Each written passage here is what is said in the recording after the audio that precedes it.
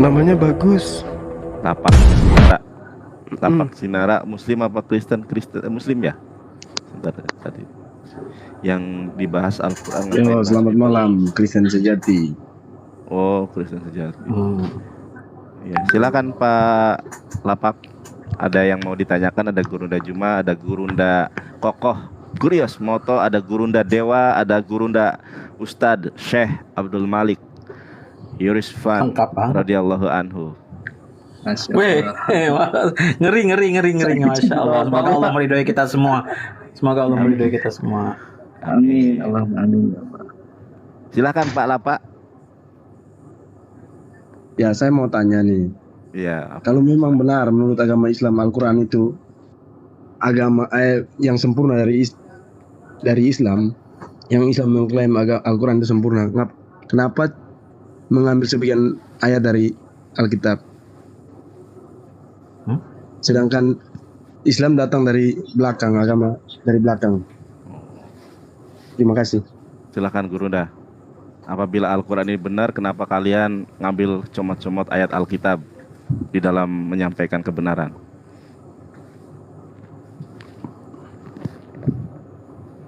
Silakan Gurunda. Itu pertanyaannya gimana? Kenapa kalau Al-Quran itu udah sempurna gitu ya? Kalian comot-comot ayat Alkitab. Kenapa kalau Al-Quran sempurna? Kenapa masih nggak? Silakan Pak Lapak, diulangi Pak Lapak. Coba Pak Lapak, suaranya agak besar, Ya. diulangi ya pertanyaannya. Oke. Silakan. Kalau memang menurut ajaran Islam Al-Quran itu sempurna, terus kenapa harus comot-comot ayat Alkitab untuk mencari pembenaran? Sedangkan agama Islam adalah agama yang datang dari belakang. Terima kasih.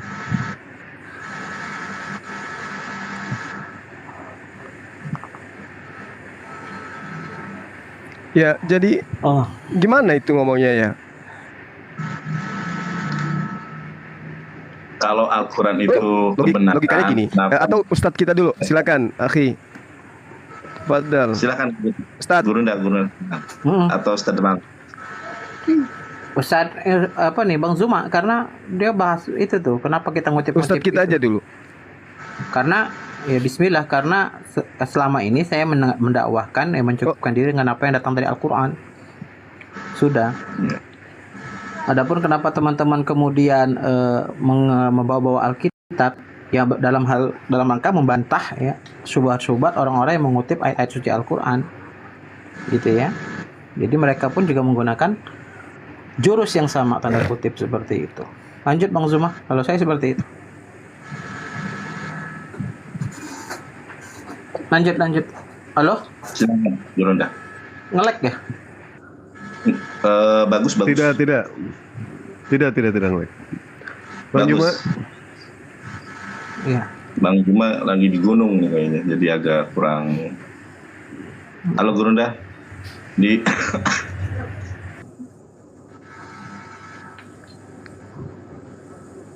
Karena pertanyaan kan itu tadi ya. Ya, ini jaringanku putus-putus ya suaraku. Iya. Pertanyaannya kenapa masih ngutip ya? kitab suci? Ya kalau ditanya ke saya nggak pernah mengutip kitab suci agamanya Mas Lapak gitu kan. Adapun teman-teman yang lain. Terus itu kan dalam rangka membantah juga. Dalam tiap kali pembahasan selalu membahas Bible. Terus Al-Quran nggak dibahas. Ini kalau tanya ke saya bahas Quran terus. Saksinya banyak. Ini Mas Host nih bilang kalau tanya Bible saya paham. Kok orang Islam lebih paham Bible? Iya, jadi karena suara saya putus-putus nggak nih? Bagus. Suara saya nggak putus-putus kan? Oke. Bagus. Jadi gini, Bung. Jadi gini. Yesus mengatakan di dalam kitab saudara, apabila roh penolong itu datang, penghibur itu datang, maka dia akan mengingatkan perkataan-perkataan yang pernah aku katakan kepadamu. Anda baca di kitab Yohanes tuh. Jadi roh penghibur yang dijanjikan oleh Yesus adalah oknum yang datang. Ketika ia datang selalu mengingatkan perkataan-perkataan Yesus. Ya, coba Anda bandingkan antara Paulus dengan baginda Rasulullah Muhammad sallallahu alaihi wasallam. Siapa yang melakukan pengulangan pengajaran? Nabi Muhammad sallallahu alaihi wasallam yang mengajarkan kepada manusia bahwa Yesus, Nabi Isa alaihi salam adalah nabi dan rasul, atau Paulus yang mengajarkan dia adalah Tuhan yang datang dalam rupa manusia? Kira-kira yang mana yang relevan dengan nubuatan tersebut? Jadi begini, tidak ada dalam sejarah Bible nabi itu dari Arab, semua dari Yahudi. Terus kenapa? Oke, ada nggak? Oke, baik. Nabi Isa Baik, dari Arab. ada nggak nabi yang datang dari Yunani? Nabi dari Yunani? Setahu Ya. saya seluruh nabi datang dari kaum Yahudi, yaitu Israel. Berarti nggak ada dari Yunani. Nggak ada setahu saya. Lalu kitab Anda itu dituliskan oleh siapa? Nabi atau pengarang bebas? Saksi-saksi pada waktu itu. Berarti bukan firman Tuhan kan? Loh, kok bukan firman Tuhan? Terus dari mana? Lah, kalau Bapak kalau tahu dia kalau firman bukan Tuhan, oke, Bung. Kenapa dituliskan dalam bahasa Yunani original teksnya? Adakah nabi yang menerima dalam pewahyuan bahasa Yunani? Lalu kenapa Al-Quran ditulis dalam bahasa Arab? Lalu kenapa Al-Quran itu dalam bahasa Arab Ya. dengan dalil bahasa yang sempurna? Betul sekali. Ini pertanyaan yang sangat menarik. Kenapa? Anda baca kitab Kejadian nomor 17. Aku akan menjadi Tuhanmu, Tuhan anak-anakmu, Tuhan keturunanmu secara turun-temurun. Tuhan berfirman kepada Abraham, baca Kejadian 17 nomor 7. Ismail adalah bagian daripada keturunan daripada Abraham. Dan ingat, agama yang diturunkan oleh Tuhan dari Bapak Abraham itu ada 3 bahasa yang digunakan. Bahasa Ibrani, bahasa Aramaik, bahasa Arab. Oke? Paham sampai di sana? Nah, sekarang Bahasa Arab. Nabi yang Baru dengar. datang, baru dengar. Nah, makanya Ya. belajar. Nah, sekarang ketika Anda mengatakan tidak ada nabi di luar dari bangsa Yahudi, lalu Lukas, Markus yang orang non-Yahudi ini apa namanya? Nabi? Kalau bukan nabi, berarti kitabnya bukan wahyu Tuhan. Ayo, gimana tuh? Jadi sesungguhnya apa yang tertulis dalam Bible itu tidak ada hubungan dengan apa yang ada di Al-Quran. Tetapi saudara-saudara kita Muslim ini selalu mencomot-comot, merasa risih aja gitu. Oke. Baik, Kok nggak ada baik, sabar. toleransi? Baik, sabar. Nah, Sabar. Oke. Oke, jadi gini saudaraku, gini. Anda mengatakan tidak ada hubungannya dengan Islam, dengan Al-Quran. Nah, sekarang kitab Yunani ada nggak hubungannya dengan kitabnya Musa? Nabi Musa alaihissalam. Saya sebagai orang Kristen sejati, saya juga masih banyak belajar. Tetapi saya melihat bahwa banyak sekali forum-forum yang membahas harusnya belajar. Dan host itu sendiri adalah Islam. Kenapa nggak membahas Al-Quran? saudara, Apa mencari pembenaran apa gitu? Saudaraku. Kok saya gitu. oh bukan. Jadi gini, Nah, umat Islam itu, coba ini Ustadz saya ada di sini. Mana pernah dia membahas kitab saudara? Nggak pernah. nama, Islam pakai itu nama begitu. sebenarnya. Nah, dia itu memang dari sana. Dia itu Nah, orang kalau Kristen memang yang dia paham dari- kebenaran kalau memang bahwa dia di dari- kitab dari- saudara yang dituliskan itu Kalau adalah memang dia dari Kristen, kenapa dia nggak mempelajari? Ente kedatangan diam baginda dulu. Rasulullah Muhammad sallallahu alaihi wasallam. Ente bertanya, Pak Lapak. Ente butuh jawaban. Kalau ente bertanya, tentu ente butuh jawaban. Diam Jadi dulu. sebenarnya gini. Oke. Jadi saudara gini, Siap, antara Islam dan Kristen di negara ini sebenarnya, kalau kita mau dudukkan perkara yang sebenarnya, saudara lihat bagaimana Islam dengan Hindu dan Buddha. Kami ada debat seperti ini? Nggak ada. Kami ada ngorek-ngorek kitabnya mereka? Nggak ada. Tapi kenapa kami melakukan hal ini terhadap Kristen? Karena kitabnya Kristen banyak mengambil istilah Al-Quran untuk memurtadkan umat Islam yang awam. Sampai sini Sekarang paham? begini saya tanya. Kristen agama yang diajarkan oleh Tuhan Andai Yesus itu saja agama Islam. kitabnya, andai Kita saja, cuma dari Al-Quran. Agama mana dengarkan yang saya, duluan? dengarkan saya. Yang diajarkan Yesus itu adalah ajaran Islam. Yesus tidak pernah mengajarkan ajaran Kristen sedikit pun, kecuali ketika Yesus menubuatkan tentang penyesatan Yesus yang tidak pernah penyesat yang datang dari kalangan Bani Israel. Betul, setuju.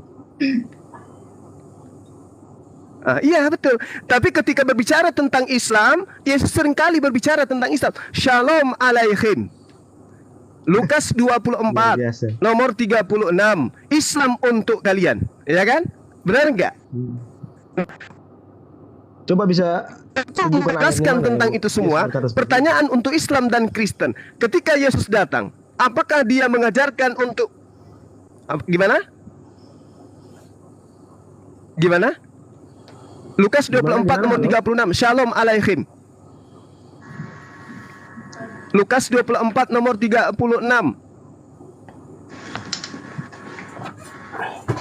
Halo. Ya, Halo. suara saya kedengaran nggak?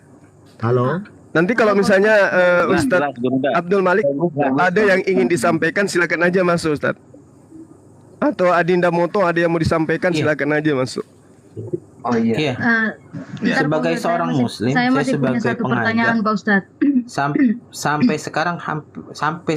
Sampai yang tidak pernah saya mengutip-ngutip ayat kitab suci orang lain, kitab suci Kristen hanya untuk menguatkan iman Islam. Bentar Karena Ustadz, cukup bagi ini kami istri Al-Quran saya dan apa hadis. mantan muslim nih, bisa bicara. Oh silakan. Oh, ngetes, istrinya boleh mantan dites muslim mau dong. tanya tuh. Silakan. Boleh dites nanti. Silakan. Ya, silakan. Saya kan cuma mau tanya, dulu di zaman MTS kan guru saya bilang gini, zaman Nabi Muhammad dia nikah lebih dari satu itu kan untuk menyelamatkan janda yang suaminya meninggal karena peperangan, kan? Nah, terus kenapa Nabi Muhammad menikahi anak usia 6 tahun yaitu Aisyah? Itu aja Wow. pertanyaan saya. Baik, sebentar, Mbak. Wow. Sebelum saya jawab pertanyaan Mbak mantan muslim. Betul tidak, Mbak? Bagaimana? Mbak mantan muslim? Iya. Iya, baik. Boleh saya tes dulu ya sedikit ya? Boleh ya? Boleh. Kan mau ya, silakan. Baik. Mbak tentu waktu jadi muslim sering sholat ya dulu atau jarang sholat? Sholat di zaman sekolah ya. Ya, sholat. Saya pengen tanya, kalau misalkan doa itidal itu apa tuh? Seperti apa? Doa itidal. Iya. Aduh, saya muslim KTP. Oh, Ya, wajar kan? Murtad. Pantas murtad. Ya udah, Bang. Lanjut, Bang. Karena Lanjut, Bang. karena saya dulu ngaji. Saya pernah ngaji sampai juz 3. Tapi anehnya saya Coba, cuma apa belajar benar? bahasa Arab. Oh, Tapi baik. saya Coba nggak tahu bahasa coba- Indonesianya gitu. coba bacain siap. Kita pengen dengar baca surah Al-Fatihah. A'udzubillahi minasyaitonirrajim. Bismillahirrahmanirrahim. Alhamdulillahi rabbil alamin. Arrahmanirrahim. Maliki yaumiddin. Iyyaka nasta'in. Ihdiratal ladzina an'amta 'alaihim ghairil maghdubi 'alaihim waladdallin. Amin. Ya, Iya. Dewa akui ya. Bener, dia ini mantan muslim. Enggak. Cuma Iyalah, saya enggak, Dewa. muslimnya muslim Dewa. KTP. Dengar Muslim dulu, KTP. Ustaz. Ya, Iya. semua orang Islam juga bisa bicara. Iya. Saya percaya Bang. Saya percaya mantan muslim. Cuma Percaya, sayangnya kita muslim mantan, KTP. percaya. Muslim Oke, KTP. oke, mantap. Gitu ya. Mantap, Tak. Jadi Iya. wajar kalau misalkan murtad karena dia itu muslim KTP, tidak pernah sholat, tidak Mantap, pernah Tak. apa. Karena nggak semua orang muslim juga tahu bahasa Arab, gitu aja. Oh, tahu Bang, semua muslim tahu. Semua muslim. Kalau ngaji Tahu gitu hafalannya bahasa aja, Arab, nggak Bang. tahu artinya.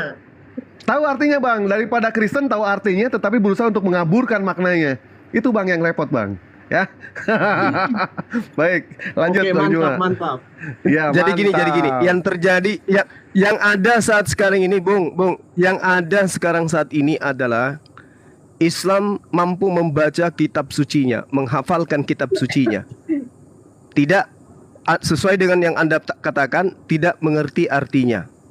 Anda tahu terjemahan, tapi Anda nggak pernah lihat original teksnya seperti apa. Nah sekarang, Kalau Al-Quran yang dihafalkan umat Islam itu diterjemahkan, sempurna dia. Bahwasanya aslinya ada, terjemahannya ikut dalam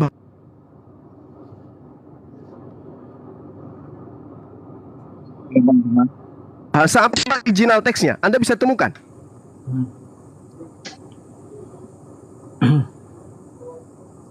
Kalau kita cari original teks kitab saudara, Anda bisa temukan.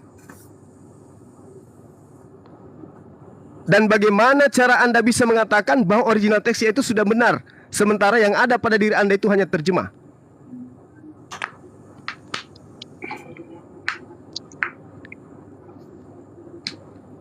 Biasanya kalau sudah kayak begini saya bunyi meong, boleh nggak? Boleh, silakan Bang Zuma. Bang Zuma, izin menambahkan sedikit Bang Zuma ya. Sedikit aja Bang Zuma, nanti abangku boleh lanjut lagi. Iya, silakan. Afwan ya Bang ya. Yang pertama, kalau kita lihat dari ini, dibilang Nabi itu harus dari Israel, enggak juga. Ini kalau kita lihat Balaam dan Israel prophet.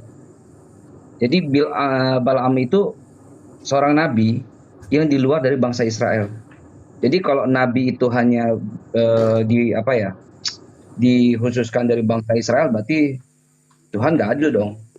Kenapa? Karena dia nggak bisa menjatuh hukum terhadap suku yang lain atau komunitas yang lain atau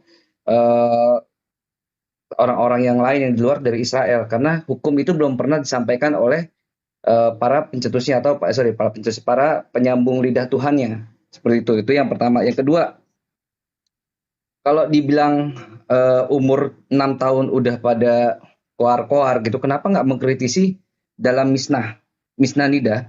Misnah ini adalah salah satu halakah atau dalam penjelasannya termasuk fikihnya. Nidah ini yang mengatur perempuan, bab-bab tentang perempuan, ada haid, nifas, pernikahan, ini semua ya tentang perempuan itu, bagaimana dia cara berkhalwat, melakukan satu hubungan itu, membangun hubungan dengan yang bukan muhrim ya, itu diatur dari sini nih.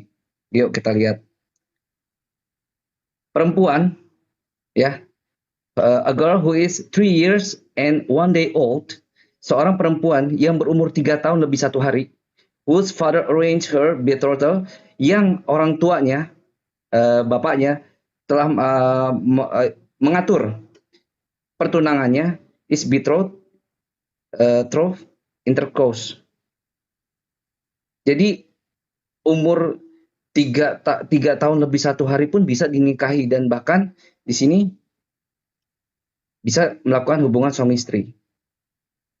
Kenapa nggak dikritisi ini? Kenapa harus Muslim yang diserang? Kenapa harus Rasulullah yang diserang? Kenapa kalian itu tidak mempelajari sistem halakah atau hukum-hukum syariat yang berlaku pada Israel juga pada zaman itu? Itu silakan.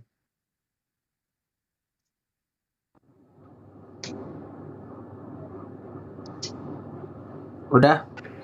Silakan Bu ditanggapi. Kalau di dalam Yahudi itu umur 3 tahun 1 hari itu ternyata boleh untuk dinikahi. Bahkan di dalam Imamat 20:13, bila seorang laki-laki tidur dengan laki-laki secara bersetubuh dengan perempuan, jadi keduanya melakukan suatu kekejian, pastilah mereka dihukum mati dan darah mereka tertimpa kepada mereka sendiri. Ini hukum dari Yahudi, betapa kejamnya hukum seperti itu. Ya. Kalau Ibu mau mengkritisi soal muslim pernikahan Aisyah, saya jamin Ibu tidak tahu itu sanadnya itu. Saya jamin. Sementara ketika Aisyah menikah dengan Nabi Muhammad SAW, konon dikatakan umur 6 tahun, ternyata itu hadisnya lemah. Yang menguatkan adalah Aisyah menikah dengan Rasulullah itu umur 18 tahun. Dan tadi mengatakan juga kalau misalkan Nabi Muhammad yang namanya janda untuk menyelamatkan, betul mengajarkan untuk poligami. Poligami bukan ajaran Islam. Poligami sudah ada sebelum Islam itu dibawa oleh Rasulullah SAW. Tetapi para nabi dan semua para nabi sebelum Nabi Muhammad tidak pernah mengajarkan untuk mempoligamikan Tuhan. Itu yang paling poin ya. Tuhan Bapa, Tuhan Anak, Tuhan Roh, tidak ada seperti itu di dalam Islam. Tuhan itu satu, bukan 3 dari 1 ataupun 1 dari 3 seperti kopi Torabika. Silakan Pak Abdul Malik. Ya, sudah. Cuman mau menjelaskan dari aspek sanad hadis sama aspek historis tentang Bunda Aisyah tadi. Karena kan dia bilang tadi dapatnya dari guru MTS, ya kan? Ya, kita tahulah guru-guru MTS itu bagaimana, bukan maksud meng-underestimate ya. Seperti itu. Itu aja sih, Bang Dewa, sudah. Ya, jadi derajat hadisnya tadi memang terdapat di Bukhari, tapi ada hadisnya tuh ahad. Itu dari Hisham bin Urwah, dan itu pun diriwayatkan pada usia dia 71 tahun di Irak, ya. Makanya Irak. Anas bin Malik Itu cucunya Salma ya, Pak Ustadz ya? Cucunya Ya. Salma ya. Pada saat Anas cucunya bin Salma Malik. itu menceritakan di Irak, dia tidak tahu ya kalau Nabi Muhammad menikah usia Bunda Siti Aisyah menikah usia 6 tahun. Dia tidak tahu. Iya. Iya. Jadi hadis itu bukan dari Anas bin Malik, bukan dari Abu Hurairah radhiyallahu an, ya. Dan debatable karena usia 71 tahun itu dalam ilmu jarh wa ta'dil ingatannya dikritisi, ingatannya diragukan. Makanya Anas bin Malik radhiyallahu an menolak periwayatan hadis itu. Boom, selesai. 86 Pak Ustadz, siap. Tadi pertanyaan lucu. Pertanyaan lucu dari beliau itu, Islam itu datang belakangan. Ibarat Nggak, kakak tadi dengan adik. Al-Fatihahnya juga kan salah tadi kan. Iya. Ya, betul, diakui memang. Tetapi memang dia itu muslim. Diakui sama Dewa, dia Iya, muslim. mantan. Tetapi berdasarkan dari pengakuan beliau adalah muslim KTP. Wajar Iya, kalau misalkan alhamdulillah. muslim Allah yang KTP itu menggerakkan lisannya kan. betul. Kalau jadi Allah jelas yang kalau menggerakkan muslim KTP itu memang Islam juga tidak membutuhkan muslim KTP. Karena Iya. konsekuensi ketika kita mengucapkan 2 kalimat syahadat, syariat yang paling utama itu adalah yang pertama mentauhidkan Allah Subhanahu wa taala, dan yang kedua salat. Itu adalah poin utama dalam inti ajaran para nabi, ya. Kalau dia tidak sholat, jelas ini muslim KTP. Wajar kalau misalkan dia itu menjadi seorang murtad, wajar. Iya. Karena dia tidak tahu. Jadi Gitu. sama kawan-kawan muslim nih, saya cuma mau sekedar cerita saja. Saya ini di salah satu lembaga perusahaan Islam ya di Jambi ya. Saya menginterview karyawan-karyawan baru itu dari sisi agama. Mau tahu nggak? Memang banyak muslim yang tidak tahu bacaan-bacaan di dalam sholat. Makanya saya bilang, belajarlah kalian. Diterima atau tidak diterima di perusahaan ini, kalian keluar dari sini belajar. Karena apa? Kalau kalian tidak tahu bacaan-bacaan dalam sholat, lalu bagaimana kalian sholat? Kalau kalian tidak sholat, lama-lama kalian akan masuk ke dalam jurang kemurtadan. Saya gitu kan? Ya. Betul. Nah, contohnya yang tadi, nah, ya kan, dia itu Allah yang menggerakkan, dia mengatakan saya Islam KTP. Maka murtadin itu kalau enggak, orang-orang yang murtad itu kalau enggak mantan ahli maksiat yang berputus asa dari rahmat Allah, adalah mantan pengikut aliran sesat. Itu aja 2 pilihan orang-orang murtad. Beda yang mu'alaf, berangkat dari ilmu, kaum akademis, ya, para intelektual, para peneliti. Silakan buktikan omongan saya. Rata-rata yang murtad itu mantan ahli maksiat yang putus asa dari rahmat Allah. Dia nggak yakin Allah mengampuni dosa dia atau tidak, sehingga dia butuh ada yang ya nanggung dosa dia. Kedua, mantan pengikut aliran sesat yang sibuk berbicara tentang zat Allah, akhirnya terjerumus pada syubhat-syubhat, yang mana syubhat tadi menjerumuskan dia dalam kemurtadan. Waliyazubillah. Sama ini tambahan sedikit. Memang dari Kristen yang selalu mengkritisi kenapa sih umur 6 tahun dinikahi, karena mereka tuh nggak tahu. Dan Yahudi itu tidak pernah mempermasalahkan ini, karena jika di dalam kitabnya mereka itu 3 tahun lebih 1 hari anak perempuan itu bisa dinikahi, bisa. Kalau ditarik dalam term dan kondisinya sekarang memang nggak pantas. Tapi dulu memang pernah terjadi seperti itu. Memang pada waktu itu memang itu suatu hal yang hal yang lumrah gitu. Makanya dibuat peraturan seperti ini loh pernikahannya gitu. Ya makanya segala sesuatu yang ditarik ke zaman sekarang itu kalau dinilai secara parameter zaman sekarang itu balik lagi bisa pantas nggak pantasnya. Itu yang apa? Yang harus dipelajari dari teman-teman Kristen juga ini. Silakan, ada Bang Zuma. Fadal, Bang Zuma. Iya, iya, makasih. Jadi kalau kita melihat memang teman-teman ini mencari kelemahan Islam itu mereka bingung ya. Sehingga hal-hal seperti ini pun yang menurut mereka tidak rasional di Islam itu dijadikan sebagai bahwasanya kalau hal ini yang menggugurkan kebenaran Islam, Rasulullah Muhammad SAW itu kemudian menikahi gadis 6 tahun menurut pemahaman mereka, sehingga Islam itu gugur. Lalu bagaimana dengan manusia yang kemudian memecahkan perawan demi untuk lahir sebagai manusia? Kan gitu. Sejatinya Nabi Adam alaihissalam bisa kok jadi manusia dia tanpa harus merobek perawan orang, sehingga wanita tersebut jadi fitnahan, diusir, diungsikan dari kampung dan keluarganya, kan gitu. Ada Tuhan usil, pecahkan perawan gadis selaput darah perawan untuk lahir. Lalu kemudian netek di wanita tersebut, tahu-taunya dia adalah Tuhan. Ini yang mereka tidak pikirkan. Sementara yang terjadi terhadap apa yang diceritakan menurut pemahaman mereka itu adalah sesuatu yang wajar. Istri beliau dinikahi. Apa yang salah rupanya ketika dinikahi? Daripada ada seorang ayah, ada seorang laki-laki bertunangan dengan seorang wanita, belum juga suami istri mau menceraikan. Ini kebalik-balik ini.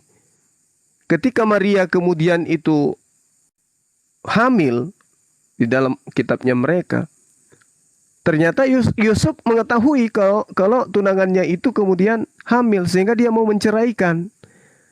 Gimana ceritanya itu? Sehingga dia ingin menceraikan istrinya. Loh, kok ini kan baru tunangan, kok ingin diceraikan dan dikatakan sebagai istri? Itu menandakan bahwa tradisi yang ada pada zaman dahulu dengan sekarang itu berbeda. Belum lagi kalau kita bercerita tentang perintah di dalam kitabnya mereka. Dalam Bilangan 31 kan nomor 18. Ambillah, bunuhlah semua perempuan yang sudah pernah bersetubuh dengan laki-laki. Tetapi anak-anak kecil yang masih perawan, ambillah mereka untukmu. Ini kalau anak-anak kecil yang masih perawan kan dari usia 1 hari bisa. Nggak ada batasan, karena selama dia masih perawan jangan dibunuh, ambil untukmu. Kan lebih sadis kalau pemikirannya selalu arahnya ke sana. Dan itu tertera dalam kitab mereka. Lalu kemudian kalau itu bisa menggugurkan Islam oleh karena Rasulullah menikahi Ibunda Siti Aisyah di usia 6 tahun, lalu bagaimana dengan Tuhan mereka yang lahir dari keturunan, mohon maaf, orang-orang yang tidak orang-orang yang di luar orang-orang kudus, orang-orang suci, seperti Tamar, Sheba. Itu gimana ceritanya itu? Yesus ternyata berasal dari keturunan, mohon maaf, pesina. Sementara Rasulullah Muhammad SAW anak-anaknya tak satu pun yang berasal dari hasil persinahan. Ini yang tidak disadari oleh teman-teman Kristen ketika mereka putus asa kemudian mencari kelemahan di Islam. Saya kira begitu teman-teman sekalian. Silakan dilanjut. Ya, terima kasih abangku yang terkasih. Sini ada Doni Ibrani. Doni Ibrani dari Kristen apa dari Muslim? Dari Kristen, Bang. Halo. Oh, Kristen. Silakan bertanya sepuasnya. Di sini ada para asatid, para gurunda. Silakan Pak Doni. Saya gini dulu, yang pertama saya masuk ke sini itu ibaratnya nyari teman lah, nggak nyari musuh ya. Jadi itu dikit dulu ya. Jadi apabila nanti ada yang kurang lebih, tolong dijelaskan baik-baik aja. Gak perlu suara gede-gede atau gimana. Santai aja kita dulu ngobrolnya ya. Itu sih dari saya. Jadi buat saya itu, saya selalu katakan kalau saya masuk ke room itu, saya selalu katakan bahwasanya buat saya itu satu musuh itu terlalu banyak buat saya, teman 1000 itu kurang. Jadi gitu, jadi saya nggak mau nyari musuh ya. Saya pengen berteman aja Iya. dalam hidup ini. Karena hidup ini kan singkat gitu loh. Ah, yang pertama ya, tadi Bang Juma bilang tadi itu kan katanya di bilangan ya. Itu bilangan berapa Bang Juma ya? Biar kita sama-sama belajar dulu nih. Kira-kira bisa nggak tunjukin ayat berapa gitu? Bilangan 31 nomor 18. Dan tadi juga tunggu dulu, saya juga ini lagi ya. Dan Bang Juma bilang tadi ibaratnya kalau bisa nggak bahwasannya harusnya kan itu nggak mesti harus mencari perawan segala macam ya. Tapi kan nggak mungkin juga Bang Juma dia meledak dari batu kan? Nggak mungkin juga. Pasti dia kalau mau hadir itu pasti dari ini ya, dari lahir ya. Misalnya gitu, berarti itu lahir yang normal. Nggak mungkin meledak dari bambu atau dari batu meledak tiba-tiba nongol kan gitu kan? Itu bahaya itu. Itu sih menurut saya. Coba yang Bisa bilang saja, tadi bilang Mas. enggak Bang Juma. Bisa saja Tuhan keluar dari batu, kenapa tidak bisa? Wah, Kalau Tuhan itu yang siapa menginginkan. yang mau tiba-tiba keluar dari batu ini dari mana gitu loh? Kan kaget orang Iya, dari kalau misalkan tiba-tiba dari mana? Tuhan Manusia, menginginkan, itu biasa gitu loh. kira-kira kalau misalkan keluar dari batu, Tuhan menginginkan bisa atau tidak, Mas? Ya bisa pun bisa kalau udah bawa Tuhan apa bisa terjadi Bang. Itu nggak perlu Saya diomongin tanya gitu. bisa atau Nah, tidak kalau Tuhan tapi kan yang menginginkan. logikanya mungkin dari batu manusia gitu loh. Bisa Logikanya Tuhan mati bisa nggak? gimana? Nggak usah belajar logika, nggak usah belajar logika. Tuh, kita tadi berlogika, Saya Bang. tanya, Nggak mungkin kita kalau misalkan berlogika, Tuhan manusia itu berlogika pengen nggak keluar, mungkin. Itu berlogika kalau jadi manusia. Masa kita nggak kita pakai otak kita yang sedikit ini gitu loh. Iya kan? kalau misalkan Kita Tuhan berlogika dulu ya. keluar dari batu menginginkan, kira-kira Tuhan bisa nggak? Gimana? Kalau Tuhan pengennya keluar dari batu, kira-kira bisa nggak Tuhan? Kalau keinginan Tuhan apapun bisa terjadi kalau yang namanya Tuhan gitu. Ah, ya sudah, berarti bisa kan? Masalahnya dia kan sebagai manusia nih, ya kan dia kan datang sebagai manusia. Yang pertanyaan saya, manusia itu bisa nggak gitu loh, tiba-tiba dia keluar dari batu gitu loh. Dia tinggal Toh, kalau misalkan Tuhan menginginkan, kenapa tidak bisa, Mas? Kalau Tuhan menginginkan? Kalau Tuhan menginginkan, kenapa tidak bisa keluar dari batu? Kenapa harus memecahkan perawan orang? lah, memang mengapa mecah peran orang ya? Memang kan memang dari sonanya memang harus dari ini, dia harus dari manusia gitu loh. Iya, yang saya tanya bisa nggak Tuhan kalau misalkan menginginkan keluar dari batu, bisa atau tidak? Ya tapi Menurut pasti nggak ada Kristen. pasti nggak ada yang percaya Bang. Masa Saya tiba-tiba bukan keluar dari batu, bukan soal bisa percaya aja. atau tidak. Yang saya tanya bisa atau tidak. Kan Itu saya yang udah saya ngomong, tanya. Bang, apapun yang dipengenkan Tuhan ya itu bisa Ah. gitu loh. Ya sudah kalau misalkan Paham bisa, nggak, ya Bang, sudah. gitu loh? Iya, ya udah kalau misalkan bisa. Gitu loh. Iya, ya udah kalau misalkan bisa ya sudah. Ya. Ya lanjut Bang Juma. Yang bilangan tadi mana yang bilangan tadi? Bilangan berapa tadi itu? Kok tiba-tiba katanya perawan begini-begini. Coba buka ayatnya dulu, bilangan berapa gitu. Ini Anda punya kapasitas apa untuk belajar mengkaji itu sebenarnya? Iya. Ya nggak apa-apa, mau kapasitas nggak tahu jadi orang manusia Bang. Enggak, gitu maksud loh. saya gini loh. Maksud saya gini loh. Sombong, aduh kacau ini. Kok jadi sombong? Kok jadi sombong? Awal dari kejatuhan Bang. Kejatuhan sudah Kenapa? Doni tadi Kenapa? katanya mau santai-santai Doni ngobrolnya. Kita kan mau tanya aja Doni nih. Kenapa jadi Enggak, ini kenapa gabrol. jadi sombong? Kapasitas gitu. Anda Ini, seperti ini orang gabrul. Ini orang gabrul, Bang. Gua udah Anda tahu seperti ini. pakar, bicaranya Anda seperti pakar. Tapi bahasannya saya sudah uraikan tadi, Anda masih bertanya. Itu di mana? Jadi saya katakan, itu kan ayatnya gitu loh, jangan cuman ini aja kan gitu. Dibuktikan aja ayat berapa, gitu kita bahas gitu loh. oh, bilangan 31 nomor 18, Kristen kok disuapin baru bisa paham Bibelnya ya? Itu pun Bibel dari agama lain diambilnya. Bilangan 31 nomor 18. Itu kitabnya Yahudi yang kalian ambil terjemahannya dalam bentuk Septuaginta ke dalam bahasa-bahasa yang lain. Silakan. Apa yang Anda ingin pelintir di dalam? Silakan. Saya nggak mau pelintir Bang. Ngapain pelintir? Yang real aja. Ngapa nih? Yang suka pelintir berarti Ya yang sudah, ngomong- ayo silakan Anda bahas. dari diri kita itu yang sering pelintir berarti. Saya Ya, nggak mau coba pelintir gitu loh. Coba apa yang Anda ingin bahas di sana? Begini nih ngomong. Jadi ke dirinya sendiri gitu loh. Karena dirinya seperti itu. Apa yang Anda ingin bahas di sana setelah tahu bahwa ada perintah mengambil gadis-gadis kecil yang masih perawan? Mana Silakan. itu ayatnya nggak ada tuh di situ perawan di situ tuh. Udah kebaca. Pak Nandar dibesarkan punya Tuhan Moto, Pak Nandar. Bang Nandar, Nah itu. tolong dibesarkan biar dia baca Siap, siap. sendiri. Coba ada baca ya. Itu Dinda mau tuh itu pakar Ibrani itu dia tuh. Belajar silakan sama dia. Tapi semua orang muda perempuan yang belum pernah bersetubuh dengan laki-laki haruslah membiarkan, ya. Tapi ini perikopnya kita harus tahu dulu nih bang, apa perikopnya? Jangan cuma foto. Perikopnya dulu dong. Yang nentukan perikop itu siapa? Siapa yang nentukan perikop itu? Lah, enggak perikopnya atas itu siapa judulnya gitu loh. Enggak, yang saya tanya siapa yang menentukan perikopnya siapa? Yang nulis di Musa Alkitabnya lah, masa saya Berarti Nabi Musa. Enggak, maksudnya perikopnya tentang ayat ini tentang apa gitu loh. Tentang apa? Tentang ini jarahan tentang rampasan perang. upeti perikopnya. ya. Oke, tentang upeti ya berarti ya.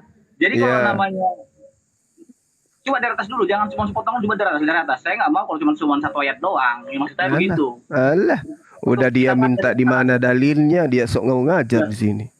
Makanya kita kenal dulu dari apa ini semua. Mau belajar atau mau ngajar? Kalau mau belajar saya ajarin. Ya bukan masalah belajar ya, biasanya kayak gitu. Jadi mau ngapain? Lu mau ngapain? Kalau sepotong-sepotong mah ya kacau kita begitu. Mau menjelaskan gitu, mau menjelaskan. Iyalah, saya bisa jelasin. Ya udah sekalian aja kau pakai original teksnya, mana tahu salah terjemahannya coba. Ya enggak, makanya dibaca dari atas gitu loh. Nanti baru kita bisa disimpulkan gitu. Kapasitas nggak ada, mulut besar. Emosi, biasa coba biasa dulu. Masa emosi? Enggak, lucu aja gitu. Ya, enggak Ini dalilnya sudah ada loh.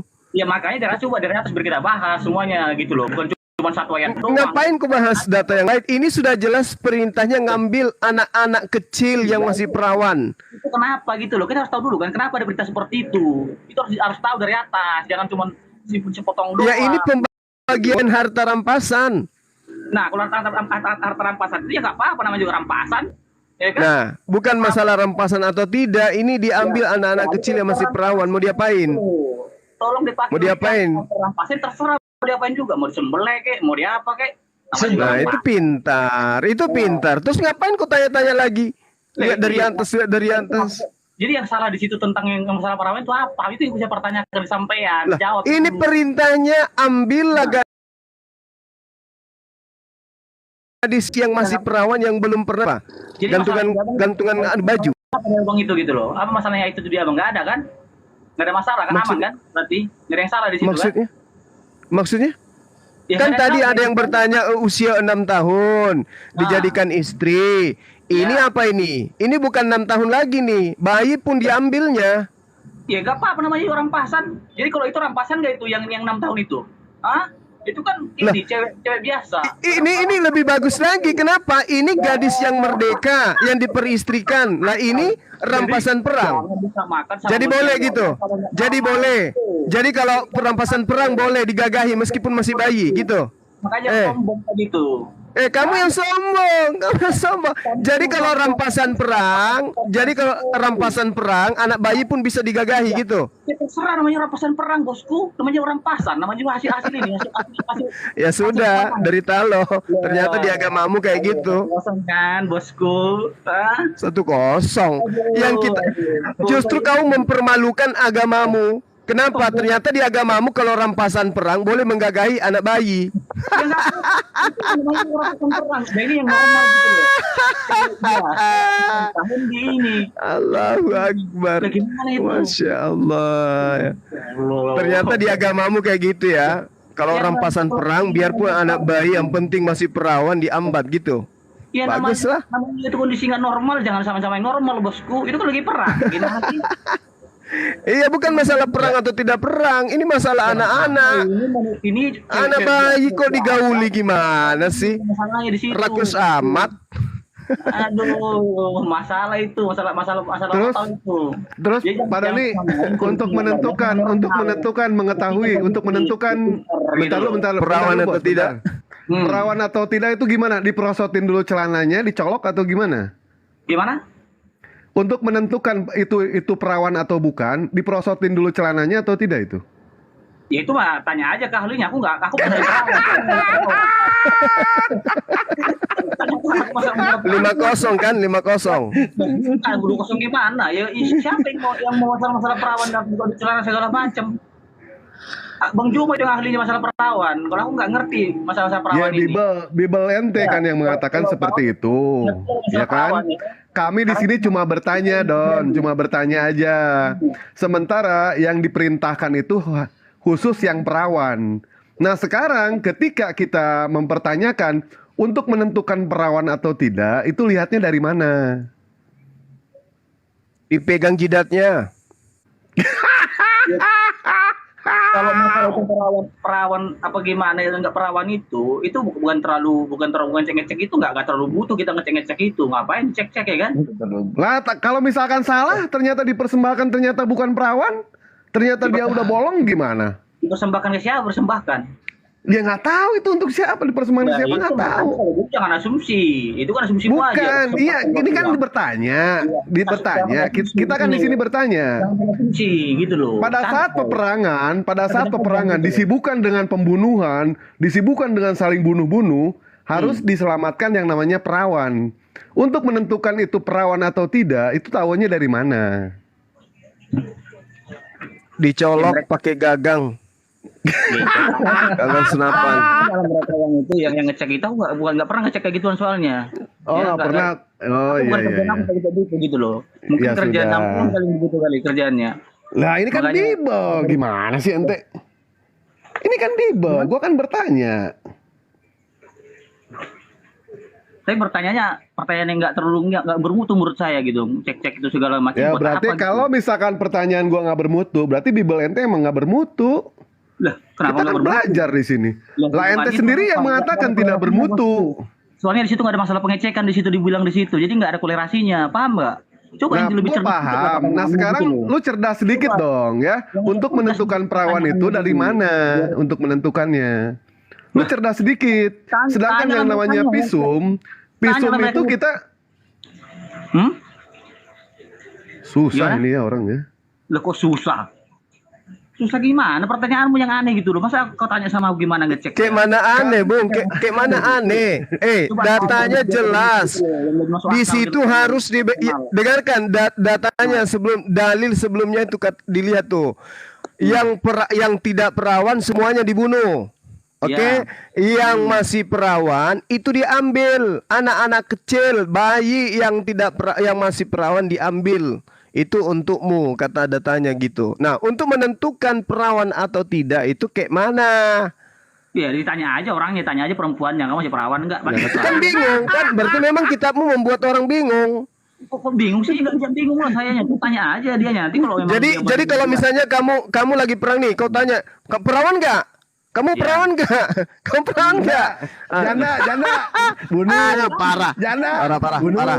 Gini, maksudnya begini, kalau nanti tebasannya dia terbukti bukan perawan lagi ya dieksekusi kan begitu aja. Iya, pengetesannya gimana? Cara ngeceknya pengetesan? gimana? Ke orang yang inilah yang mana yang udah dikasih ke orang itu ya jadi sendiri. Lucu. Ke sana bos. Aduh, parah. Jadi prajurit melapor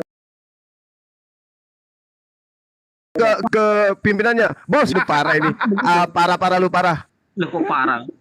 Sampein aja, sampai saya tanya juga kalau sampein gimana ke tesnya coba, aku tanya sama sampean. Lah, mana gua tahu. Itu bukan kitab kami tuh. Itu kitab yang kalian ambil dari agama Yahudi tuh. Dengar dari kita. Kenapa jadi kami yang mau ngetes yang kayak gitu-gitu? Kamu lah, itu kan kitabmu. Iya, tapi kan di situ kan ada masalah pengecekan di situ yang ditulis di situ. Lalu bagaimana caranya kamu tahu ini perawan atau tidak? Makanya kalau kau bertanya sama aku yang cerdas sedikit gitu loh. Pertanyaan yang di situ yang ada di situ. Masalah pengecekan kan nggak ada di situ, ditulis di situ. Ngapain kau tanya sama aku gitu loh? Tapi ini kan perintahnya jelas. Berarti kamu juga nggak tahu. Iya, gimana saya tahu gimana ngecek-ngecek Oh, udah kalau gitu sama-sama nggak tahu. Bible itu membingungkan memang. Pertanyaannya jelas sedikit. Kamu juga bisa jawab kan? Pertanyaannya gitu loh. Dibalikin ke kau nanya. Harusnya kitab itu memberikan solusi, bukan membingungkan. Pertanyaanmu nggak berkualitas gitu loh. Coba kau bertanya yang Gimana nggak berkualitas? Sangat berkualitas ini perintahnya, ambil, bunuh yang tidak perawan. Iya. Yang perawan ambil. Nah, gimana bisa membedakan antara perawan dengan yang tidak perawan? Apa cara jalannya? Kalau masalah membuktikan, tanyalah mereka. Kan mereka yang ada di situ pada saat itu. Kan tuyul, ngapain kok kesini? Gimana? karena itu nggak penting menurut aku itu masalah dia terbukti perawan apa enggak, bukan di situ letaknya gitu loh. Yang pertanyaan yang bisa saya jawab Cara pengetesan perawan, Mas ya. Cara pengetesan perawan berdasarkan dari ilmu akal itu dicolok pantatnya, setelah dicolok pantatnya pakai jari, terus Mas cium, bau nggak? Kalau bau berarti si perawan itu. Kira anak ayam. Bukan berarti itu biasanya apa yang kita sampaikan itu berarti ke diri kita gitu aja. Berarti kau ngelakuin begitu. Kalau aku nggak tahu kan, berarti kau kerjaanmu begitu berarti. Itu masalahnya. Wah. Masalah dirimu berarti. Di situ Di dah. blognya yang begitu kita bertanya kok jadi marah? Pertanyaan nggak bermutu, makanya coba kau tanya, kau bilang tadi sama aku. Lah berarti Bibalnya nggak bermutu kalau begitu. Gitu loh. Kita kan di sini katanya pengen belajar. Katanya kok Ente hebat. pengen ngajarin kami umat muslim. Ya kami siap diajari. Kau ini. Cuma Kami gitu doang. bertanya. Kosong. Pertanyaan coba yang lebih jelas gitu loh, yang lebih bagus pertanyaanmu sama aku, biar aku jawab. Lah, ini kan bagus, Mas, pertanyaannya, Mas. Lah, Ini kan pertanyaannya bagus. pertanyaan apa kecek kan? Untuk apa gitu loh? Hah? Nah, sekarang karena ada dalam kitab itu bunyinya seperti itu, disuruh diperintahkan untuk membunuh yang udah bolong, sementara yang masih rapat itu nggak boleh dibunuh. Kan tidak salah kami bertanya, bagaimana cara menentukan ketika dalam peperangan harta rampasan itu dia itu perawan atau janda? Lah, Gimana makanya caranya? kan ditanya yang sama perempuan yang masih perawan enggak kan gitu kan, tanya pertama pasti ditanya kan. Oh, ditanya. Oh, baik. Berarti ditanya, Bang Juma ya. Lu masih Iya, perawan ditanya, bukan? Dia bilang, "Saya sudah bolong, Bang Juma." Ah, berarti bunuh gitu. Iya, ditanya itu. Ya, terus ditanya lagi. Pertanyaan yang Kamu lain. Pertanyaanmu lagi. Perawan Apa lagi yang lebih perawan bagus? atau janda? Perawan atau janda? Apa Pas itu? dia mengatakan bilang, "Saya janda sudah 3 kali, tapi surat bodong dibunuh." gitu. Ya nggak? Iya, dieksekusi. Ah, berarti benar, Iya. Bang. Apa yang masalah di situ? Nggak ada Berarti masalah. anak bayi Udah saya berarti jawab, anak kan? bayi aja yang diambil ini. Dewa. Iya, anak bayi. Anak bayi. Betul. Wah, parah anak bayi. Enggak, boleh saya nanya kan? Udah selesai, udah puas di situ kan? Masih kurang? Iya. Iya, Nah, udah gitu. puas. Kita udah diajarin puas. Iya. Berarti caranya Ikhwanillah ya. Pada saat peperangan terjadi, ketika yang namanya harta rampasan itu untuk menentukan perawan atau bukan, hanya ditanya Ditanya, ya. perawan atau bukan. Iya. Nah, sekarang pertanyaannya, pada saat dia mengatakan perawan, ternyata orang itu bukan perawan, gimana? Ya Emang dihabisi bayi juga bisa kan. ngomong, iya saya Juga perawan selesai. gitu. Emang bayi bisa ngomong begitu. Dibunuh kan? Ini lagi bikin pusing. Jadi bunuh di situ kan? Bayi ditanya mah anteng aja, cuek aja dia mah. Lempeng aja mukanya. Nggak bakal jawab bayi ditanya. Pertanyaan ini gampang, sederhana itu menjawab itu, nggak perlu pusing gitu loh. Iya.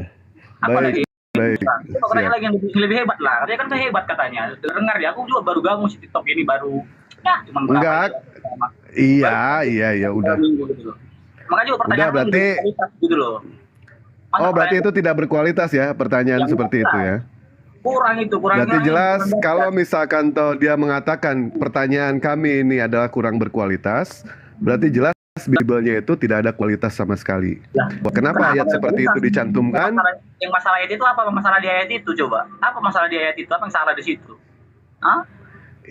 Iya, udah kan kami udah tahu jawabannya dari ente. Gimana sih ente? Aman kan berarti?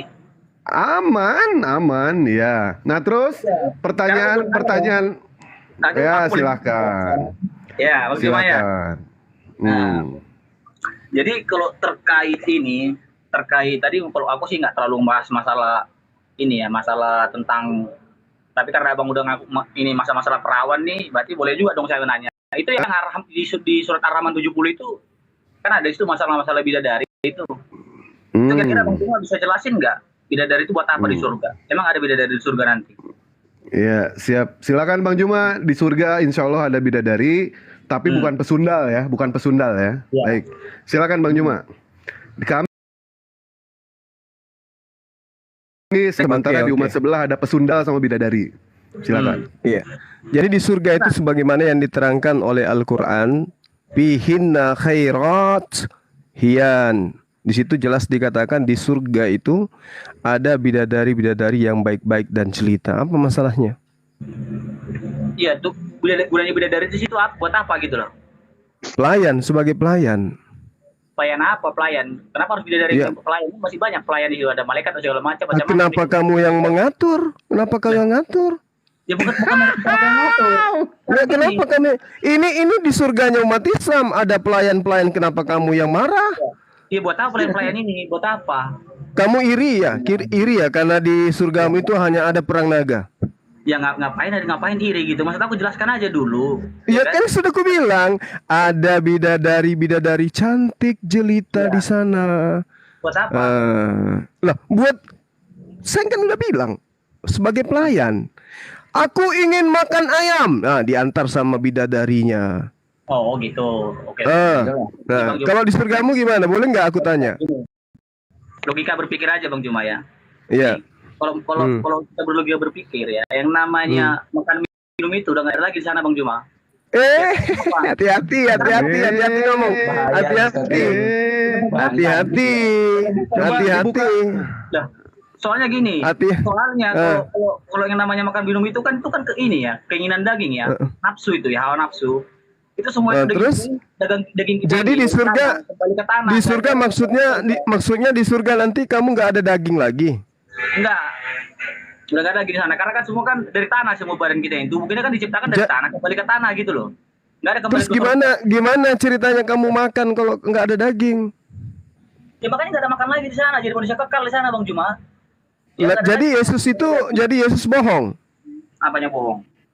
Karena dia mengatakan di surga makan minum. Nggak ada makan minum, nggak ada lagi makan minum di sana. Lah Yesus mengatakan ada. Ya mana? Buka ayatnya. Lukas 12 nomor 37, Lukas 13 nomor 29, banyak bertaburan. Lukas 22 nomor 30, Matius 8 nomor 11. Pak Koresmoto tolong dibuka Lukas 13:29. Iya, buka Banyak kali datanya itu. Bahkan dia mengatakan, aku tidak akan minum anggur lagi kecuali nanti di surga. Gimana itu? Yang kalau menurut itu kami ya, itu nggak ada lagi di sana, daging lagi di sana. Lukas Ya, 13:29. Ya, itu menurut Kristen, tapi menurut Yesus ada. Aku berkata kepadamu, banyak orang akan datang dari timur dan barat, duduk makan bersama-sama dengan Abraham, Ishak dan Yakub di dalam kerajaan surga. Matius 8 nomor 11. Nah, itu juga tuh ada tampil tuh Lukas 13. Baca Mas. Wajar sih. Ya. Yesus Ini mana dibilang di surga di situ? Ini di mana nih? Apa itu? kerajaan Allah itu di mana itu? Kerajaan di mana? di Palembang. Makan pempek. Nah, kecekekan jakun ini kan, nggak bisa Kerajaan ngomong. Allah itu belum tentu di surga. Emang kalian udah tahu kerajaan itu langsung yang di surga? Oh, kerajaan Allah di mana? Kerajaan Allah itu di mana rupanya? Ya belum tentu juga langsung di surga ya. Siapa tahu masih tempat yang lain, Itu kan kamar-kamar yang lain nggak tahu kita. pandai-pandaian orang ini dari tadi ulangan 31 nomor 18 meraju. Ini lagi. Loh. Ini bukan masalah pergi ke sana atau belum. Ini masalah makan minum. Kalau kau belum pernah ke sana, jangan ngomong gitu. Bahkan Yesus mengatakan dalam Matius 19 nomor 29, dia menjanjikan 100 istri bagi pengikutnya. Mana coba ayatnya? Parah ini. Kamu sudah berapa tahun jadi Kristen? Kenapa nggak bisa belajar Bible sedikit pun? Ya, aku itu bukan ahli kitab. Ya. Saya tidak minta kamu itu jadi ahli kitab. Minimal kamu itu jangan mau dibodohi pendetamu. Enggak, Belajarlah itu Bible. Enggak, maksud aku begini, buat aku itu ya, prinsip aku yang lebih baik aku hafal 10 ayat tapi gue jalankan daripada aku hafal 1000 ayat tapi nggak gue jalankan, hanya sekedar hafal doang. Hafal tuh buat apa, cuma hafal doang. Dijalankan Nah, 10 ayat hafal kagak, apa kagak dijalankan kagak. Apa yang kamu jalankan? Oke, apa yang kamu jalankan selama ini? Yang kamu jalankan selama ini apa? Ya berbuat kasih sama manusia.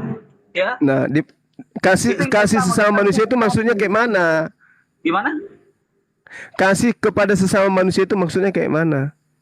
Ya itu buah-buah roh itu semua dijalankan itu. Buah-buah roh yang ada itu buah durian, buah mangga, kok roh berbuah, gimana sih lu? Buah roh itu ada. Ya. Bahasa Yunani lagi kok bawa ke sini. Jadi sampean jangan ini kalau sampai ini dulu nih. Yesus menjanjikan 100 istri bagi pengikutnya tuh. Mana? Tuh baca tuh. Oh, itu kacau itu kalau itu. Kacau Bang cuma mengartikan itu. Dengar. Ini saya kasih tahu nih. Apakah mungkin nanti Bang Juma dikasih di sana itu yang namanya hadiah itu ya.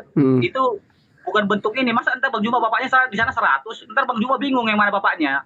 Nggak mungkin tuh Enggak dong. Bukan seperti itu, bukan seperti itu memaknai.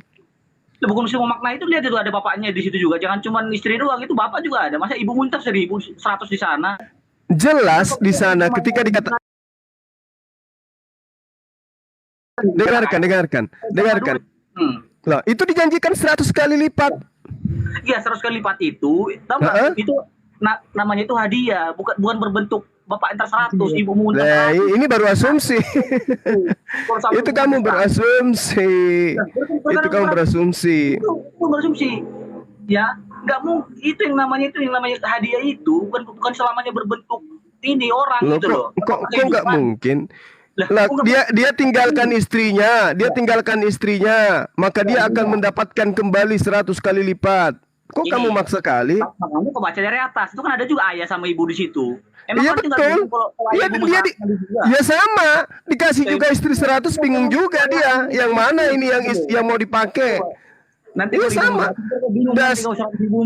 Kenapa jadi saya? Tanya ke Yesus. Yesus, kenapa kau janjikan 100 ayah? Kenapa kau janjikan 100 ibu? Itu mana dibilang di situ kasih 100 kali lipat itu apa? Kan nggak disebutin di situ apa yang dia 100 kali lipat. Ini 100 kali lipat. Tuh. Itu bisa aja berbentuk hadiah yang lain. Dikasih hadiah sih 100 kali lipat. Apa itu? Asumsi. Enggak, maksudnya hadiah yang lain, hadiah apa? Pengki, maksudnya hadiahnya pengki sama ember. Makanya ayat itu yang terlalu mentah-mentah, makanya aku belajar dulu. Parah ini orang bener.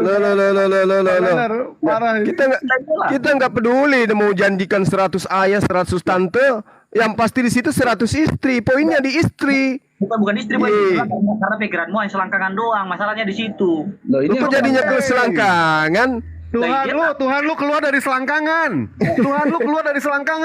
Nggak ada selangkangan, lu nggak punya Tuhan. Itu di atas dia kan ada ayah ibu di situ. Bener nggak? Iya betul.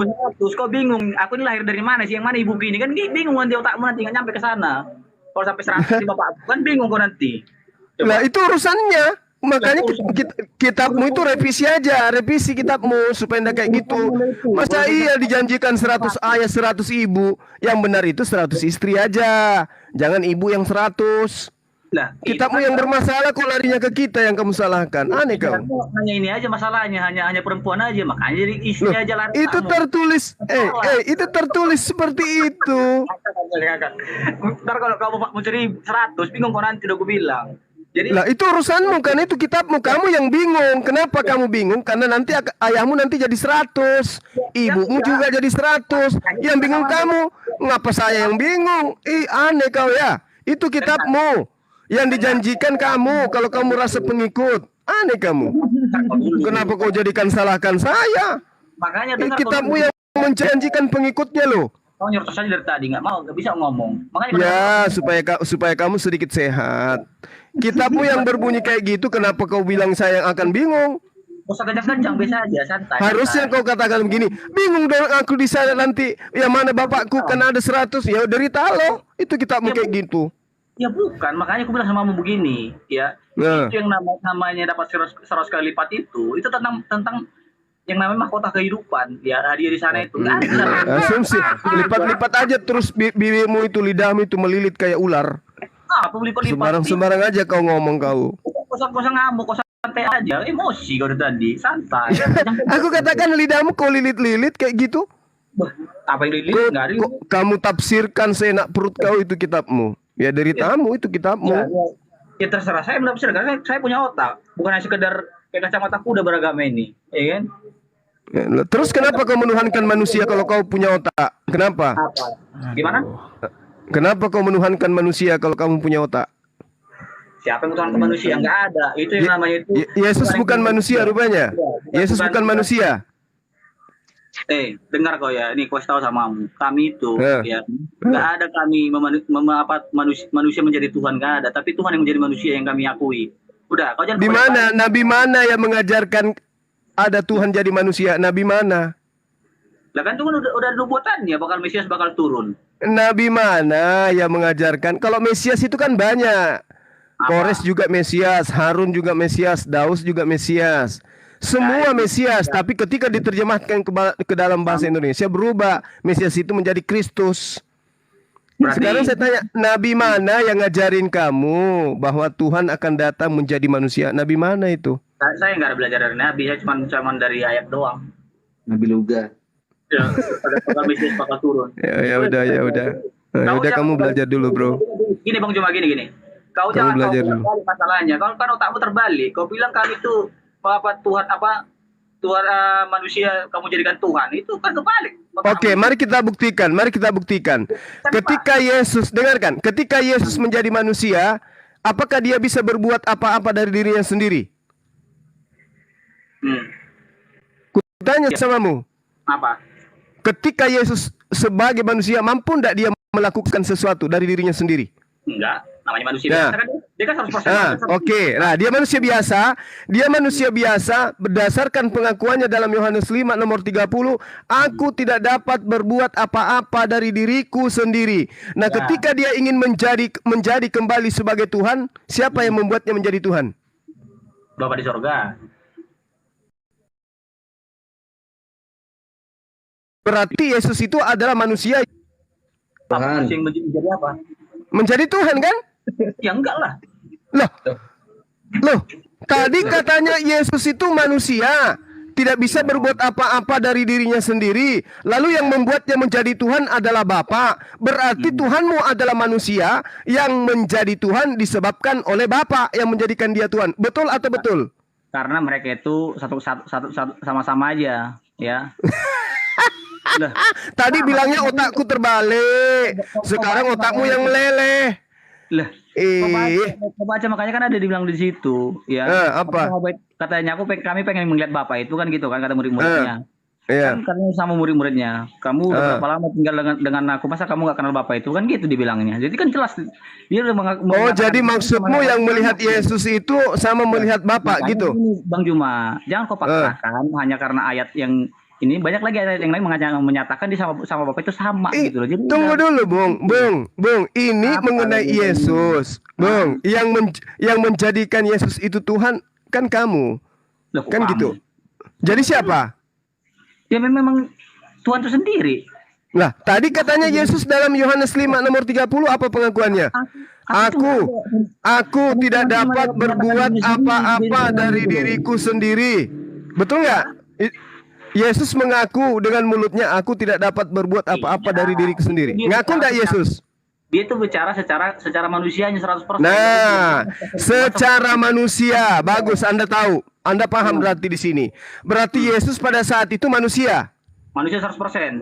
100%. Nah, manusia 100% ini mana caranya bisa menjadi Tuhan? Bagaimana menjadi Tuhan? Dari dirinya sendiri lah yang menjadi diri Tuhan. Tadi katanya dia tidak bisa berbuat apa-apa dari dirinya sendiri. Jangankan untuk menjadi Tuhan, membuat pohon ara berbuah aja nggak bisa.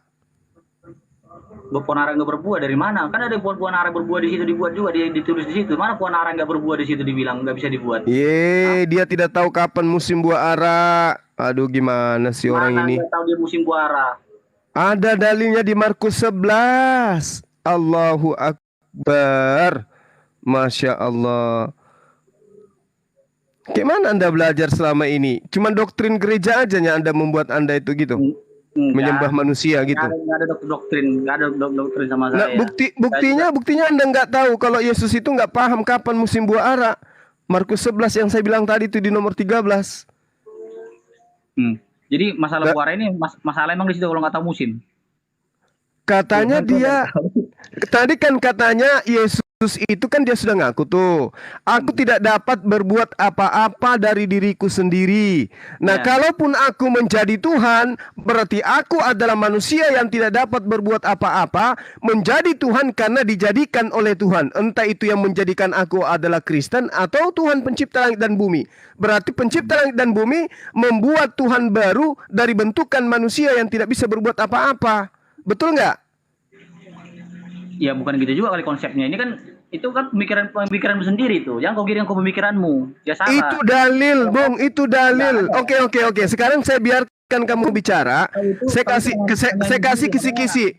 Tunggu. Saya kasih kisi-kisi. Ini aja lah, pakai timer aja lah. Dari kau nyerocos mulu. Gimana Kamu nggak ada ilmu juga mau dikasih timer kayak berharga kali ilmunya. Jadi gini, ketika Yesus datang, dengarkan dulu. Tak kasih dua kisi-kisi supaya kamu bisa bebas bicara. Ketika Yesus datang ke atas muka bumi ini sebagai manusia, di dalam Yohanes 8 nomor 42, dia mengatakan, "Aku datang bukan atas kehendakku sendiri." Itu satu. Berarti kedatangannya sebagai manusia bukan kehendaknya. Berarti dia bukan Tuhan. Setelah dia menjadi manusia, dia mengatakan, aku tidak dapat berbuat apa-apa dari diriku sendiri. Oke? Berarti pada saat dia manusia, dia pun bukan Tuhan. Nah, bagaimana setelah dia di surga? Dia mengatakan, itu udah jelas Bang Juma. Kalau dia waktu menjadi manusia nggak jadi Tuhan dianya. Nah, sekarang siapa yang membuatnya menjadi Tuhan? Ya, kan aku bilang yang mau dari tadi kan ini bolak-balik lagi muter-muter bulat nih pertanyaan. Ya, kan kamu sudah mengakui dia 100% manusia, tidak bisa berbuat apa-apa dari dirinya sendiri. Lalu yang membuatnya menjadi Tuhan berkuasa di surga itu siapa? Meong Bang. Kan Bapak di surga tadi. Ini bolak-balik pertanyaanmu lagi kok ini. Santai. Jawabannya apa? Jawabannya apa? Nah, berarti Yesus adalah manusia yang menjadi Tuhan. Betul apa tidak? Ya, bukan dia menjadi Tuhan. Dengar, makanya aku bilang samamu, ya. Nggak ada dia menjadi Tuhan atas dirinya sendiri, ya. Itu atas keinginan Bapak di surga, ya. Tanyalah Bapak di surga kenapa di ininya gitu loh. Berarti Bapak yang di surga yang adalah Tuhan menjadikan Yesus yang adalah manusia menjadi Tuhan, betul? Iya. Nah, ada berapa Tuhan? Apanya? Ada berapa Tuhanmu sekarang? Pakai apanya lagi? Lu kok satu? Tadi ada Tuhan namanya Bapa. Ada juga manusia namanya Yesus. Dijadikan menjadi Tuhan juga. Berarti ada berapa Tuhan? Ya satu, itu satu kesatuan. Ya udahlah. Udah pening. Udah. Bodrek. Kayak bilang sama begini Bang Juma. Tadi kan dulu bilang aku sama Bapak itu kan satu kan begitu katanya satu kan merekanya. Jadi kenapa kau tanya satu lagi sama apa? aku ada dua? Itu satu kan apa itu? Menyimpulkan sendiri. Gitu loh. Enggak, kan itu satu apa? Satu, aku dan Bapa adalah dua. Baca Yohanes 8. Mana baca? Kalau ada dalilnya gimana? Ya buktikan aja, nggak usah gimana. Yohanes 8. Dinda Moto. Iya siap Abang. Gimana? Santai aja, nggak usah berapa? Yohanes 8. Siap. Nomor 18, mulai dari nomor 18. Kata aja Gue ini. bingung yang kejang siapa ini ya, aneh ini orang. Santai. Yang kejang siapa, Bos? Iya, santai. Kita memang santai. Nggak usah kejang-kejang lah. Kita kan diskusi di sini, bukan aja ribut. Ya, mulai dari data nomor 18 ya, Coba dibacakan. Bacalah itu, Bung. Bung, baca itu kitab tuh. Yesus mengaku aku dan Bapa adalah dua. Biar lain kali berhenti menuhankan manusia. Mana ada dua di situ? Akulah yang bersaksi tentang diriku sendiri dan juga Bapa yang mengutus aku bersaksi tentang aku. Kita mundur ayatnya di nomor 16 atau 15. Kamu menghakimi menurut ukuran manusia. Aku tidak menghakimi seorang pun. Dan jikalaupun aku menghakimi, maka penghakimanku itu benar. Sebab aku tidak seorang diri. Kalau dia tidak seorang diri berarti berapa orang?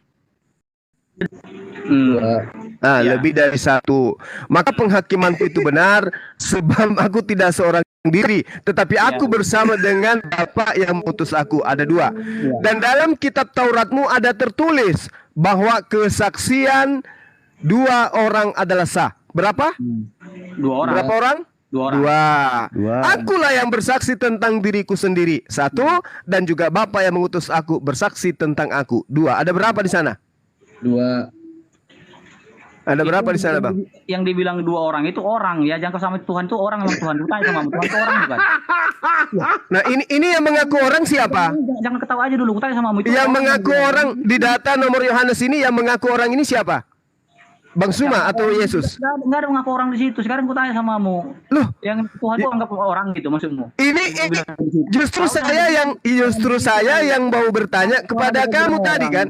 Tadi kan aku udah bilang samamu, kenapa kau menyembah orang? Masa Tuhan kau bilang orang? Bung, Kau itu Bung, salah, tak punya kembali. Masa Bung, tadi kan aku udah tanya samamu, kenapa kamu menyembah orang? Lah, itu kau bilang itu orang, dua orang sah kau bilang itu maksudmu Tuhan itu orang. Hah? Ini Yesus sendiri yang mengaku loh. Dan dalam kitabmu ada tertulis, kitab Tauratmu ada tertulis Jangan kau bilang bahwa kesaksian. orang. Mana sih kau Jadi ini? coba buka matamu dulu, buka baca itu tuh. Masa kau bilang Tuh, baca itu, baca. orang, dua orang. Itu kan orang. Baca. Orang bilang. Baca dari nomor 17, baca. Baca dari nomor 17. Bukan itu orang. Yang jelas lah. Oh, ini kau Baca ini kitabmu, ini kitabmu. Itu kan buat orang Ikut dibilang meraju, itu. Ya, merepet lu yang kau. menuhankan orang gimana sih? Lu yang menuhankan orang. Salah sendiri. Ini nih, Kenapa nomor menuhankan 17 baca napa? Orang, tapi itu Alamak, manusia itu. Inilah susahnya kalau kita menjadi dokter akal. Susah kalau pasiennya akut kayak gini. Ini data sudah ada di depan matamu tertulis loh. Tertulis nomor 17-nya. Dan dalam kitab Tauratmu ada tertulis bahwa kesaksian dua orang adalah sah. Akulah yang bersaksi tentang diriku. Kan Tuhan kan? Orang kan dibilang. Dan juga iya. Nah, yang mengaku orang di sini siapa? Yang mengaku orang di sini siapa di kitabmu ini? Lah, itu kan buat orang dibilang, bukan buat Tuhan. Gimana sih kau ini? Iya, ini maksudnya Yesus kan sudah katakan, akulah yang bersaksi tentang diriku. Kan gitu Dan loh. Bapa yang mengutus aku bersaksi tentang aku. Ada berapa di sana? Ada berapa di sana? Apa di situ? Apa di situ? Maksudnya gimana? Saya ada berapa? Astagfirullahaladzim. Buat orang. Udah. Bang Nanar cari yang lain ya, Bang Nanar cari yang lain. Bang Nanar. Bilang aja kok. Bilang aja. Cari aja yang lain. Cari aja. Susah itu ya. Pusing. Nggak bisa ya. Udah nggak bisa dibenerin itu orang. Udah susah. Susah, itu IC-nya udah kena kayaknya nih. Iya, ini elemennya udah pada kendor, Bang. Elemennya pada kendor.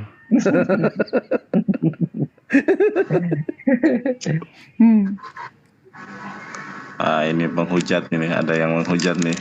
Jangan yang penghujat mah jangan. Kan penghujat Ustadz kita ada di sini. Nggak enak. Allahu Akbar. Kalau Tadinya Dewa mau bahas ini, Bang, mau bahas ulangan 17 nomor 2 sampai nomor 5. ulangan Ulangan 17 2 nomor 5. Ulangan 17 bahasan. Bunuhlah istrimu di malam pengantin jika dia tidak perawan. Oh iya betul. Ngeri. Tego DJ Assalamualaikum. Oh, Muslim ya? Waalaikumsalam. Muslim Bang, alhamdulillah. Oh ya udah, Kalau Bang. bisa sih yang Kristen Ya. aja tadinya naik Bang. Saya Muslim Bang. Saya nyimak aja ya. Baik. Nggak apa-apa. Salam Mau kenal, Bang. tegur-tegur Salam kenal. sama Bang Juma. Mungkin dia mau tegur sama Bang Juma, nggak apa-apa. Silakan dong. Saya mau sampaikan Ada Dinda sedikit Moto. buat Bang Juma terkait yang tadi itu ya. Ya memang dia artinya kebanyakan bicara tapi nggak pakai akal gitu. Jadi dia nggak mau kasih peluang sedikit pun yang disampaikan Bang Juma ke akalnya. Jadi selalu dia sambut pakai mulutnya kan gitu. Iya. Ya kalau Fikulu bisa fihim pakai marad. akalnya dulu dah baru menjawab gitu. Iya kan. Bang Juma capek menjelaskan kitab-kitab dia. Dia ingkari sendiri dari pernyataan dia. Artinya yang di bawah, yang berbeda agama dengan Muslim, artinya di luar agama Muslim, silakan naik. Tapi tolong dong. Nah di sini kan debatnya debat akal ya. Akalnya dipakai, jangan pakai sentimen mulu. Kita kan berdasarkan fakta kitab kalian, saudara. Ini yang kita bahas. Jadi makasih Bang Juma. Saya udah Ya, naik sama-sama, sampai Bang. itu aja.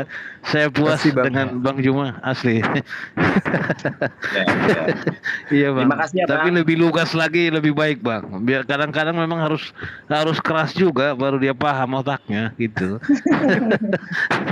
Nggak enak Gitu, keras Bang. di sini ada ulama kita nggak enak. Apa Bang, yang penting kan tujuan kita baik. Yang jelas agama yang baik itu agama yang berotak. Selesai. Allahu Ya, Akbar. ya harapannya yang di bawah di luar muslim boleh naik. Saya turun ya bang. Makasih ya waktunya Ya semua makasih ya. Bang, makasih ya. Ya Bang, sehat yuk. selalu Bang. Ya, Assalamualaikum. Assalamualaikum. Waalaikumsalam warahmatullahi. Ini kalau nggak ada Ustaz Abdul Malik ini sudah ku bikin kacang telur tadi orang itu. Sudah cukup lah itu, sudah cukup. Antum apain, antum apa? Antum jadikan apa nih? Akbar. Telur dadar. Telur dadar. Nah ini jatahnya Ahimoto ini, silakan Ahi. Lanjut Ustadku, Dinda, silakan. Bang Zumaku, lanjut Fadel, Bang Madewa, Silakan lanjut Mas aja. Nandar, Mas Nandar, monggo. Immanuel. Mas, Immanuel ini Kristen ya. Silakan Immanuel. Kamu mau tanya apa? Siapa yang nanya? Oh, mau ditanya. Oh, gitu. Silakan Gurunda, ini mau ditanya nih. Gak mau bertanya dia. Bang Dewa, silakan Bang Motor. Ya Fadel itu Bang Zuma. Ya, Saya silakan Bang- Bang Zuma. Mau Kita yang ditanya bertanya gitu. ya. Oh, Iya, nggak mau bertanya. Oke. Baik. Saya bertanya yang santai aja Bang ya. Boleh lihat di dalam kitab Kejadian 21 nomor 14 sampai nomor 21. Saya bacakan ya. Mudah-mudahan hafalan saya tidak meleset.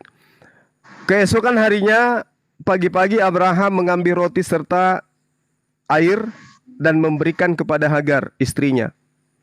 Ia meletakkan itu beserta anaknya di atas bahu Hagar. Kemudian disuruhnyalah perempuan itu pergi. Maka pergilah Hagar mengembara di padang gurun Barsheba. Ketika air yang diambil itu habis, dibuangnyalah anak itu ke bawah semak-semak. Dan ia duduk agar jauh, kira-kira sepemana atau 100 meter jauhnya. Sebab katanya, tidak tahan aku melihat anak itu mati. nggak ada orangnya bang. Bang, stop. Orangnya nggak ada. Kabur. Saya mau tanya, data itu menceritakan tentang sumur yang ada di gurun Barsheba waktu itu. Mantap. Itu sumurnya itu di mana sekarang di padang gurun Paran itu? Apakah itu Zamzam atau ada sumur lain gitu? Itu yang ingin saya Kabur, tanya. ya. Itu sekaitan dengan Yesaya 35 nomor 6 juga itu. Pada waktu itu orang lumpuh akan melompat seperti rusa dan mulut orang bisu akan bersorak-sorai sebab mata air memancar di padang gurun dan sungai di padang belantara. Itu tergenapi di mana? Kabur dia, Gurunda. Kabur. Ini Didi. Saya muslim bang. Oh, Muslim. Oke, mohon maaf ya. Assalamualaikum, Ya. assalamualaikum bang. Iya, makanya, Bang. Waalaikumsalam Sorry. warahmatullahi wabarakatuh. Salam kenal bang Zuma. Aduh, Ya, saya makasih Zuma. Bang Didi. Barakallah. Sama-sama dari Sulawesi bang, tapi saya Sulawesi Utara bang. Iya, sama-sama kita ya. Iya, Oke, siap, rapatkan Bang. barisan Assalamualaikum, Bang. abangku. Waalaikumsalam Siap, warahmatullahi Abangku. wabarakatuh. Ya, turunkan bang. Saya nyimak Ya, aja. ya. Allahu Akbar. Terima kasih ya, Bang Didi ya. Iya, Kita cari iya, Bang, otak ya, Bang, ya. Ustaz. Oke, Ya, betul. lanjut bang. Nyimak bang. Yuk. Kalau kata Bang Zuma muka-muka coto. Gacot. Ini bang, Gacot. kalau Idul Adha, kalau kita ngurbanin anoa bisa bang? Anoa Semua lagi. Sulawesi kan? Entah kena tampak. Hmm. Ini pertanyaan biasanya di room bakar Ustadz nih namanya nih. Tanggung Royko no. Sering banget deh gitu. Kalau kurbannya pakai citah, berarti kendaraannya lebih cepat dong ngebutnya. Apa nih jalannya kurang ajar. Aduh. Sesi bakar Ustadz itu ada di rumah mana itu? Wah, Nah, Lanjut. Pak Pos, silakan Pak Pos. Barusan dia sempat diskusi di ini ya di Uniriva ya, kalau nggak salah ya. Muslim ya? Assalamualaikum. Waalaikumsalam warahmatullahi Waalaikumsalam. Allah. Oke, terima Oten kasih. Muslim apa Kristen? Kristen ini Kristen Pos, Kristen. Kristen. Silakan. POC. Dari sini bang mau nanya Maryam 71. Yang tadi kan udah dijawab, masa ini lagi? Aduh, pusing juga ini ya Dewa ya. Tadi pada saat ente berdiskusi itu kan udah dijawab. Oh enggak, Terus? dia alasan mau buka puasa, nggak dijawab. Malah dia balik ke Abraham terus. Gitu. Jadi saya penasaran. Itu. Ya sudah. Ya. Silakan Bang Juma, dia mungkin mempertanyakan ayat yang lama. Oh, ada Pak Ustadz Malik Abdul Malik sini. Ada guru kita di sini. Iya. Silakan. Silakan. Maryam 71 ya, bacanya sampai ke 72. Jadi kita nanti semuanya umat Islam bismillahirrahmanirrahim. Ya. Dibuka ya. Dibuka ya. Cobalah. 7172-nya ya. Bang. Iya. Jawaban lanjutannya 72. Kita semua nanti ya kita ambil pendapat para ulama. Kita semua ini tidak ada yang tidak melewati neraka. Kita semua melewati neraka karena jembatan as-sirat itu di atas neraka. Jadi kita melewati itu semua. Nah, orang-orang yang kafir, orang-orang munafik itu akan nyemplung ke dalamnya. Adapun orang beriman ada yang secepat kilat, ada yang secepat kuda, ada yang merangkak-rangkak, tergantung amal solehnya. Jadi kita memang melihat itu neraka di bawah. Nah, sudah selesai.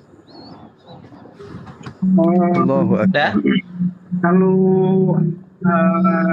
yang 71-nya di situ disebut sudah mendatangi neraka. Kenapa? Mendatangi neraka dan itu sudah ditetapkan kepada kamu. Iya. Sudah ditetapkan Tapi memang kepada kamu. iya. Mendatangi neraka itu bukan nginep. Ya. Ya, Pak. Ya, jembatan as-sirat. Di bawah itu neraka. Ya kita datangi neraka tuh teng lewat menuju surga. Selesai. Yang Di kafir, situ yang tidak ada munafik nyemplung. jembatan, Pak Haji. Pak Ustadz atau Pak Haji nih? Halo? Kenapa? Ini Pak Ustadz atau Pak Haji? Sorry. Ini Pak Ustadz. Gambaran neraka itu ada jembatan as-sirat. Jembatan itulah yang kami lewati. Kami mendatangi itu semua. Ya, Tapi jadi di datangnya situ, bukan mampir ke di situ, bukan mampir ke dalam surga. Jadi jangan pakai asumsimu. Al-Quran nggak pakai asumsi. saya nggak berasumsi. Al-Quran itu, Saya tidak berasumsi. Al-Quran itu ada tapi saya syarahnya. menggunakan sesuai Al-Quran gitu. Ya terjemah kan? Kamu bacanya terjemah kan? Nggak baca syarah penjelasan para ulama. Jadi jangan disamain Al-Quran dengan kitab sucimu yang masing-masing orang punya asumsi masing-masing. Kita tidak. Kita ada qaul-qaul para ulama Berarti yang menjelaskan. terjemahannya salah itu ya Pak Ustadz. Berarti Loh. salah ya. Nyalain terjemahan. Loh kok penjelasannya salah? Nah ini artinya Kan kamu Anda bertanya, bilang- kamu mau jawaban harus sesuai asumsimu. Nggak bisa begitu. Saya tidak Ya. sesuai asumsi, saya bacakan ya. Saya bacakan. Itu sudah nggak perlu kamu baca, sudah saya baca. Ya, Ya itu kan Sudah saya baca. mendatangi neraka, sudah ditetapkan.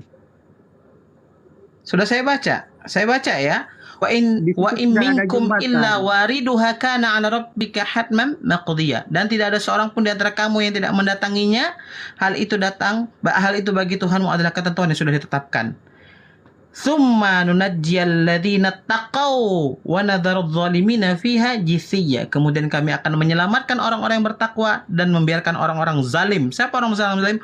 Orang-orang munafik, orang-orang kafir, orang-orang musyrik itu Pak Ustadz, nyemplung oke. ketika melewati Iya. Jadi neraka Ustadz, yang jadi tadi. pertanyaannya sampai di mana ketakwaan sampean gitu loh. Di depan Allah yang suci. Ya kan? Cukup tidak melakukan kesyirikan, menjalankan amal soleh, ya, menjauhi segala Sampai bentuk dimana tahayul dan ketakwaan khurafat. itu ya? Itulah orang ketakwaan, meninggalkan Di hadapan kemaksiatan. Allah yang suci. Makanya di 71 itu sudah jelas bahwa nggak akan mendatangi neraka. Kok jadi Anda yang merasa lebih tahu dari Al-Quran? Kenapa begitu? Karena Ya, saya tanya, ketakwaannya sampai di mana Pak Haji? Oh, ketakwaan sampean sampai di mana? Saya Alhamdulillah bertanya kan, mudah-mudahan jadi nggak apa-apa haji kan? beneran. Amin. Kenapa? Pak Ustaz, Gini, Saya bertanya. Ustadz, mohon izin, Ustadz. Orang ini kayaknya harus Iya. diterapi juga otak kirinya. Gini, Pak Pos. Jadi kalau yang digambarkan di dalam Al-Quran itu, Satu, Pak, saya nggak terima dulu. Saya sediakan dulu. sabar. Anda kan mau belajar. Jadi gini, kalau Anda ingin sabar Pak, sabar. Dinda Moto minta tolong dek, tunjukkan Markus 9 nomor 49. Sabar ya Pak ya. Saya sudah jawab. Ya, sebelum Akan digarami. Relasi. itu. Ya itu ya Pak. Di dalam kitab saudara, setiap manusia akan digarami dengan api neraka. Jadi nggak ada seperti di Al-Quran yang tadi. Kalau di Al-Quran yang tadi itu Pak, laksana kita semua mendatangi. Sabar. Laksana kita sabar Pak, sabar. Ini yang kami yang ditanya, abang yang mendengarkan. Oke. Jadi seperumpamaan dengan data yang dalam surah Maryam Anda tanyakan itu ibarat kita mendatangi pemakaman. Semua orang mendatangi pemakaman. Tapi apakah semua orang dikuburkan pada saat itu? Enggak. Neraka disebut ini ini perumpamaan Bapak. Ini perumpamaan. Semua orang boleh datang ke rumah sakit, tapi tidak semua orang itu adalah pasien. Bisa jadi adalah dokter, dia adalah pembesuk. Itu maksudnya. Semua orang datang ke pemakaman, tapi tidak semuanya dikuburkan. Itu maksudnya. Nah, kalau yang dimaksud ini sudah jelas tuh yang diterangkan oleh, dengarkan Pak, sedikit lagi Pak, sedikit lagi Pak, sedikit lagi. Diam dulu. Sedikit lagi. 1 menit lagi Pak. Enggak, 1 menit lagi Pak. Kami umat Islam itu tidak bisa tinggal di neraka Pak. Kenapa? Karena kami sudah dijanjikan untuk mewarisi Jannatul Firdaus. Ulaika humul warithun alladzina yarithunal firdaus hum fiha khalidun. Diam.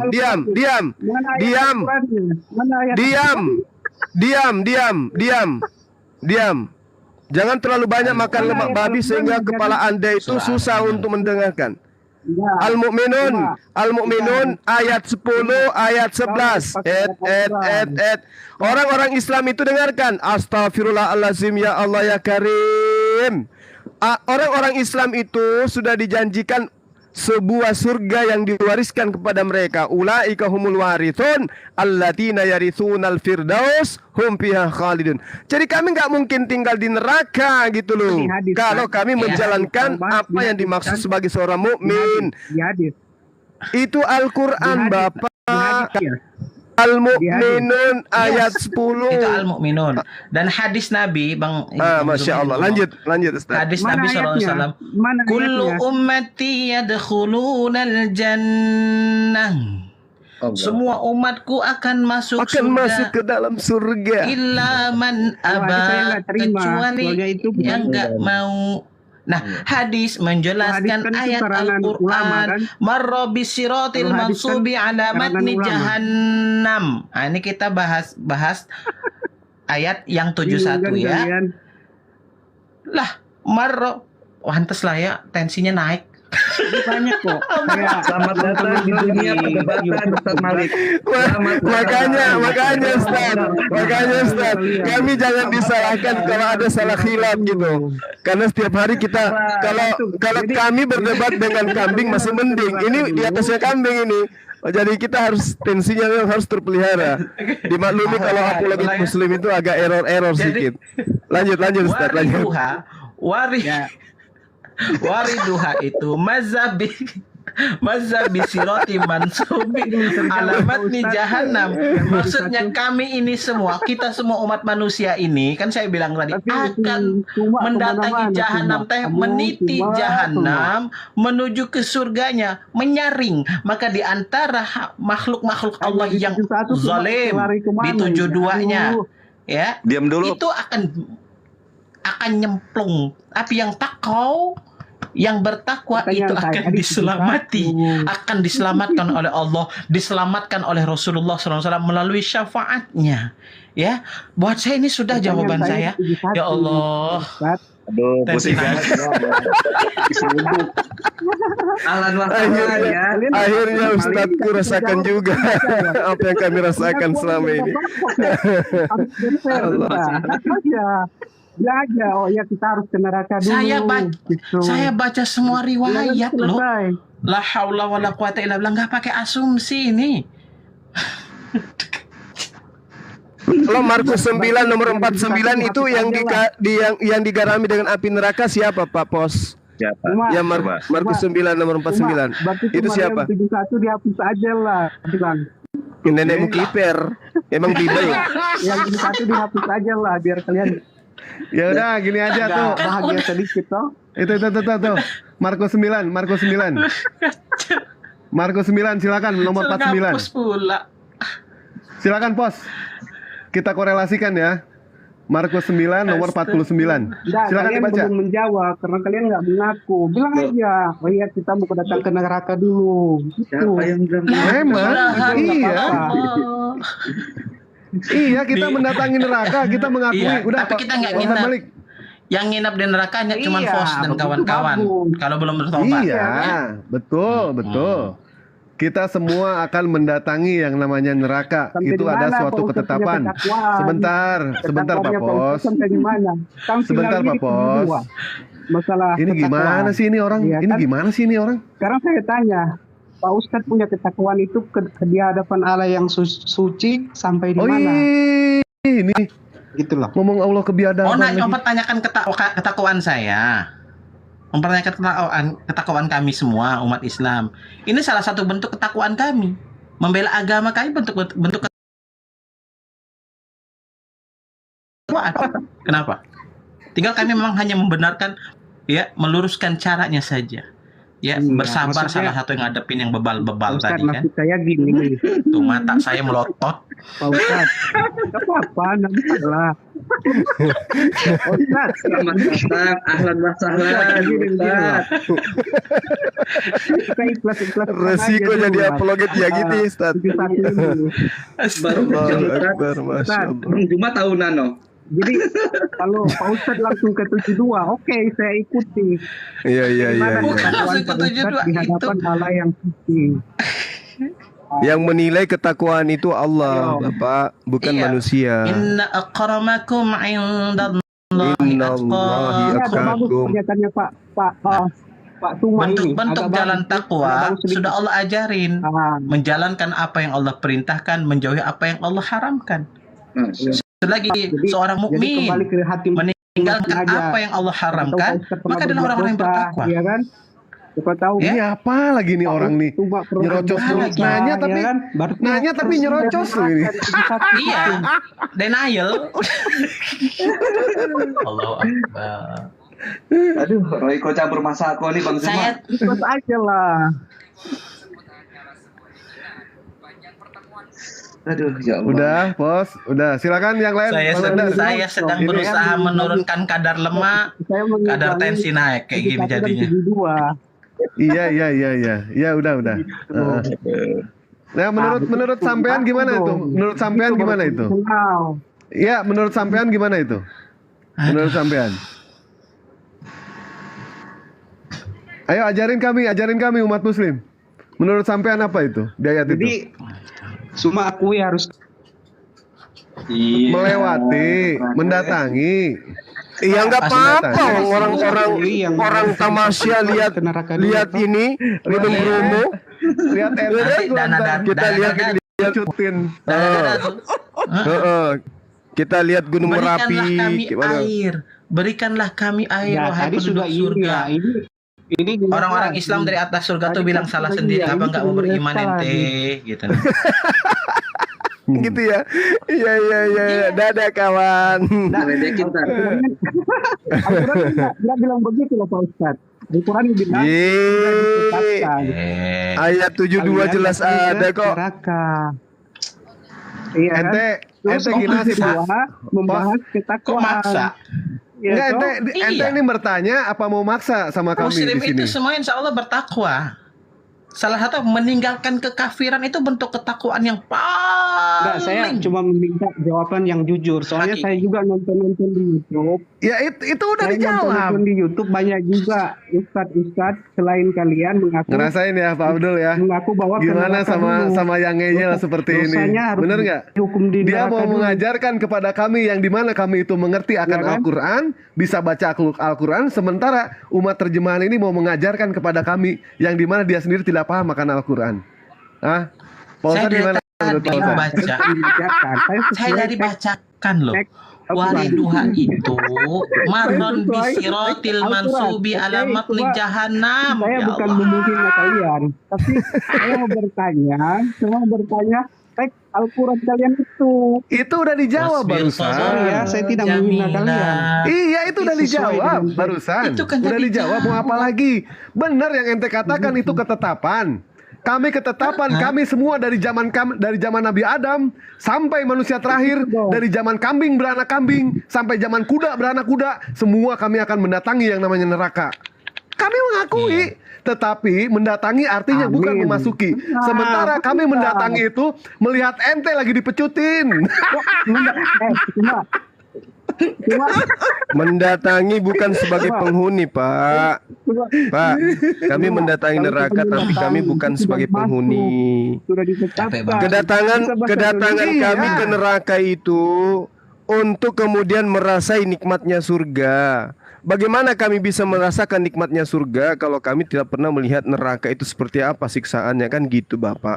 Orang bisa merasakan nikmatnya kenyang kalau orang itu pernah merasakan lapar. Orang bisa merasakan nikmatnya punya duit kalau pernah merasakan tidak punya duit. Kami lihat Anda di neraka betapa siksanya Anda sehingga kami masuk ke jannah, kami merasakan betapa nikmatnya jannah itu. Begitu Bapak. Jadi ketika kita mendatangi suatu tempat bukan berarti kita itu adalah penghuni di sana gitu loh Pak.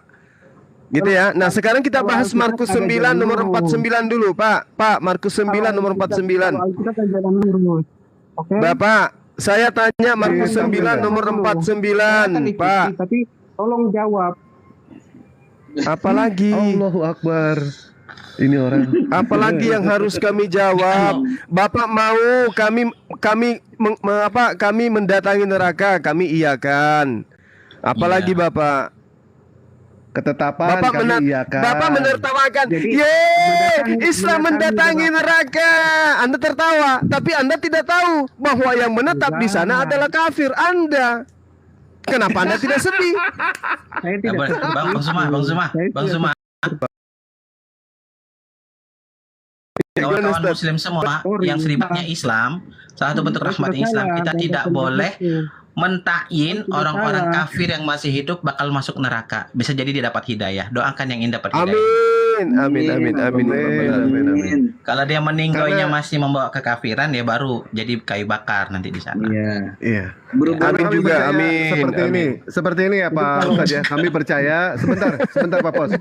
Kami percaya apa yang dikatakan sama bentar Pak Pos. Ih, ini orang benar-benar ini. Iya, kami iyakan. Iya, kami iyakan. Ya. Apalagi? Mana ketakwaan sampean? Iya, kami iyakan. Iya, pokoknya kami Kami iyakan. nggak kafir. Kami nggak kafir. Simpel ya. Ya, salah satu bentuk bentuk ketakwaan kami adalah kami tidak kafir. Itu takwaan kami tuh. Ya, sederhana tuh. Ya. Ya, silakan di Markus bentar Pak Ustadz. Di Markus 9 nomor 49. Silakan dibaca. Pos dibaca. Saya puasa. Ini silakan Markus 9 nomor 49. Ini korelasinya dengan itu. Karena setiap orang akan digarami. Jadi kalau dari Bible, kalau itu benar saya bilang benar. Iya kan? Nah, berarti semua orang digarami dengan api. Kalau dia Al-Quran, kami iyakan. Kami iyakan. Masih kurang puas juga ente ya. Ketetapan kami iyakan. Botol mendatangi ketiga. kami iyakan. Apalagi kalian harus di neraka dulu kan? Iya, kami iyakan. Belum puas juga. Nah sekarang ketika di Markus 9 nomor 49, kemana ini orang? Ke sana. Ke neraka. Terus nggak boleh. Masih hidup dia. Masih hidup. Astagfirullahaladzim. Ya Allah ya Karim. Kami pun percaya ya Pak Ustadz. Salah Ya. satu bentuk rahmatnya kita, sekali lagi nih, bentuk rahmatnya kita ya dalam agama kita ini. Ya kita nggak boleh mentain orang yang masih hidup itu adalah penghuni neraka, walaupun dia kafir gitu loh. Tunggu dia meninggal, Mana tahu dia dapat hidayah, masih ya. dengan kekafiran, ya. Baru kita tidak boleh meragukan. Wah dia tuh baik, mudah-mudahan masuk. Oh nggak boleh, pasti neraka. Gitu ya. Tapi kalau masih hidup kayak tadi, walaupun Allah Akbar, astagfirullahaladzim, kayak gitu, gitu ya. Ngomong aja Ustaz. Saya takut di banned soalnya. Ngomong Enggak, timbang gablek mah enggak. nanti nggak bisa ngisi taklim lagi kalau di banned, bahaya. Ya. Allah. Nah, kalau yang kayak gitu kita doakan aja. Walaupun Amin. ada menuju botol ketiga nih minum.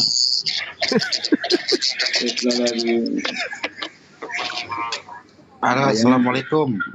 Waalaikumsalam warahmatullahi wabarakatuh. Islam Suaranya agak noise Pak. Islam turunin aja. Suaranya benerin dulu Pak. Suaranya Bang Redianto.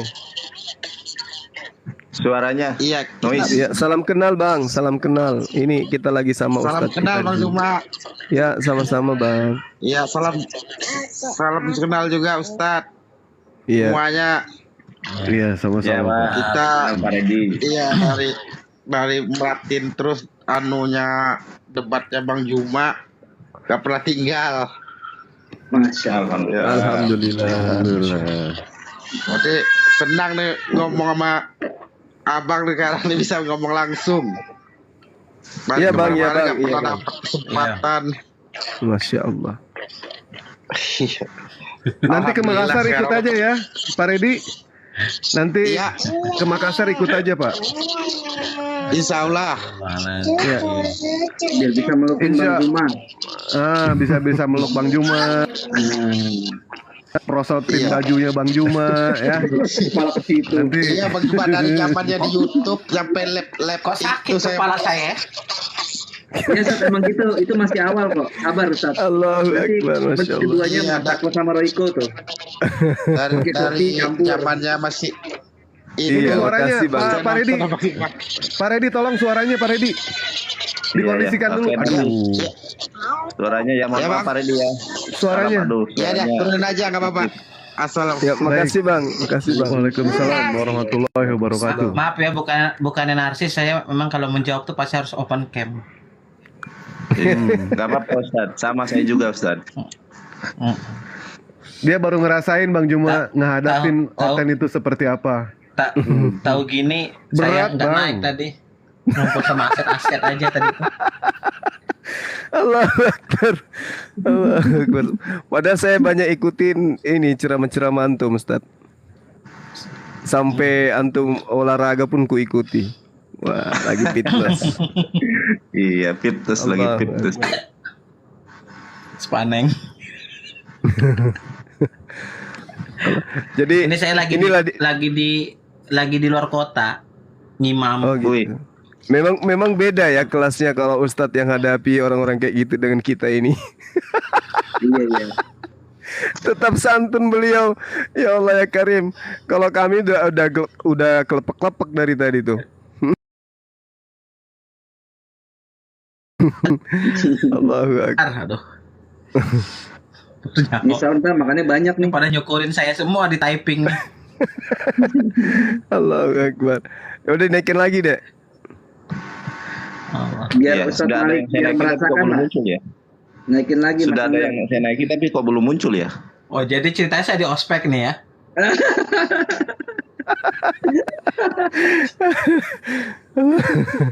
Allahu Akbar. Biar sahurnya semangat makanya. Saya lagi di tengah hutan, nggak ada K24 di sini. Oh. Di Medco Energi Oil and Gas. Pak Abdul, Pak Ustadz Abdul, Pak Ustadz Abdul, saya boleh nanya Pak Ustadz Iya. Abdul? Oke. Baik, tadi kan posisi saya puasa, Pak Ustadz ya. Posisi saya puasa. Saya ngelihat boneka Barbie nggak pakai celana. Kira-kira mandi junub nggak, Pak Ustadz? Astagfirullahaladzim. Udah curiga. Nah, saya nanya. Pertanyaan. Saya tanya ini. Antum habis lihat pemegang sabun. Bukan cuma apologet. Ustadz juga dikerjain sama dewa ini. Aduh. Nggak pandang bulu Bang Zuma, semua digas sama dia nggak ada urusan. Iya, itu dia. Itu ada Pak Mora, silakan. Tadi saya yang jelasin pakai ayat dengan hadis masih juga bebel ya. Jadi kita tuh disuruh harus mau sesuai maunya dia berarti. Halo? Allahu ala qulubihim wa ala syam'ihim wa ala Ngelek ya? absarihim. Jelas, Ustadz. Sampai kalam-kalam ulama tafsir saya kutip di situ bahwa wariduha itu tadi ya ini kita melintas di sana alamat nih jahannam tuh ini apa jembatan kalau bahasa kita gitu ya, jalur jalan ya di atas neraka. Kita pasti mendatangi itu semua, cuman kita nggak nyemplung gitu loh. Yang bertakwa itu nggak bakal nyemplung ya. Yang takwanya sempurna itu akan secepat kilat, akan secepat lari kuda, secepat burung yang terbang. Ada yang merangkak yang merangkak tuh ya nggak apa-apa lah, walaupun Abdul Malik merangkak, yang penting nyampe ke dalam surga. Itu aja kita ingat aja ucapan Nabi, kullu ummati yadkhulunal jannah illa man aba. Semua umatku masuk surga, itu Nabi yang berjanji. Makanya nanti Nabi itu akan sujud di hadapan Allah. Kalaupun ada hamba umatnya yang masuk neraka, keluarkan umatku ya Allah dari dalam neraka, walaupun hanya ada iman sebesar biji zarah. Ya Allah, semua kita mendapatkan syafaat itu. Amin ya Allah. Itu baru juru selamat itu namanya Ustadz Malik. Iya, nama syafaat kan. Gak kayak sebelah juru selamatnya nggak bisa ngelantarin neraka. Tenang aja Bang Juma, nanti Dewa selamatin kok ya. Mora ini Kristen apa Muslim? Halo, Pak Mora. Hello. Ya dari tadi jam halo. Mora. Ya diam aja deh. Mora. Ini saya lagi dalam kontainer nih. Aja Bang. Diam aja. Alhamdulillah Muslim. Alhamdulillah. Iya. Gimana Pak Amor? Langsung pergi dia.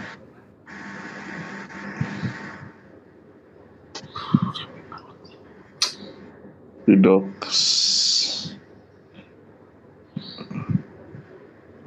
Oh ternyata mana nih? Ada juga ke atas mau nyanyi. Malah naik tenis. Iya. Iya. Ada penghujat gerundah yang pakai foto gerundah tapi di ini nggak usah naikin ya.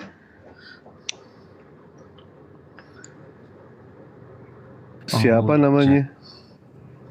Itu namanya aja menghujat ya. Mad apa tadi?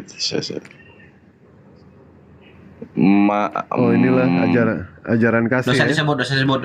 Ajaran kasih. Itu ya, mencela mereka perlihatkan Pak Ustaz. Iya. Ya itu nggak usah lah, menghujat, namanya aja penghujat ya, nggak boleh ya, nggak usah. Ternyata ajaran kasih yang digembar-gemborkannya itu cuma di mulut aja, hatinya semua pada buas. Karena tapi Dewa percaya apa kata-kata Pak Abdul ya? Pak Abdul mengatakan bahwa pada akhirnya surga akan dihuni oleh orang-orang kafir yang bertobat. Dewa percaya itu. Masya Allah. Assalamualaikum warahmatullahi wabarakatuh. Apa dibesarin? Waalaikumsalam warahmatullahi wabarakatuh. Waalaikumsalam ini ya. Biar kata siksa ini ditonton banyak orang. Jadi mereka itu kalau suka menghujat itu ya karena memang tidak ada, nggak tahu karena saya nggak pernah buka. Tapi saya yakin kayaknya nggak ada di kitab mereka itu larangan mencela simbol-simbol keyakinan agama lain. Kalau kita ada, jelas la tasubul ladzina yad'una min dunillah.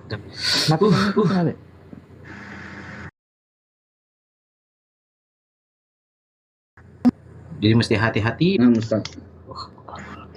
Assalamualaikum warahmatullahi wabarakatuh. Waalaikumsalam. Ini mualaf kita ini Ustaz. Saya sekejap saja ya, Siap. mumpung banyak para hamba Allah yang tengah ya. Ini tapi mohon maaf ini Akhi Zuma dan Akhi Nandar dan para hamba Allah yang lain, para tuan guru ya. Saya mau memberikan pembekalan bagi yang masih awam ya. Manalah tahu mereka saudara-saudara kita ini sering masuk ke komal-komal Kristen yang dimana mereka ini suka geram kan nengok kelakuan Kristen ini. Nah, naik nanti jadi bully-bulian. Nah, biar tidak jadi bully-bulian, sedikit kita kasihkan pembekalan sedikit saja. Aki Zuma pernah tahu dengan Suaranya kecil Bang Musa. Kecil suaranya. Aki Zuma pernah dengar Makabe? Silakan Pernah. Makabe 1, Makabe 2, nomor 50, nomor 59. Ya. Aki pernah dengar Nikanor? Siapa di sini Belum. yang pernah dengar Nikanor? Nikanor nggak ada. Oh, Mikana. Nikanor. Kisah para Oh, rasul. Nikanor belum. Kisah para rasul. belum tahu. Ini pembekalan saja bagi yang awam yang geram dengan Kristen. Kalaupun naik sekejap saja, ini mohon maaf ya, bukan menjadi sebuah kesombongan, tapi bagi yang awam agar sedikit kita berikan pembekalan ketika mereka geram, kita tidak ada kan, biar mereka itu tidak jadi bulan-bulanan bagi kaum kafir itu. Di dalam kisah para rasul itu ada yang namanya Nikanor ya. Jadi Akhi Zuma selalu berkata bahwa ayat ini ayat favorit juga memang. Tunggu sekejap Akhi ya. Aduh, namanya orang gaptek nih susah. Tunggu sekejap saja. Tunggu sekejap. Terbalik. Nih Akhi, tunggu sekejap ya. Saya buka cam dulu sekejap. Ini penguasa Nikanor ini ya. Bang Musa bukan ya? Iya Akhi. Nikalos. Nikanor. Nikalos. Nikanor yang ini Bang. Nah nih. Tokoh ini berarti yang mau dibahas. Ini di Bang Musa aja digedein apa? Mas Nanda nggak apa-apa. Tolong gedekan. Punya itu Abang Musa. Siap, sudah. Tapi gak blur ya. Tunggu sekejap. Ya, oke, ditenangin dulu, ditenangin, digoyang-goyang. Biar enak digoyang-goyang ya. Belum. Nah, tunggu sekejap. Aduh, mana tadi ayat nih? Nih. Ini bunyinya kok di sini begitu? Iya, betul. Di sini begitu. Tunggu dulu, Akhi. Ini kisah para rasul 65. Tadi ada Nikanor tuh. Gimana caranya nih? Oh, bawah. Nah, itu. Oh, begini ya. Nah. Aduh, tunggu. Aduh. Nah. Terus Dah, stop. Ini Akhi. Nikanor. Nah, ini Akhi. Ini kan ini apa bunyinya, Akhi? Saya kurang jelas nih. Celakalah kamu. Celakalah kamu. Nah, ini kan yang sering dibahas ini. Iya, makanya. Nah, ini korelasinya di sini. Ini endingnya di sini. Nah, di sini. Mana tadi kisah para rasul tadi? Nah itu yang di tangan tuh. Ya, jadi kita coba masuk ke masuk ke mana tadi? Kisah 24 nomor 5 juga. Ya, ini semua orang Kristen banyak tidak tahu siapa Nikanor itu. Mereka akan salto-salto. Tidak ada orang Kristen satupun yang dapat mengetahui kalau kita tidak tanya. Kita tidak tanyai. Kita tunjukkan, mereka tidak akan pernah tahu Nikanor itu siapa. Dan ini Nikanor dan Paulus CS Filipus itu adalah pembantai. Makanya orang Yahudi, ini ada buktinya. Ketika ada kena Akhi Zuma tadi upload video orang Yahudi berludah-ludah. Iya, betul. Berkat Aminim.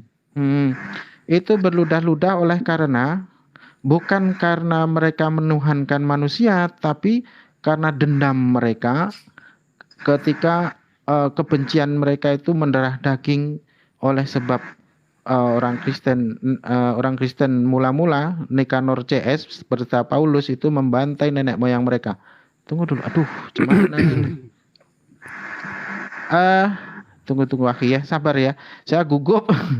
tunggu. Gak apa-apa, pelan-pelan aja Bang Musa, santai. Kita nggak kerja waktu. Iya. Takutnya nanti tidak sabar para hamba Allah. Tunggu. Alah, malah sampai ke 13 nih, cuman tunggu dulu akhi ya. Ada. Tunggu dulu sekejap. Kita ambil Makabe 2 nomor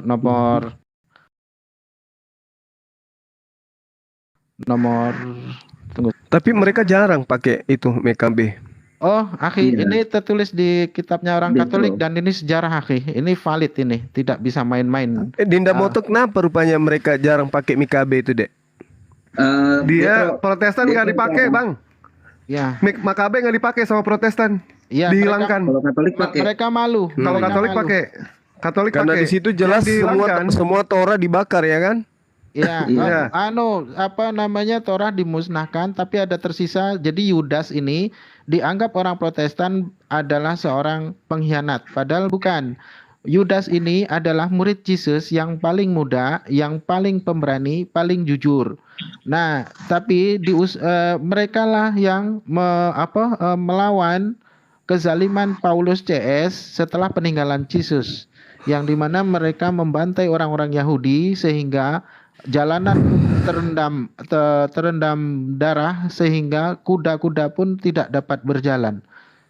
Oleh karena tunggu dulu. Itu tertulis di Mekabe 2. Karena penting. Kenapa penting? Ini nubuatan terjadi di Lukas 21 nomor 8 sampai nomor 12. Di antara data itu memang Yesus mengatakan sebelum itu terjadi akan ada peperangan pertumpahan darah besar. Ini kaitannya ini. Masya Allah. Tunggu dulu akhi. Aduh, saking Subhanallah. gugupnya. Nah, ini. Nih akhi, ini ada yang namanya Filipus. Ini Filipus ini adalah Filipus, Nikanor dan yang lain-lain. Mana Nikanor, mana. Jadi Nikandor ini termasuk pembantai dari Antioquia, betul? Iya, betul. Jadi Nikanor ini akhi, Allahu Akbar. sebelum pada zaman Yesus masih hidup, mereka juga pembantai, ya. Nah, kenapa Yesus itu ditolak kenabiannya oleh orang Yahudi? Karena Yesus tidak mampu menghalang-halangi mereka. Mekabe 2 ini ya? Tidak mampu menghalang-halangi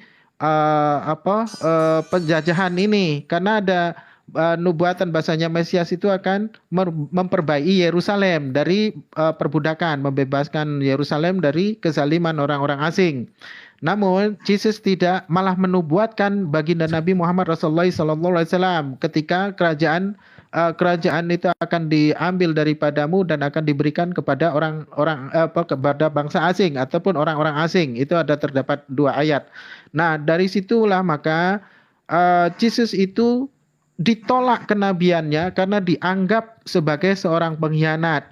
Bukankah orang Yahudi itu adalah manusia pilihan yang dipilih oleh Tuhan sebagai manusia spesial di muka bumi, dan yang lain, bangsa-bangsa lain itu pelayan bagi Yahudi.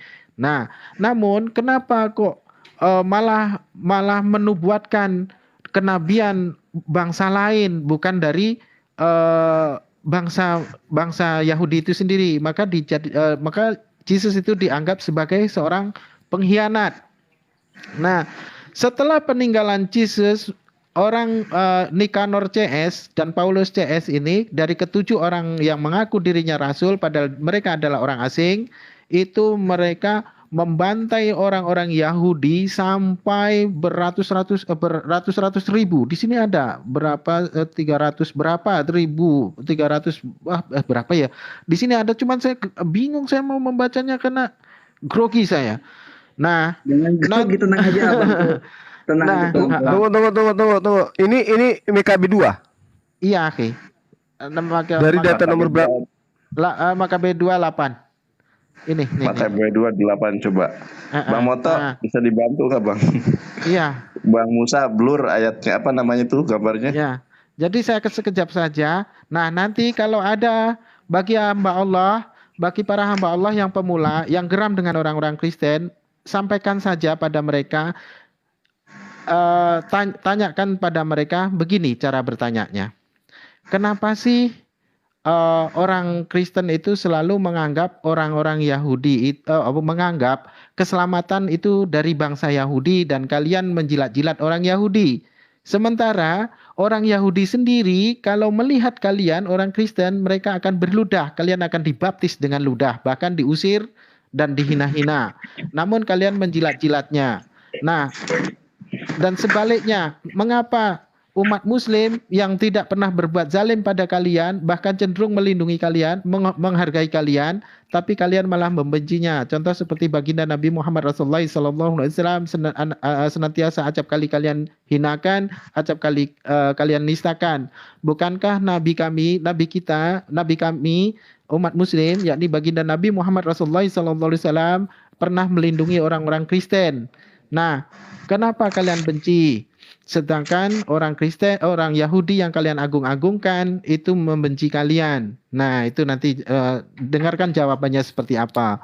Setelah itu kan kasih tahu saja. Kalau mereka melintir-melintir, lalu kita yang kasih tahu. Kalau mereka sudah menjawab ke hulu ke hilir tetap tidak nyambung, ngeles ke sana kemari, macam bajai butut tuh ya. Lalu kita langsung tembak langsung saja. Kenapa pemuda-pemuda Yahudi, muda-mudi Yahudi itu kalau tengok orang Kristen mereka meludah, nah kebencian orang Yahudi terhadap nenek moyang kalian, yakni di mana Kristen awal Nikanor Paulus CS itu orang Kristen awal itu membantai orang-orang Yahudi, bahkan sampai ibu-ibu menyusui itu pun disergap oleh mereka, Nikanor CS dan Paulus ini, dan digorok di tempat. Dan di sini ada kok, anunya nih ada, bahwasanya penggorokan itu. Nah, setelah itu Yudas memberikan perlawanan. Iya, pahlawan ini ya Yudas. Yudas pahlawan. Nah, Yudas ini adalah seorang pahlawan yang dimana menegakkan ketauhidan dan melindungi bait suci.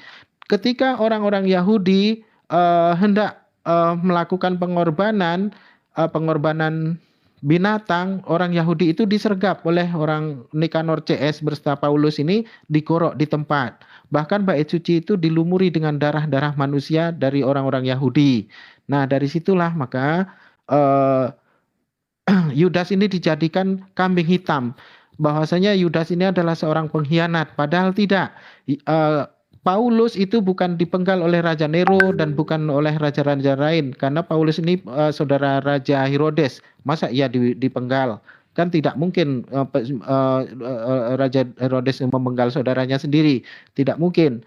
Nah, kenapa Yudas yang dikambing hitamkan sebagai seorang pengkhianat? Oleh karena Yudaslah yang mengalahkan mereka dan menggorok mereka dari rombongan Paulus CS, yakni Nikanor. Jadi Nikanor CS berserta Paulus ini mengaku sebagai seorang rasul oleh karena mereka ingin bermegah-megah mengambil kekayaan orang Yahudi, yang dimana kita tahu bahwasanya kekayaan dari bangsa ke bangsa, orang-orang yang paling kaya itu di Allah anugerahkan kepada orang-orang Yahudi, yang dimana Nabi Sulaiman ataupun Salomo kerajaannya meliputi belum pernah ada ya kerajaan, sehingga lantainya pun berlantaikan berlantaikan kaca ya, dan dindingnya pun Akhi, ini 2 MKB 2 nomor 8 itu baca saja. Kalau ini yang tampil di layar ini apa? Ini Makabe. Ini apa? Dia ada judul-judulnya kok, Akhi. Ada judul. Itu Makabe, Bang. Makabe. Oke. Cuma kalau untuk Protestan dianggap apokripa itu. Saran saya mungkin ini dihilangkan. karena di sini kan kita ceritanya nih menceritakan kitab ini, sementara tidak ada teman Oten. Nanti di internal kita aja gitu. Bisa nggak? Bisa sih. Ini saya dapat dari Bible Gateway ini. Cuma udah saya translate ke Indonesia biar gampang dipahami. Nanti linknya saya kirimkan Pak Akhi pun tak apa. Iya, boleh. Saya ada bukunya Akhi. Ini ada bukunya. Saya punya bukunya. Jadi antara buku dengan yang ada di sini sama. Ya, takutnya nanti dibilang kita monolog bahas kitabnya mereka. Nah, ini pembekalan saja Akhi untuk para hamba Allah yang mempunyai yang geram gitu ya, yang masih awam tentang bagaimana kristologi, namun geram karena girohnya agamanya dihina-hina ketika terus masuk ke roomnya orang-orang Kristen. Jangan mahu kalau ditanya perihal masalah Al-Quran. Karena apa? Percuma, berbui-bui pun mereka tidak mengimani dari apa yang kita imani. Maka mereka yang akan tabuh genderang, kita menari-nari, capek ya. Tembak saja langsung. Jangan mahu digiring untuk menguraikan Al-Quran. Jangan mahu. Ataupun hadis-hadis. Jangan mahu. Pokoknya hantam saja mereka dengan isi kitab mereka. Itu akan menangis, mereka akan terguling-guling sampai meler-meler hidungnya, ingusnya akan meler-meler. Oke, saja itu saja mungkin para hamba Allah, para tuan guru, terima kasih atas waktunya dan semoga Allah merahmati kita semua dan Allah pun murahkan kita dari segala urusan. Murahkan kita untuk meraih hidup dan Allah pun imbalkan jannah dari segala sesuatu apa yang kita usahakan. Barakallah, terima kasih Akhi. Saya turun pamit. Wassalamualaikum warahmatullahi wabarakatuh. Waalaikumsalam warahmatullahi wabarakatuh. Masya Allah. Kalau Bang Juma nanti diskusi sama Protestan, itu kitab nggak bisa dipakai, Bang. Nggak bisa dipakai. Karena 7 kitab yang dianggap sebagai apokrifa sama mereka itu dihilangkan. Seperti kitab Yudit, kitab Tobit, Makabe 1, Makabe 2, kitab kebijaksanaan, kitab Putra Sirak sama kitab Barus. Itu sudah dihilangkan sama mereka. Sementara itu dianggap mereka palsu dan untuk cara pengujian palsu atau tidaknya tidak ada sama sekali. Nah, ini ketua ormas nih muncul. Abadi sama hakiki beda ini. Stres gue sama dia.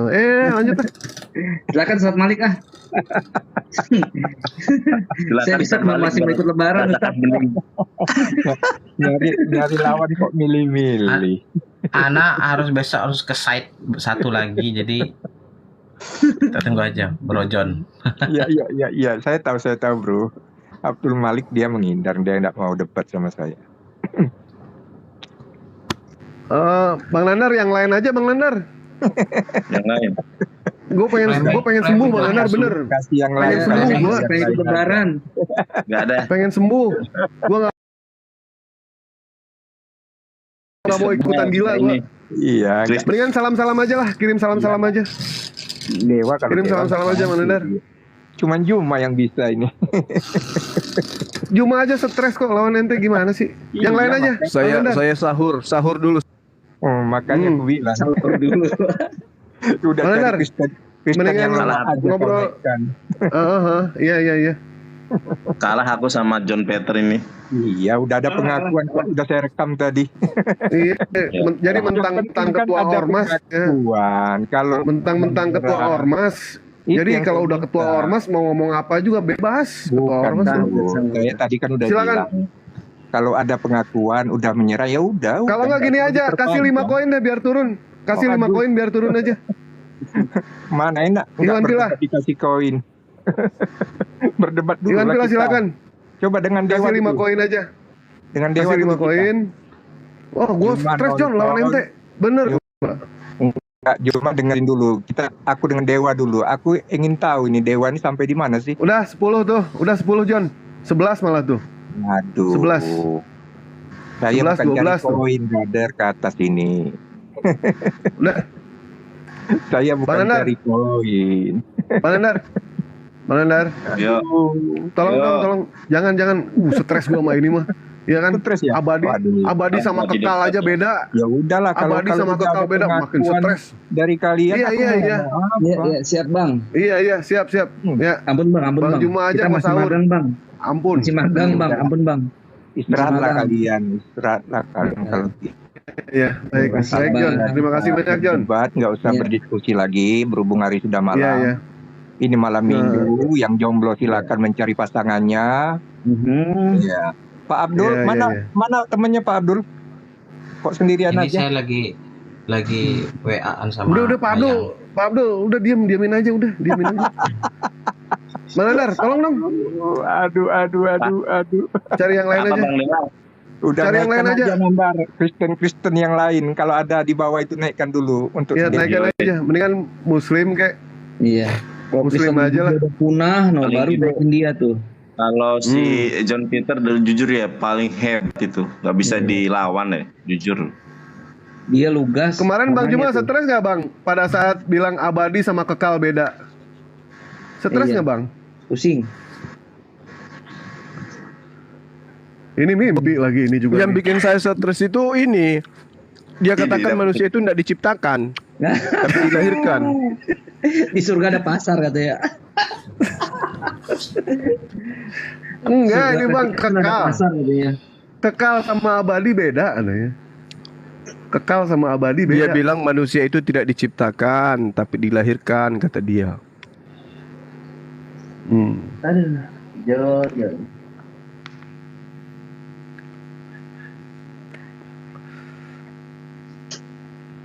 Ya silakan Pak Abdul, tuh ada Napiri tuh yang sering mimpi ketemu Yesus, dijamah-jamah sama Yesus. Silakan Pak Abdul. Pak Abdul harus merasakan ya gimana pecahnya itu, bukan cuma kepala besar yang pecah, kecil juga pecah ini. Saya ngadepin dialog sama orang yang Muslim ngaku-ngaku dari kalangan sufi yang suka kayak gitu-gitu aja, saya capek. Padahal sufi nggak kayak gitu. Pak Abdul monitor. Iya. Mas Safiri, gimana tadi siang di Mimpi lagi. Paulus, kirim Paulus. Mimpi lagi dia. Ngirim Gimana? Paulus, gue Iya. di kick di mute. Gimana menurut kamu, Nafiri, bahwa Yudhevave itu iblis, haus darah, dan dia bukan Tuhan yang benar? Gimana menurut pendapatmu? Nah, itu sudah keliru mereka itu kalau seperti itu. Kan Nafiri itu sendiri ya, dengar dari statement mereka kan? Iya, itu Tito CS itu sudah keliru itu. Perlu di repair tuh otaknya.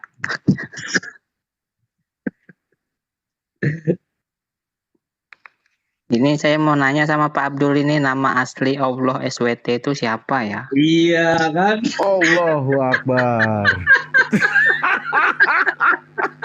Wah, ikut-ikut ah. Baik, gue pakai nanya nama asli nggak?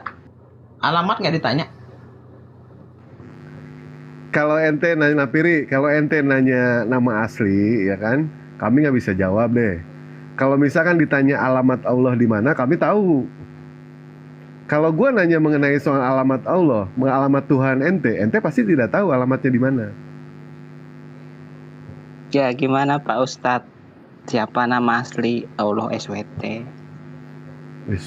Astagfirullahaladzim. Allah Subhanahu wa taala sudah menyebut namanya, innani anallahu la ilaha illa ana fa'budni wa aqimis salata li dzikri. Sesungguhnya aku ini adalah Allah. Dah. Selesai.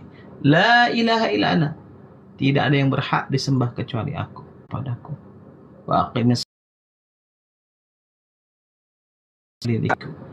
Dan mendirikanlah aku, Allah.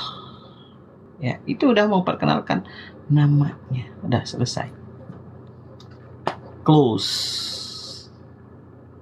Berarti nama Allah SWT itu Allah SWT juga ya? Apa sih ini ya Allah Rabbi? Subhanahu wa ta'ala itu adalah bentuk pujian kami kepada Allah. Wah, di ospek, astagfirullah. Turun lah. Istighfar ya. Jangan biar di sini, Ustadz Malik. Sini, sabar. Bertanya aja nggak bisa lu Napiri. Bertanya lu nggak bisa. Itu Bang Zuma nutup mic kayaknya lagi guling-guling dia kayaknya. Dia. Rasain kau. Jadi ini sama halnya Anda bertanya, nama asli Bang Suma siapa? Ya Bang Suma ya, nama aslinya. Sementara ketika Anda mengatakan nama Allah itu siapa, kan sudah jelas tuh. Bismillah, dengan menyebut nama Allah. Kan gitu. Oke ya. Kalau nama aslinya Yesus siapa, Bang? Turun dia. Turun. Kabur. Ada lebih parah Lucu lagi juga. nggak, Mas Nandar? Naikin, kayaknya Ustadz Malik lapar banget nih kayaknya. Iya. Tapi Oten, di antara Oten semua ya Bang ya, yang paling parah itu John Peter itu. Wih, edan Bentar. itu bener. Bang Zuma dari tadi diam terus. Masih ada di tempat. Ada saya, Ustaz. Ada. Dari tadi ngakak saya lihat ini pertanyaan aneh-aneh. Enggak sekalian nanya sama Ustadz Malik, sholat Jumat itu hari apa Ustadz? Tanggung nanya begitu. Tanggung.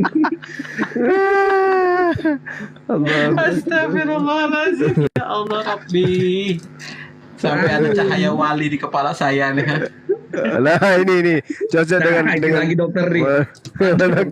Cocok ini cocok. Silakan. Ustadz Malik, Saya mantau. Saya turun lah di ospek kayak gini, udah terima saya. Ustaz. Sini aja Ustaz. Kami Silakan. senang antum ada sini. Silakan. Pak Adi. Selamat malam. Ya, selamat malam. Silakan. Tadi suara saya jelas nggak? Suaranya jelas tapi agak kecil. Dibesarkan ya, karena enak yang besar daripada yang kecil. Iya. Udah jelas. Aku manjat pohon kelapa dulu kalau gitu. Headsetnya didekatin aja. Jelas tapi agak jauh suaranya. Udah perangkat. Nah, kalau suara saya kan dekat nih. Halo, 1, 2, 3, hebat. Oke. Udah jelas belum? Belum juga. Jelas banget. Tapi kecil ya. Saya ganti handset dulu kalau gitu. Kecil tapi.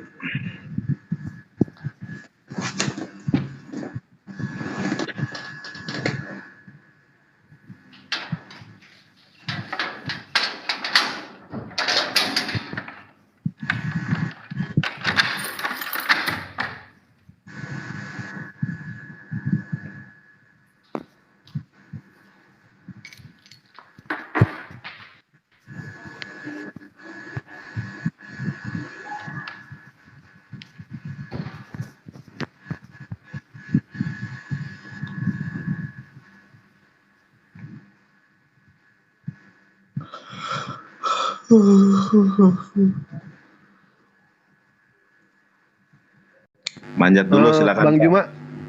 Bang Juma mana? Monitor. Ya. Kalau 17 Agustus tanggal berapa Bang Juma? Tanggal berapa ya? Desember. Bulan Desember. 17 Agustus tanggal berapa bulan Desember? Iya. Nama Presiden Soeharto siapa ya, Mas?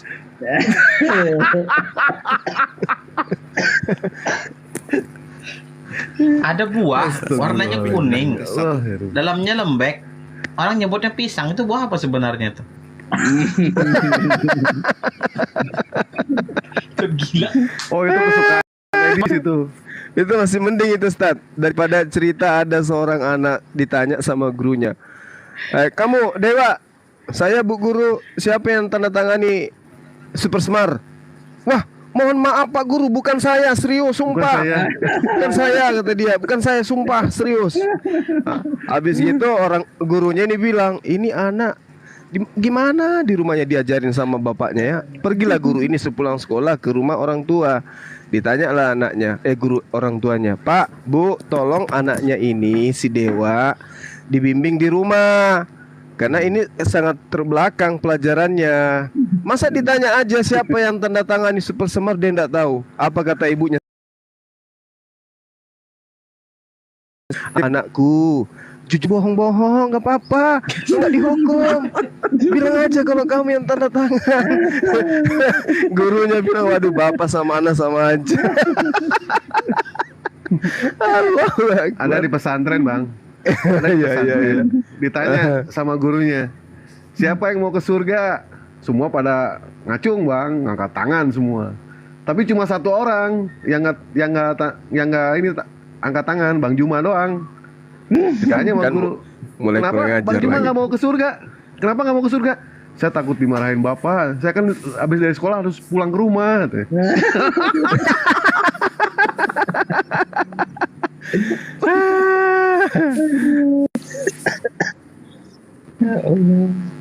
Ya itu bang, saudara kembar abang tuh, Pak Adi tuh. Nah dokter Adi no bang, gas. Dengan Ustadz kita lah, Ustadz kita, silakan. Silakan, dokter, Pak Dokter melawan tukang pijit mampang, Pak Juma. Silakan, Pak Juma kan tukang pijit. Udah jelas belum? Udah jelas sekali. Jelas sekali Oke, sekarang. Silakan baik. Pak Dokter Adi Selamat malam. yang bergabung. Tadi saya terlanjur dengar di Markus 9 49 sampai 50. Jadi teman-teman saya yang Kristen kan nggak jawab itu. Jadi saya mau jawab. Boleh nggak? Silakan Pak. Setiap orang digarami api. Baik. Silakan. Oke, jadi saya bacakan dulu Markus 9 ayat 49 dan 50.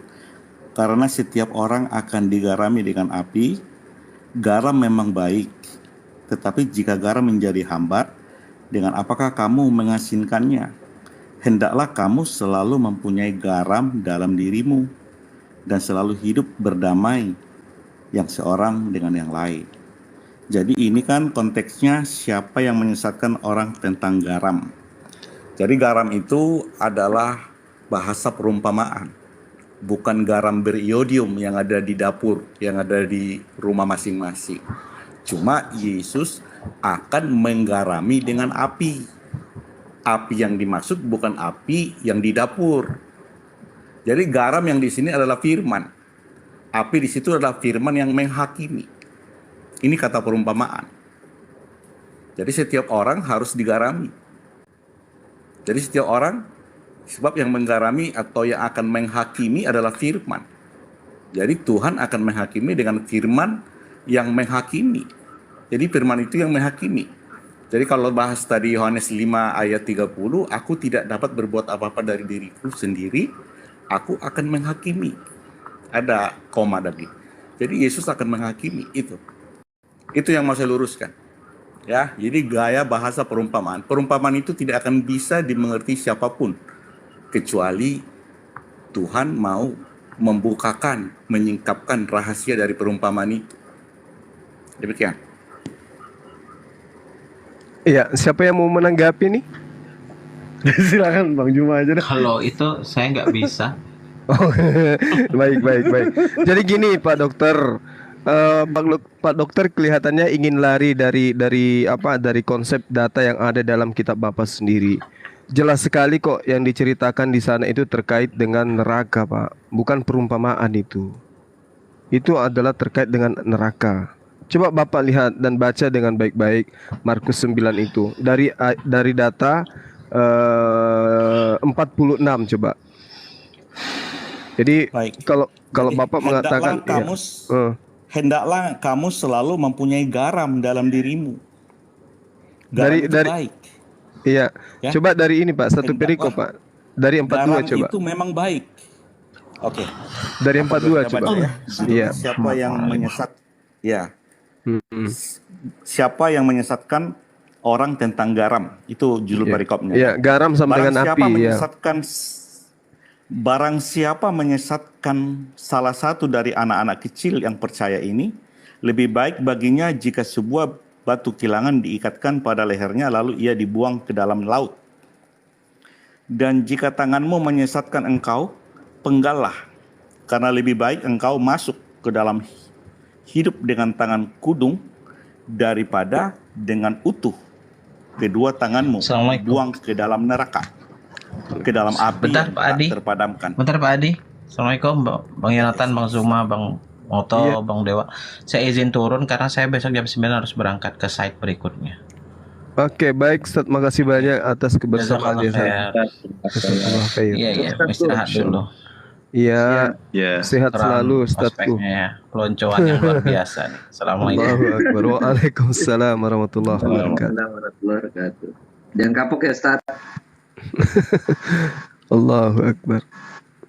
Ya, silakan Pak Dokter dilanjutkan. Data nomor 45-nya. Oke, 44.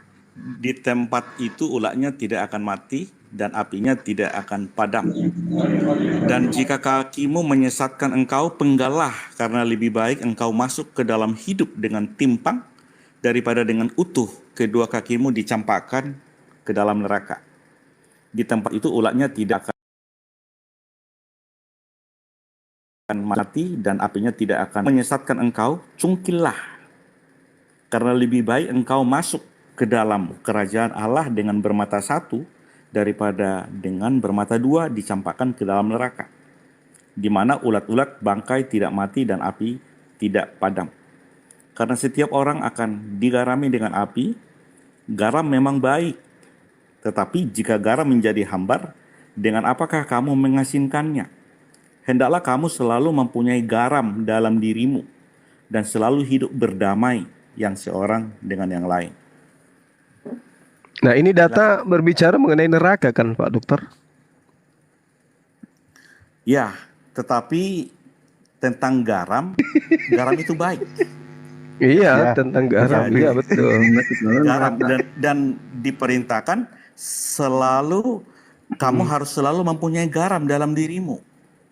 Iya. Dalam dirimu harus ada garam. Itu firman. Firman Iya. itulah yang menggarami. Firman itu membuat awet, ya. Jadi dalam diri kita yang percaya harus ada garam. Jadi kalau kita menggarami dengan garam dengan apa? Tapi Yesus menggarami dengan api. Jadi bukan kalau analogikannya, maksudnya digarami kita api itu apa? sesuatu digarami dengan api itu dihakimi. Nah, berarti setiap manusia itu akan digarami dengan api kan? Dihakimi dengan api kan? Ya, betul. Pasti dihakimi semua, ya, semua. Dihakimi dengan api berarti maksudnya dia akan dihakimi dengan api, maksudnya ya neraka, Api Pak. maksudnya itu firman api ya maksudnya firman yang menghakimi. Kalau garam hanya firman kan?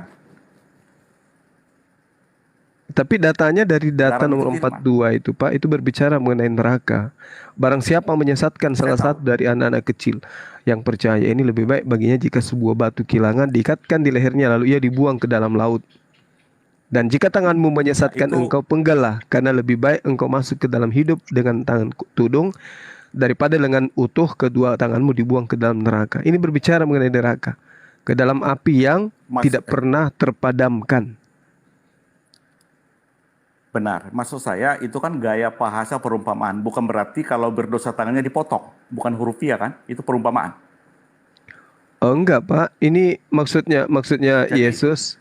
Jadi arti hurufnya itu, kalau berdosa matanya dicungkil, itu maksudnya. Iya, maksudnya gini Pak. Kalau itu dianggap sebagai sebuah perumpamaan, yang pasti kemudian adalah kalau ada orang yang betul-betul mencuri, ya potong tangannya Pak, daripada dua-duanya masuk ke neraka. Bukan kayak gitu maknanya. Jadi artinya kalau mau mencuri, maka dia akan ke neraka. Jadi jangan mencuri. Itu saja. Iya, itu dia maksudnya. Bukan karena potong tangan. Saya rasa jangan mencuri. Saya rasa jangan mencuri di situ. Artinya kalau kau mencuri tanganmu dipotong. Bukan itu. Kalau dipotong tangannya, bukan berarti dia otomatis masuk sorga, bukan. Jadi lebih baik tanganmu dipotong, kudung masuk sorga, ketimbang utuh masuk neraka. Itu kan gaya bahasa. Bukan berarti kalau kamu mencuri, potong tanganmu otomatis ke sorga. Bukan itu. Jadi ini gaya bahasa perumpamaan, Pak. Kalau misalnya dia menyesatkan, dipotong nggak kakinya? Bukan. Maksudnya Terus kenapa? itu ketimbang Ini kan gaya perumpamaan tadi. Jadi dari atas ke bawah itu ada perumpamaan, dan topik kita tadi ada garam digarami dengan api. Jadi seharusnya sesuatu yang mau digarami dengan garam diganti dengan api. Api itu adalah gaya bahasa perumpamaan, garam juga gaya bahasa perumpamaan. Tapi Yesus mengatakan garam itu baik. Tetapi jika garam itu menjadi hambar, tidak ada gunanya. Iya, Jadi silakan hendaklah selalu Dinamoto kamu mempunyai dibacakan garam. tuh. Selalu kamu mempunyai garam dalam dirimu dan selalu hidup berdamai dengan seorang dengan yang lain. Nah, ini intinya. Jadi Pak garam Adi, itu baik untuk berdamai, ya. kalau kita lihat dari penjelasan dari Matthew Henry Commentary di Markus 9 nomor 49 yang dibilang Bang Zuma itu bahwa ini berbicara tentang neraka, ya memang betul. Karena menurut tafsiran dari orang Kristen sendiri, Matthew Henry itu menjelaskan bahwa garam api ini digarami dengan api, dan karena ia berkata bahwa api neraka kan tidak akan mati, hal itu dimaksud bahwa dengan kuasanya ilah akan membuat tetap bertahan. Jadi api neraka itu bersifat kekal, ya. Mereka dimasukkan ke dalam neraka akan mendapati bahwa api itu bukan hanya memiliki sifat garam yang merusak, tapi juga memiliki sifat yang terjaga. Hal ini menandakan sesuatu yang bertahan selamanya. Jadi kalau masuk neraka ya udah everlasting selamanya. Perjanjian garam adalah perjanjian abadi, karena itu istri Lot yang berubah menjadi tiang garam terus menjadi monumen peringatan akan pembalasan ilahi. Jadi karena hukuman seperti ini pasti juga akan menimpa mereka yang tidak menyalipkan daging dengan nafsunya itu. Maka mereka kita semua mengetahui ancaman ilahi ini tergerak untuk mematikan kedagingan kita. Nah, jadi digarami dengan api itu, kalau kita ngelihat di Markus 9:49, narasinya setiap orang akan digarami dengan api. Ya mau nggak mau, dalam tafsiran Bapak Gereja Matthew Henry Commentary itu menjelaskan bahwa dimasukkan ke dalam neraka. Dan di neraka itu bersifat kekal. Itu Pak Adi, monggo silakan. Baik, jadi itu kan tafsiran, ya. Jadi saya kan juga menafsir, kan gitu. Artinya ada kata garam itu baik, dan setiap orang juga harus punya garam dalam dirinya untuk berdamai dengan seorang, berdamai, ya. Jadi yang saya tafsirkan garam itu adalah firman. Kalau ada firman dalam hatinya, karena di dalam iman saya, firman itu adalah Allah sendiri. Yohanes 1:1. Kalau ada Tuhan dalam diri saya akan berdamai. Kasihilah musuhmu, itu firman Tuhan, itu perintah Tuhan. Bagaimana saya bisa mengasihi musuh saya? Itu kan nggak masuk akal. Tapi itu adalah ajaran. Harus dilakukan. Sekalipun pahit, tapi harus ditelan seperti obat. Obat itu pahit, harus ditelan supaya sembuh. Itu yang saya pahami, ya. Jadi itu penafsiran Bapak Gereja katanya. Itu kata Bapak Gereja. Saya tidak ikuti Bapak Gereja. Bapak Masjid. Karena garam itu baik. Tapi orang digarami dengan api. Makanya api itu firman juga. Firman yang menghakimi. Ya. Itu pemahaman saya. Bapak Gereja boleh berbeda, kan? Itu untuk kasus ini. Terus tentang Makabe tadi, kanonisasi Katolik dengan kanonisasi Protestan berbeda. Makanya kitab Katolik berbeda dengan kitab Protestan. Itu yang saya dengar tadi beberapa. Saya ingin masuk tadi antri sampai 11 nomor. Gitu. Dokter lagi banyak praktek Pak di sini, makanya maaf kalau antriannya agak lama ya Pak. Ya, nggak masalah. Jadi, Pak Doni Seberani kayaknya sudah tampil, silakan. Tadi beberapa, saya dengar tadi Pak Doni Seberani sudah ngomong sama Pak Juma.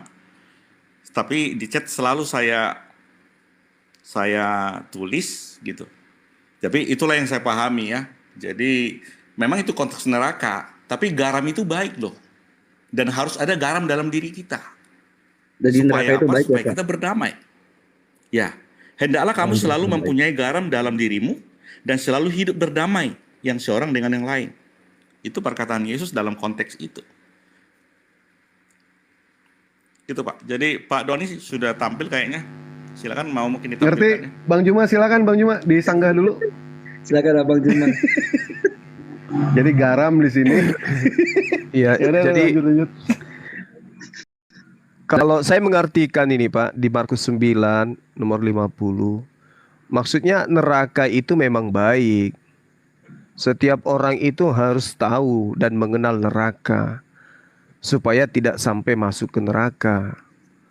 Bukan majas seperti yang Anda bahasakan. Maksudnya neraka itu baik. Kenapa? Dengan adanya neraka manusia menjaga dirinya dari neraka. Kan begitu. Andaikan saja tidak ada pengajaran, pembelajaran tentang neraka, apakah manusia ini juga akan menyembah pada Tuhan? Untuk apa disembah? Toh tidak ada neraka. Semua juga akan masuk ke dalam surga. Itu maksudnya. Jadi ini berbicara mengenai semua orang akan masuk ke dalam neraka sesuai dengan apa yang tertera di dalam data Markus 9:49. Gitu maksudnya. Jadi kalau misalnya cuma ada surga, tidak ada neraka, ya tidak ada orang menyembah Tuhan. Untuk apa? Sehingga dikatakan neraka itu baik. Karena mengapa? Neraka membuat orang itu kemudian orang-orang berpikir kemudian untuk melakukan apa yang diperintahkan oleh Tuhan untuk jangan sampai masuk ke neraka. Sama seperti seorang dokter. Apa fungsinya dokter kalau tidak ada obat? Nah, lantas bagaimana kemudian orang bisa tahu obat kalau tidak ada bakteri, tidak ada kuman, tidak ada virus? Dengan adanya virus, adanya bakteri, adanya kuman, maka obat itu ada, sehingga dokter ada. Maka dikatakan virus itu baik, kuman itu baik, bakteri itu baik, penyakit itu baik. Karena dengan adanya virus, bakteri, dan kuman, orang bisa menjaga diri dari penyakit itu. Itu yang dimaksud. Bukan berarti neraka itu baik dalam arti kata seperti yang Bapak bahasakan tadi. Pada intinya Markus 9 itu berbicara tentang neraka. Barang siapa yang kemudian tidak melakukan apa yang diperintahkan, menyesatkan, maka dia akan kena neraka itu. Nah, sementara poin penyesatan itu ada muncul di dalam pengajaran Yesus di Matius 5. Siapa yang menyesatkan itu? Mereka yang menghilangkan aturan Tuhan dan mengajarkan kepada orang lain untuk sama seperti itu. Nah, itu yang perlu dipahami. Kalau Bapak punya tafsiran, saya juga punya tafsiran. Lanjut. Baik. Jadi di Ya, silakan Doni. Udah Pak. tertulis kamu adalah garam dunia. Loh.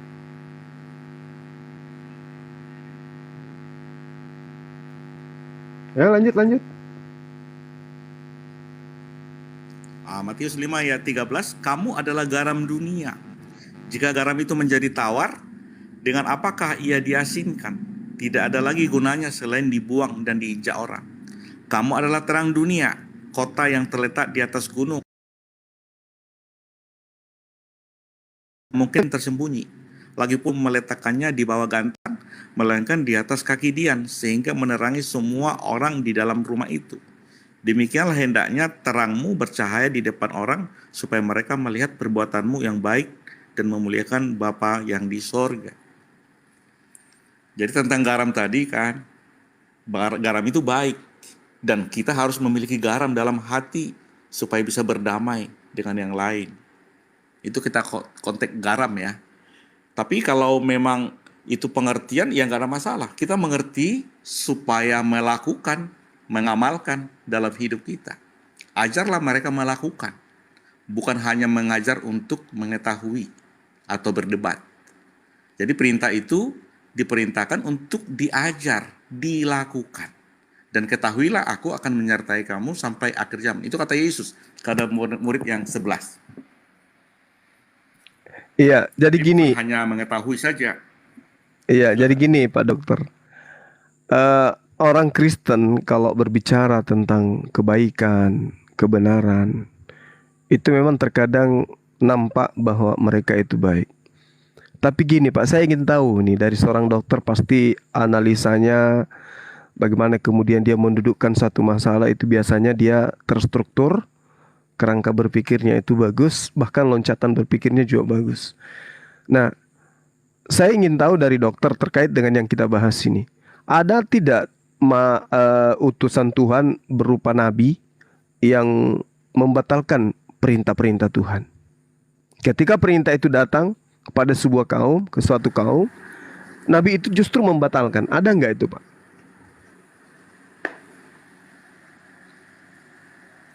Baik, saya jawab. Jadi nabi atau utusan adalah penyampai pesan Tuhan. Jadi pada zaman dahulu Allah mengutus nabi-nabi kepada bangsa Israel. Ibrani 1 ayat 1 itu. Lalu Musa, salah satu dari nabi itu, menyampaikan pesan itu di Ulangan 6 ayat 4. Allah itu Esa. Tetapi bangsa Israel menuhankan Baal. Artinya perintah itu dilanggar.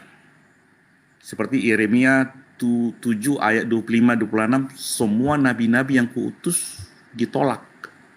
Akhirnya Allah mengutus anaknya lahir dari seorang perempuan. Galatia 4 ayat 4. Allah mengutus anaknya menyampaikan firman-Nya lagi ke Bani Israel. Makanya Ditolak juga nggak, Pak? Yesus Ditolak juga nggak? diterima. Enggak. Yohanes mereka menerimanya. Mereka menerimanya. Ya. Jadi Yesus menyampaikan firman Markus 12:29, Allah itu Esa. Makanya setelah Yesus menyampaikan pesan itu, tertulis di Yohanes 17 ayat 8, saya bacakan. Yohanes 17 ayat 8. Sebab segala firman yang engkau sampaikan kepadaku telah kusampaikan kepada mereka dan mereka telah menerimanya. Yang menerimanya itu siapa? Mereka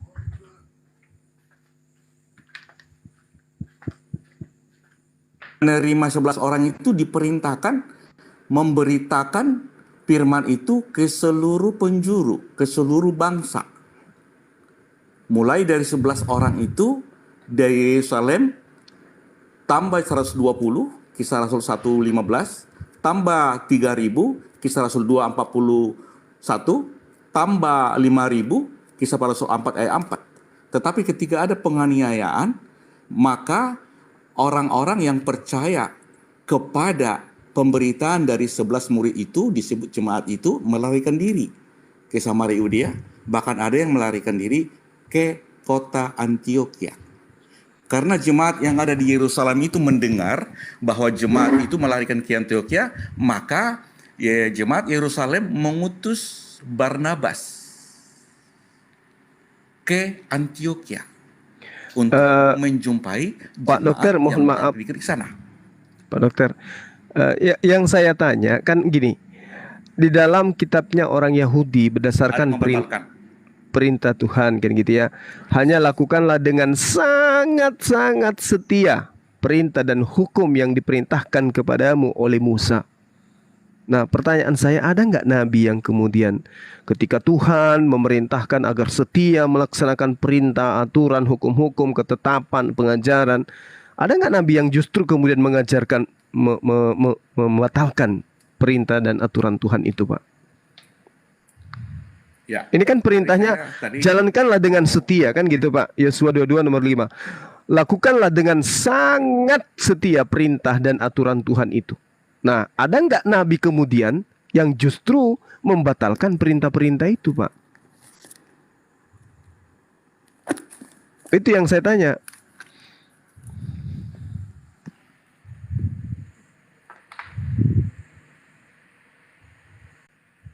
Kedengaran nggak? Kedengaran.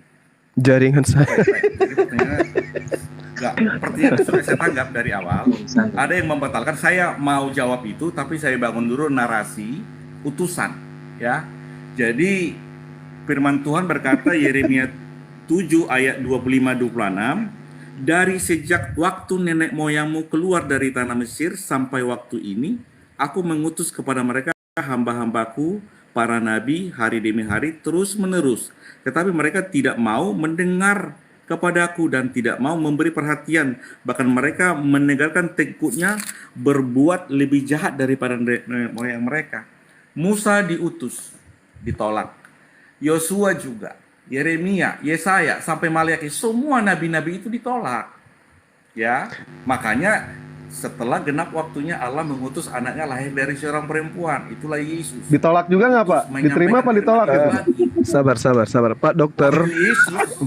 Pak Dokter, ini bukan, maaf, Pak, saya luruskan. Ini bukan mengenai ditolak nabi-nabi yang ditolak.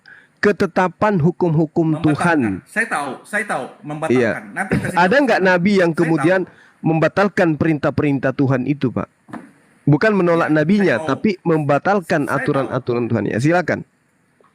Saya belum sampai jawab ke sana. Saya tahu mengerti pertanyaan Pak Juma, saya tahu ya. Jadi kronologinya, narasinya saya mau bangun bahwa Tuhan mengutus anaknya. Anaknya di sini utusan, ya, diutus karena semua perintahnya itu ditolak.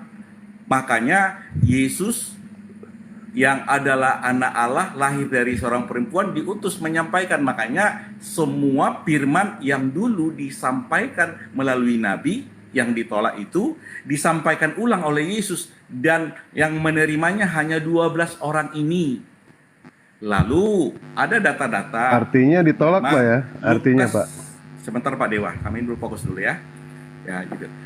Jadi jadi buyar lagi komunikasi. Jadi lupa, Pak. Jadi lupa. Pak Mahadewa, kita boleh diskusi kapan terserah ya. Jadi iya, cuma gini loh Pak, gini Pak ya. Ada, Pak. saya jawab ada. Sebentar, Saya, Pak. bilang aja ada gitu. Siapa? Sebutkan, Ya, baru. Sebentar. Ya, silakan Makanya sebutkan. Belum siap aku ngomong, udah dipotong. Jadi Pak Mahadewa tenang, duduk dengan diam, dengan tenang dulu. Jadi Pak Juma ada. Jangan Karena muter, firman Pak. Tuhan berkata, sebentar. Lukas 16 ayat 16, masa berlaku hukum Taurat dan kitab para nabi sampai pada zaman Yohanes. Kenapa?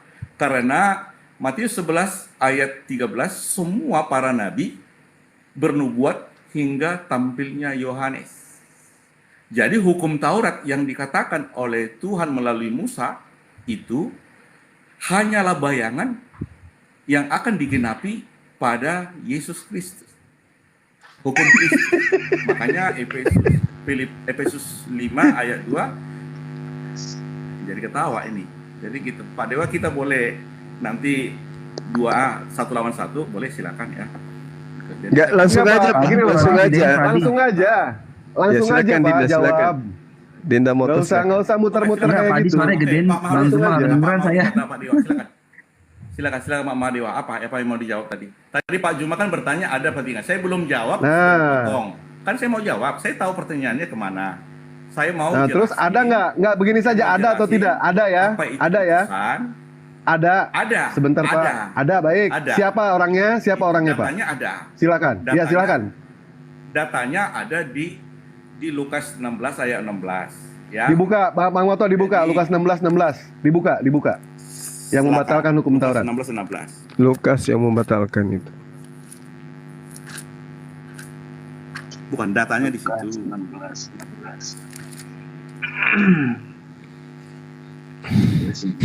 Lukas yang membatalin bener.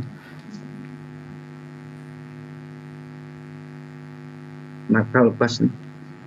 Hukum Taurat dan kitab para nabi berlaku sampai pada zaman Yohanes. Jadi ada masa expired date-nya. Expired. Oh, expire itu ya, Ya. Lukas ya. Ya, jadi kalau sudah expired kan jelas batal. Lalu di Matius 11 ayat 13, silakan tampilkan.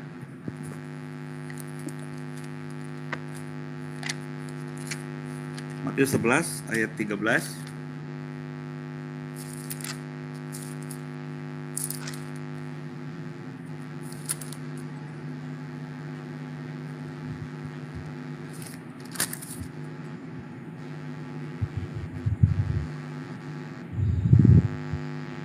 Tafado Pak. Tafado apa? Silakan Pak.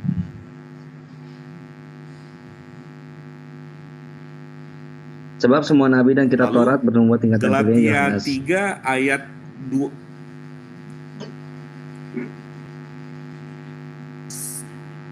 Sebab semua nabi dan kitab Taurat bernubuat hingga tampilnya Yohanes. Lalu Galatia 3 ayat 24. Galatia 3 ayat 24.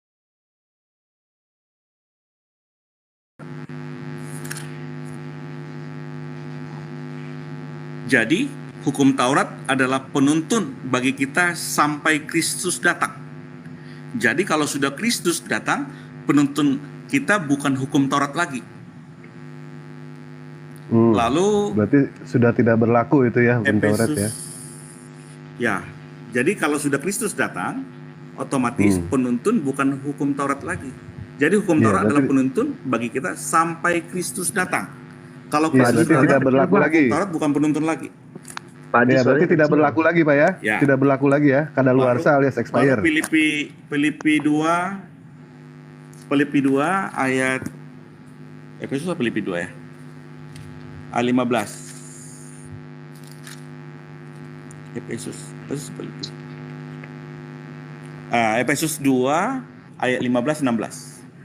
Sebab dengan matinya Yesus sebagai manusia, ia telah membatalkan hukum Taurat dengan segala perintah dan ketentuannya untuk menciptakan keduanya menjadi satu manusia baru di dalam dirinya, dan dengan demikian mengadakan damai sejahtera dan untuk mendamaikan keduanya di dalam satu tubuh dengan Allah oleh sebab salib, dengan melenyapkan persekutuan pada salib. Yang dibatalkan adalah aturan-peraturan seremonial atau ritual, ya.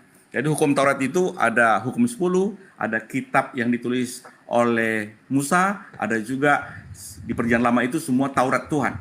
Jadi yang dibatalkan hanya ritual. Yang membatalkan ini siapa Pak Dokter? Yang membatalkan siapa? Dengan kematiannya Yesus. Ya itu kan Dengan pengakuan kematian itu Yesus. Yohanes itu pengakuan 19, siapa? Itu Yohanes- pengakuan siapa? Semua yang tertulis ini kan atas ilham Allah. Jadi Ya, bukan itu. pendapat Paulus. Tunggu Pak, saya tanya Yohanes ditanya dulu 15 dong. Ayat 30.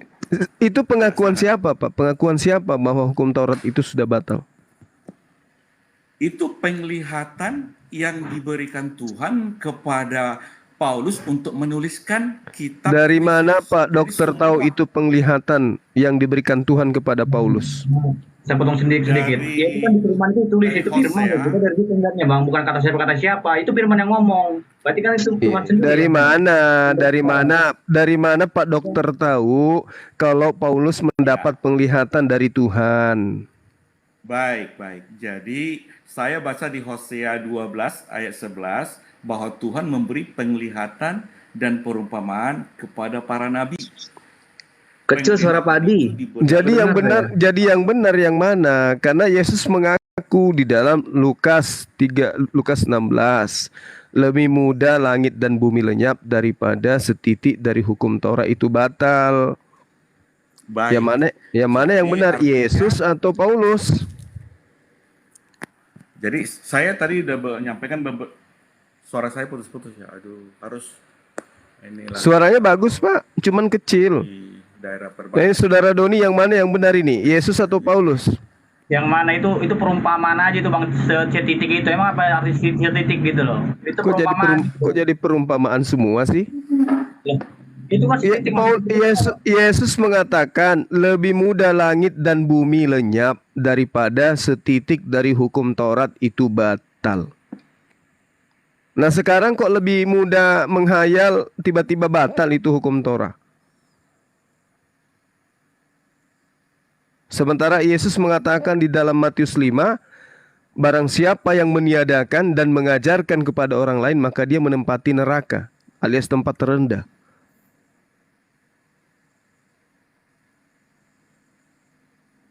Makanya muncul pertanyaan, nabi mana yang membatalkan aturan-aturan Tuhan yang datang kepada Nabi Musa? Matius 5.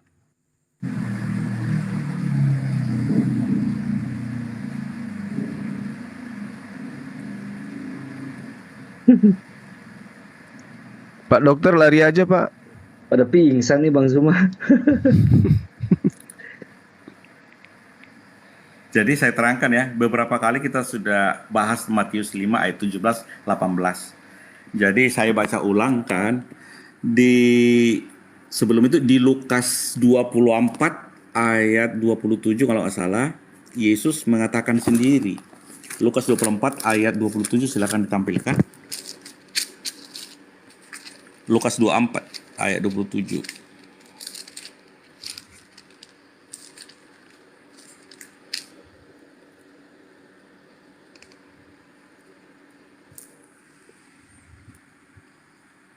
Saya bacakan. Lalu ia menjelaskan kepada mereka apa yang tertulis tentang dia dalam seluruh kitab suci, mulai dari kitab-kitab Musa dan segala kitab nabi-nabi. Ayat 44.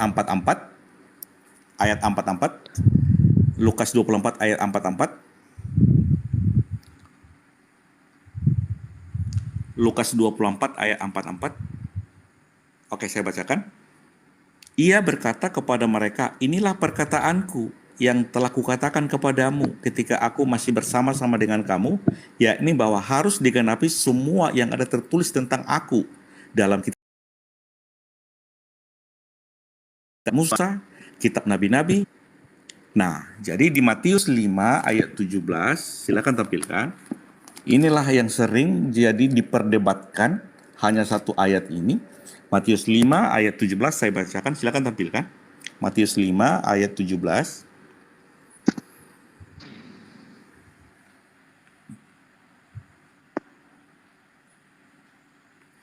Janganlah kamu menyangka bahwa aku datang untuk meniadakan hukum Taurat atau kitab para nabi. Aku datang bukan untuk meniadakannya, melainkan untuk menggenapinya.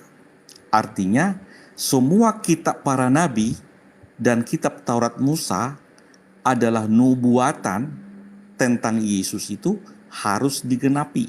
Artinya harus terjadi. Jadi melainkan untuk menggenapinya.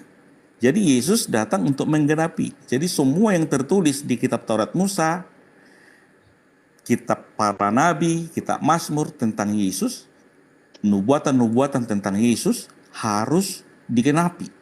Makanya ada tertulis di sini, janganlah kamu menyangka bahwa aku datang untuk meniadakan hukum Taurat atau kitab para nabi. Aku datang bukan untuk meniadakannya, melainkan untuk menggenapi. Kata melainkan untuk menggenapi itu maksudnya terjadi. Kalau sudah digenapi, itu namanya sudah terjadi. Lalu di ayat 18, inilah yang jadi sumber perdebatan, pemahaman yang berbeda. Karena aku berkata kepadamu, sesungguhnya selama belum lenyap langit dan bumi ini, satu iota atau satu titik pun tidak akan ditiadakan dari hukum Taurat, sebelum semuanya terjadi.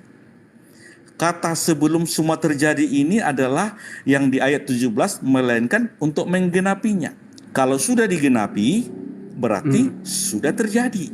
Lalu digenapi di atas tiang salib gitu maksudnya. Terjadi, ya, karena nah, yang ngajarin itu yang mana, Pak? Sudah selesai.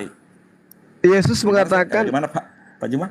Yesus mengatakan, sebelum langit dan bumi lenyap, setitik pun dari hukum Taurat itu tidak bisa dihilangkan, dibatalkan sebelum semuanya itu terjadi. Semuanya terjadi ya langit dan bumi belum lenyap, belum terjadi. Kenapa larinya ke tiang salib? Bang Juma, boleh tanya nggak? Iya. Bang Juma, ini kalau umat muslim sendiri menjalankan hukum Taurat apa enggak ya? Hukum Taurat itu untuk Bani Israel, Bung. Jadi kalau umat muslim nggak menjalankan ya sama sekali ya berarti? Hukum Taurat itu untuk Bani Israel. Kami enggak. Iya. Berarti enggak. Jadi kalau dia bosannya orang Bani Israel ada yang muslim, berarti gimana itu? Menjalankan apa enggak? Menjalankan syariat Islam lah. Menjalankan syariat Islam. Karena syariat yang muncul terakhir itu sebagai pelengkap dari semua itu ya syariat Islam. Hukum Taurat itu hanya untuk Bani Israel. Kecuali ada yang nyamar-nyamar jadi Bani Israel, ngaku-ngaku penyusup sebagai Bani Israel, ya kita tidak tahu itu siapa. Soalnya kemarin ada yang mengatakan itu dari Bang Al Hidayah ya, dibukain surat-suratnya itu katanya ada juga menjalankan juga gitu. Jadi ya, mana ya? Karena gini, karena kaidah di dalam syariat Islam itu ada kemiripan dengan yang datang kepada Nabi Musa. Jadi baca-bacain ayatnya Bang, jadi disamain. Oh ini yang pertama kan ada 10 tuh Bang. Jadi semua itu ini ada semuanya gitu. Jadi kita jalankan semuanya gitu. Iya, jangan ada Tuhan lain. Memang kami menyembah Tuhannya Nabi Musa. Betul. Jangan berzina, ada perintahnya jangan berzina. Jangan membunuh, ada di dalam Al-Quran jangan membunuh. Jangan mengingini hak orang lain, ada juga di Al-Quran kayak gitu-gitunya. Yang 10 itu dijalankan semuanya. Kan ada kecuali satu. Sabat. Apa itu? Sabat. sahabat ya. Oke. Iya. Jadi kalau yang itu aja, ya, saya kunci dulu ini omongan abang nih. Saya kunci dulu nanti. Satu aja, cuma satu doang ya jalankan. Saya Iya. ulangin lagi ya. Satu aja Iya. berarti ya. Iya. Jadi kalau yang perintah keempat, jangan menyebut nama Tuhan Allahmu dengan sembarangan itu sebut-sebut terus Allah Subhanahu wa taala itu sebut-sebut aja. Itu gimana itu? Berarti Iya, itu benar apa enggak gitu loh? Jadi gini, jangan menyebut nama Tuhanmu dengan sembarangan. Seperti Tuhan mati di atas tiang salib. Itu sembarangan itu. Yang mati di atas tiang salib itu bukan Tuhan, itu manusia. Jangan menyebut Tuhanmu dengan mati terkutuk. Jangan, Tuhan itu nggak pernah mati terkutuk, itu maksudnya.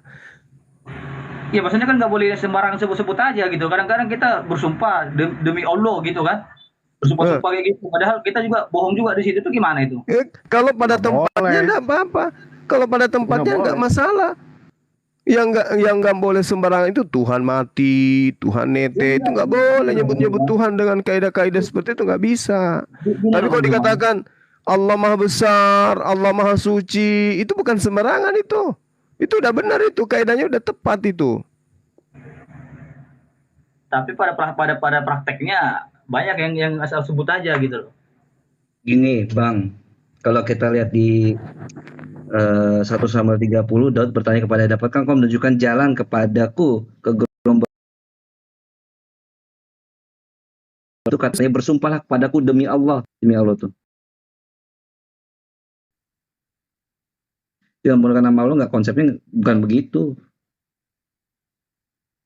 Ini Daud nyuruh tuh, bersumpahlah kepadaku demi Allah tuh. Katanya nggak boleh nyebut nama Tuhan sembarangan. Kok Daud nyuruh orang untuk bersumpah demi Allah sih? Ayo.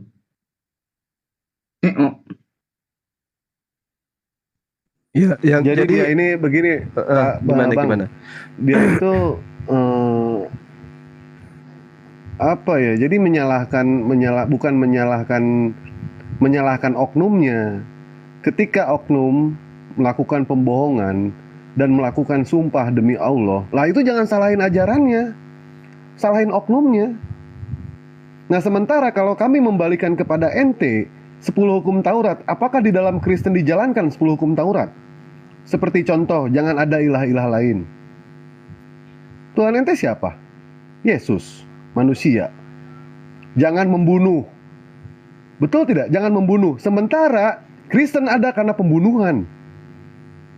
Tidak ada pembunuhan, tidak ada Kristen. Tidak ada pembunuhan, Kristen tidak punya Tuhan. Itu kebalik itu Bang. Yang banyak melakukan pembunuhan itu di mana yang perang-perang terus gitu loh. Itu kebalik itu. Di mana yang bisnis yang coba buktinya. Buktiin. Sabar. Kalau yang terkait dengan pembunuhan itu kan jelas, Bung. Jelas, Bung. Dengarkan. Nabi yang sama seperti Musa. Musa menegakkan hukum-hukum Tuhan itu dengan cara menindas dan menggilas semua yang menentangnya. Nabi yang sama seperti Musa itu datang, dia akan menegakkan hukum-hukum Tuhan di atas muka bumi kepada bangsa-bangsa. Jadi gini Bang Juma. Baca kitab saudara, jangan ke kitabnya orang Yahudi, kitab saudara aja dalam Kisah Para Rasul 3 nomor 22. Semua juga orang bisa bilang menegakkan bukankah di dalam kitab Tauratmu dikatakan bahwa Tuhan akan mengutus nabi sama seperti Musa? Dengarkanlah setiap perkataan dikatakan nabi tersebut. Barang siapa yang tidak mendengarkan perkataan nabi tersebut akan dibasmi dari umat kita. Itu nubuat. Maksud aku ini Bang. Kalau bosannya hanya sekedar Wong Juma bilang Nabi Musa meratakan segala macam. Nanti juga kalau ke depannya tiba-tiba ada yang nanti bilang dia juga Nabi juga, nanti dibilangnya dia bosannya dia bawa dari firman Tuhan juga, dibilang dia Nabi selanjutnya. Kira-kira Bang Juma bisa nggak bosannya itu dipercaya gitu? Nggak bisa Bung. Dengarkan dulu, dengarkan saya. Ini mulai nyerocos ini, Bang Landar mulai nyerocos. Mulai kambuh penyakitnya. Nyerocos terus. Mulai kambuh penyakitnya. Roh Kudus yang mulai ente mulai kesetanan ente ya. Dengarkan saya. Ketika Nabi Musa alaihissalam datang menegakkan hukum-hukum Tuhan, apakah kaumnya mendengarkan? Tidak. Ketika Yesus datang kemudian membawa hukum-hukum Tuhan, apakah Bani Israel mendengarkan? Tidak. Oke, ketika baginda Rasulullah Muhammad SAW itu datang menegakkan hukum-hukum Tuhan, apakah bangsanya mendengarkan? Mendengarkan. Nah sekarang ketika Anda mengatakan akan ada datang lagi sosok sama seperti baginda Rasulullah Muhammad SAW, tidak segampang itu, tidak semudah itu. Kenapa? Karena ketika dia mengaku menerima wahyu, wahyunya itu apakah bisa sama dengan muatan Al-Quran? Tidak mungkin bisa.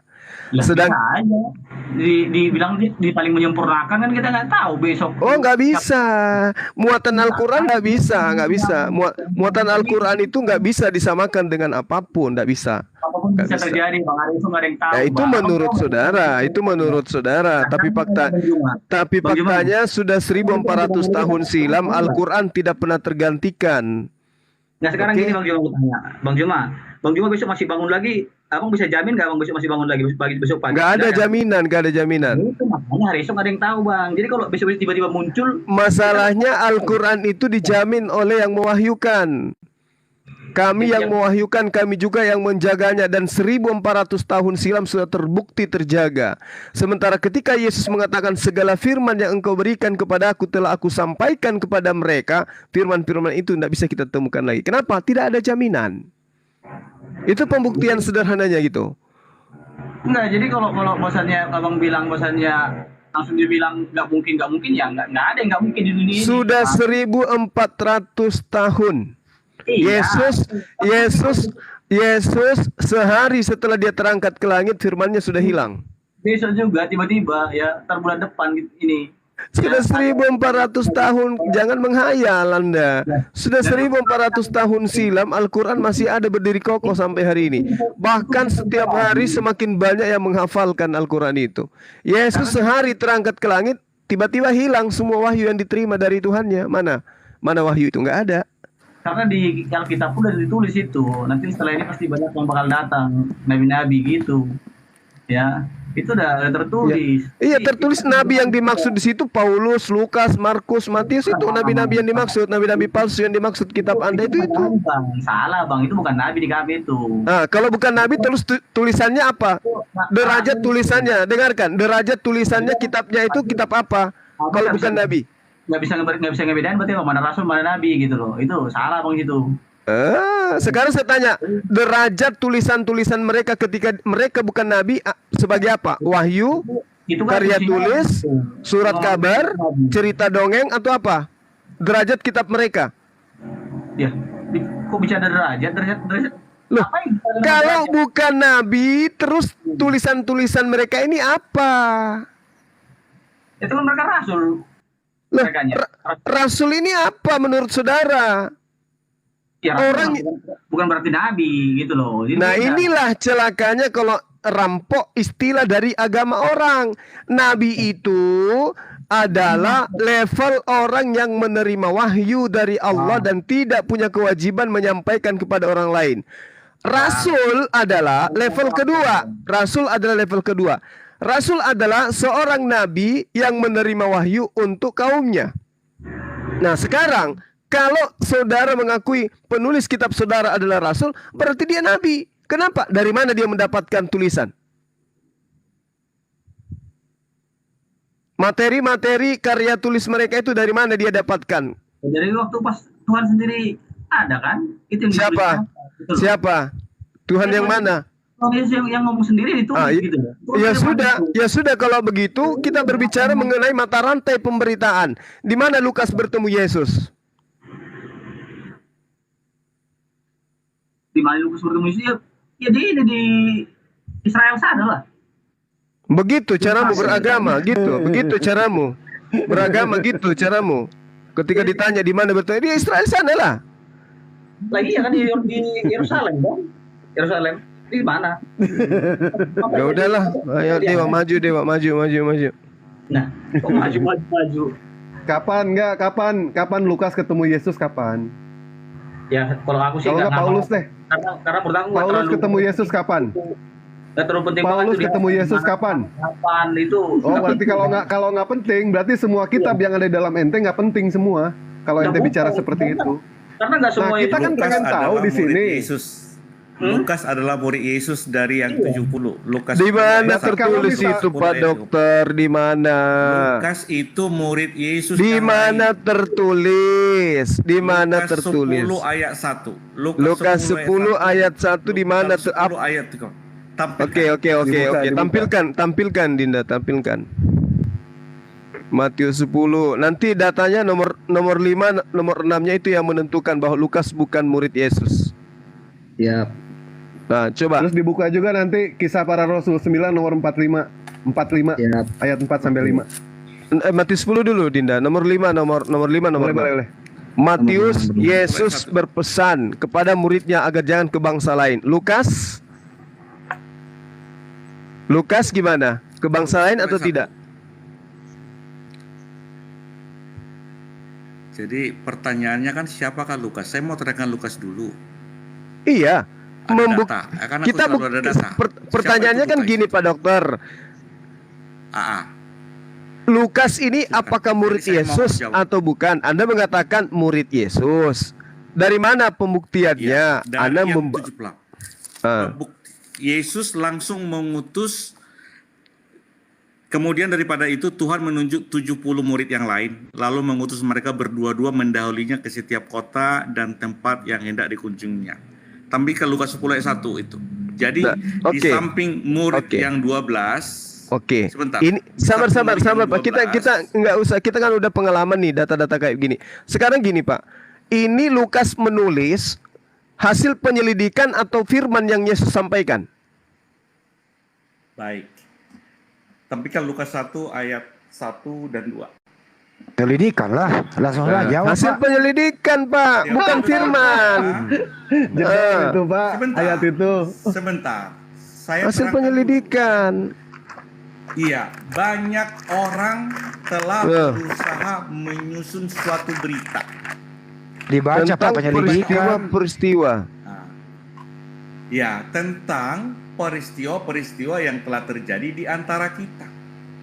Seperti yang disampaikan kepada kita oleh mereka yang dari semula adalah saksi mata dan pelayan firman. Jadi saksi mata dan pelayan firman ini menyaksikan perbuatan Yesus dan ajaran Yesus. Terus tentang Yesus. Terus ini kan cerita. Bapak ini cerita tentang sabar. Saya katakan kita udah pengalaman dengan ini. Artinya ada saksi-saksi yang menerangkan kepada Lukas. Di nomor 3-nya coba Anda baca. Oke, saya jawab dulu. Seperti yang disampaikan kepada kita. Karena itu setelah aku menyelidiki segala peristiwa itu dengan seksama. Ada penyelidikan Pak. Membuktikan bahwa Lukas ini bukan murid. Oke, Bapak udah ngerti di situ? Kalau tidak melakukan penyelidikan Pak, sang guru dengan kupingnya sendiri untuk mengetahui keabsahan daripada berita tersebut, dia melakukan penyelidikan. Betul? Betul Bang Handi? Saya jawab dulu ya apa yang sebentar. Saya jawab dengan data. Jadi pertanyaannya Bang Handi lanjutkan. Saksi mata sebentar. Ya, sebentar satu-satu ya. Dokter tadi begini, dokter izin dokter satu detik. Sebentar Pak Handi. Enggak izin pertanyaannya Bang Juma dokter tadi adalah pertanyaannya gini dokter. Lukas itu memperoleh informasi apakah dari Yesus langsung atau melalui penyelidikan, tinggal dijawab. Bukan diputar dok. Ya. Penyelidikan kah atau dari Yesus langsung kah? Gitu loh pertanyaannya. Silakan. Yang dimaksud di sini pertama ada banyak berita, ada banyak orang menulis berita, ya. Jadi berita itulah yang diselidiki oleh Lukas, ya. Berita itu yang ditulis oleh banyak orang itu. Sumber berita itu dari saksi mata. Saksi mata itu bersumber dari malaikat dan dari Tuhan. Jelas. Jadi Lukas jadi Lukas menulis. Jadi pertanyaannya gini dok, Lukas menulis berdasarkan informasi dari mana? Dari Tuhan, dari Yesus, dari saksi, atau dari mana? Silakan. Sebentar. ada berita dibaca oleh Lukas. Sumbernya dari saksi mata. Oke, Saksi dari mata saksi itu mata. bersumber dari Tuhan. Oke, siapa Maka saksi mata ketika itu, Pak? Berita Siapa saksi mata ini, itu? Ananias, para gembala, Ananias, murid-murid Yesus, seluruh Jadi- yang ada di kisah Oke, rasul, baik. para rasul, dan Jadi di Lukas Ananias, itulah saksi mata yang Oke, baik. ditulis. Jadi Ananias, para gembala ini memperoleh informasi dari Tuhan, kemudian Lukas nanya sama dia, kemudian Lukas menulis, begitu? Bukan. Ya, terus bagaimana? Ananias menerima firman melalui penglihatan. Itu ditulis banyak orang. Menjadi berita. Ya, banyak orang menulis. Kan banyak orang menulis. Siapa-siapa orang itu, Dok? Ananias itu banyak orang kan nggak dibilang, banyak Oh orang. iya, banyak orang menulis berita. Jadi berita yang ditulis oleh banyak orang itu bersumber dari saksi mata. Antara lain Ananias menerima penglihatan, Ananias menerima firman melalui penglihatan, dan itu ditulis banyak orang. Ananias Ananias menerima firman melalui penglihatan. Firman dari mana itu, Dok? Oke, dari Tuhan. Tuhan Kisah siapa? Rasul 9 Siapa ayat Tuhan? 10. Siapa Saya Tuhan baca. itu? Siapa Kisah para Rasul. Iya. Sebentar. Siapa Tuhan itu, Dok? Ya Tuhan. Siapa? Yesus. Tuhan? Itu Yesus. Ya Yesus, betul, dari Yesus. Jadi Yesus Ada memberi datanya. jadi Yesus memberi informasi kepada Ananias. Ananias memviralkan. Setelah viral, datang Lukas menanyakan, terus kemudian Lukas menulis, begitu? Saya ulang. Yesus memberi firman kepada Ananias melalui penglihatan. Ya iya. Itu Artinya datang di Yohanes. artinya Ananias memperoleh firman dari Yesus. Dari Yesus, betul. Oke. Yakin, Dok? Salah. Bentar. 30 detik, Pak Dokter. Yesus mengatakan segala firman yang engkau berikan telah aku sampaikan kepada mereka, dan di situ tidak ada Ananias. Betul, sebentar. Nah, terus Ananias dapat informasi dari Yesus. Dari mana itu hayalannya, Pak? Sebentar, saya nggak menghafal. Ada data. Yohanes 17 ayat 8 itu saat itu Yesus di bumi. Sementara waktu Kisah Rasul 9 ayat 10 itu Yesus sudah di sorga. Jadi setelah Yesus naik di surga, dia berfirman lagi gitu ya. Waduh, Yesus mengatakan kedatangan keduanya nanti itu, Pak, di akhir zaman.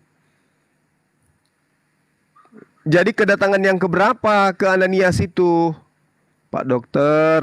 Yesus memberikan penglihatan kepada, kita baca datanya supaya kita jangan asumsi ya.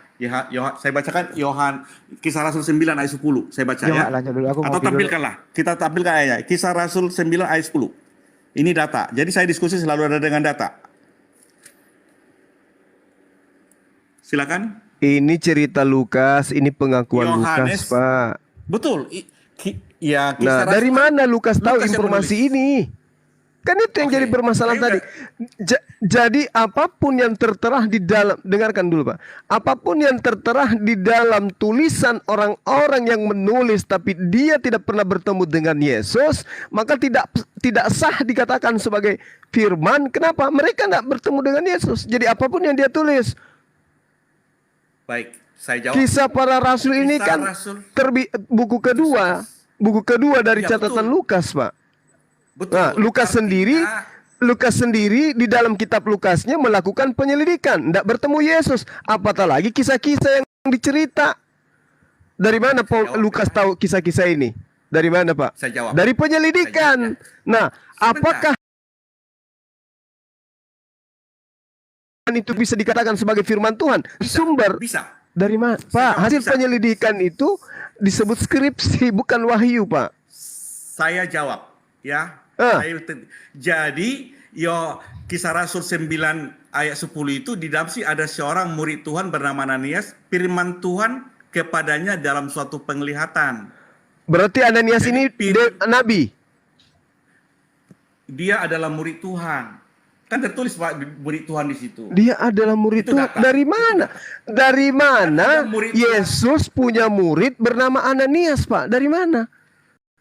Jadi Pak Juma, perintah Yesus kepada murid 11, jadikan sebuah bangsa muridku. Waduh. Ya.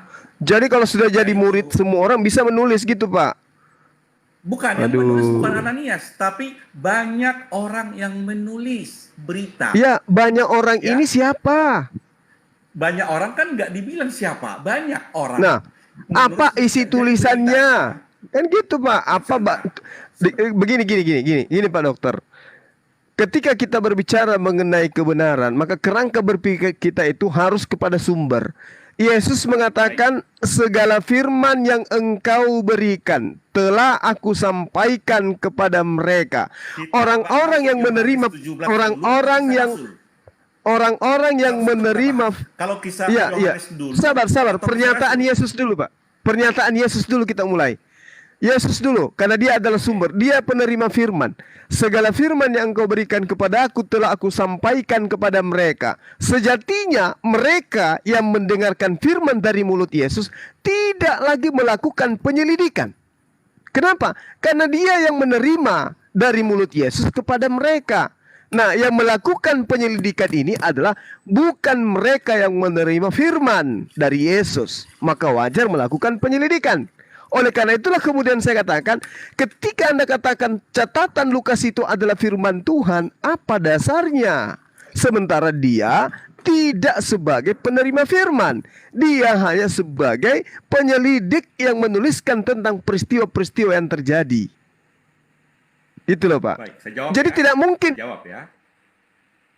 Ya, saya jawab. Jadi kemudian firman yang turun dari langit, yang diterima oleh Yesus menceritakan kayak begini. Tepolius yang mulia, banyak orang yang memberitakan tentang peristiwa-peristiwa yang terjadi. Banyak orang menyusun berita-berita yang terjadi di antara kita. Tidak mungkin wahyu yang seperti itu turun dari langit, masuk ke kuping Yesus, lalu Yesus sampaikan. Ayo catat murid-muridku. Ya, iya Pak Guru. Nah, mulai. Nomor 1, Tepolius yang mulia. Banyak orang, tidak mungkin. Itu bukan wahyu yang dituliskan oleh Lukas, Pak. Bukan firman, tapi hasil penyelidikan. Yang disebut firman Pak Dokter, adalah yang diterima Yesus dari langit. Nah, itu yang kita cari. Mana firman-firman itu? Boleh saya jawab? Yang ada kan cerita Lukas. Contoh nih yang di layar nih. Boleh saya jawab? Tepolius yang mulia. Pertanyaannya gini Pak, 30 detik. Tepolius yang mulia. Banyak orang yang telah berusaha menyusun suatu berita tentang peristiwa-peristiwa yang telah terjadi di antara kita. Pertanyaan saya, apakah pernyataan Lukas ini adalah wahyu yang diterima Yesus? Kemudian Yesus sampaikan kepada Lukas. Baik, saya jawab ya. Boleh? Silakan Pak.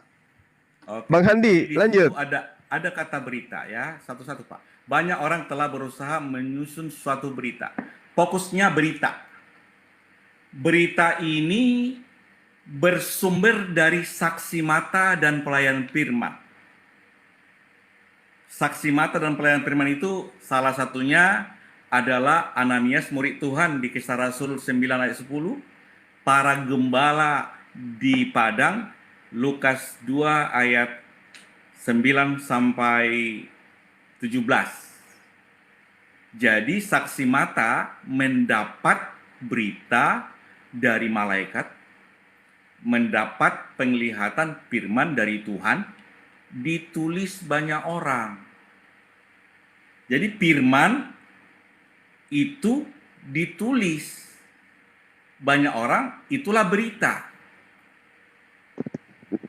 Udah sampai sini paham? Enggak. Berita, apa berita maksud ini? Berita ini adalah firman. Berita inilah penulis-penulis kitab Pak Dokter yang membatalkan aturan-aturan Tuhan padahal mereka bukan punya kapasitas sebagai nabi. Contoh dari catatan-catatan mereka. Bahkan Pak Dokter mengatakan mereka menuliskan dari Ananias, dari para gembala-gembala. Ini apa ini Pak cerita-cerita? Sementara Yesus mengatakan segala firman yang engkau berikan kepada aku telah aku sampaikan kepada mereka. Mereka tidak akan melakukan penyelidikan. Kenapa? Dia yang menjadi saksi. Sementara Lukas ini adalah lapis yang entah lapis 5, lapis 7. Maka tidak layak kemudian tulisannya disebut sebagai firman Tuhan, Pak. Nah, sementara kitab-kitab inilah yang Bapak gunakan untuk membatalkan aturan Tuhan. Makanya tadi pertanyaan saya, nabi mana yang berani-beraninya membatalkan ketetapan-ketetapan Tuhan? Dan itu hanya ada di dalam agama Anda. Nabi penulis kitab saudara. Yohanes 17 itu Yesus dalam konteks utusan selagi masih di dunia. Makanya Yesus mengatakan kopi campur masako sudah diberi. Sekarang firman yang disampaikan kepada Yesus itu Ajinomoto sudah diwahyukan Yesus di Pulau Patmos kepada Yohanes. Ya, wahyu dari Yesus Kristus yang dikaruniakan Allah kepadanya melalui malaikat disampaikan kepada Yohanes di Pulau Patmos. Apa yang kamu lihat tuliskanlah dalam sebuah kitab. Udah dituliskan dalam sebuah kitab. Jadi firman yang diterima oleh Yesus di Yohanes 17 itu setelah Yesus naik ke surga diwahyukan Yesus kepada murid-muridnya. Ya, itu kalau konteksnya di Yohanes 17. Tetapi di kisah di Lukas 1 itu ada berita. Oke, inilah wahyu Yesus Kristus yang dikaruniakan Allah kepada Yesus supaya ditunjukkan Yesus kepada hamba-hamba Yesus apa yang harus segera terjadi. Dan oleh malaikat Yesus yang diutus Yesus, Yesus telah menyatakannya kepada hamba Yesus Yohanes. Jadi dari Allah kepada Yesus, kepada malaikat, kepada Yohanes, baru kepada hamba-hambanya. Jadi Yesus itu ayat 2-nya Yohanes telah bersaksi. Coba naikkan, Yohanes telah bersaksi firman Allah tentang Yohanes telah bersaksi tentang firman Allah dan tentang kesaksian yang diberikan oleh Yesus Kristus, yaitu segala sesuatu yang telah dilihatnya. Jadi wahyu atau penglihatan atau nubuatan yang dari Yesus melalui malaikat. Itulah yang ditulis. Kalau di ayat 9, Pak, naikkan ayat 9, ayat 9. Wahyu 1 ayat 9. Silakan, Pak. Ayat 9. Ayat 9. Ayat 9. Nah, ayat 9. Aku, Yohanes, saudara sekutumu dalam kesusahan, dalam kerajaan, dan dalam ketekunan menantikan Yesus berada di pulau yang bernama Patmos oleh karena firman Allah dan kesaksian yang diberikan oleh Yesus. Ayat 11. Ayat 11, Pak. Naikkan, Pak. Wahyu 1:11. Katanya, apa yang kau lihat, tuliskanlah di dalam sebuah kitab dan kirimkanlah kepada ketujuh jemaat. Jadi, apa yang dilihat atau apa yang diwahyukan Yesus di Pulau Patmos melalui malaikat kepada Yohanes disuruh menulis dalam sebuah kitab. Itulah kitab Wahyu. Lalu 1 Yohanes 1 ayat 1. Tolong tampilkan, Pak. 1 Yohanes 1 ayat 1. 1 Yohanes 1 ayat 1.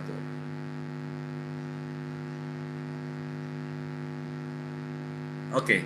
Apa yang telah ada sejak semula, yang telah kami dengar, yang telah kami lihat dengan mata kami, yang telah kami saksikan, dan yang telah kami raba dengan tangan kami tentang firman hidup, itulah yang kami tuliskan kepada kamu. Kami di situ adalah murid-murid Yesus. Baik murid Yesus 11 maupun murid Yesus yang 70. Ada juga murid khusus, Paulus. Demikian, Pak.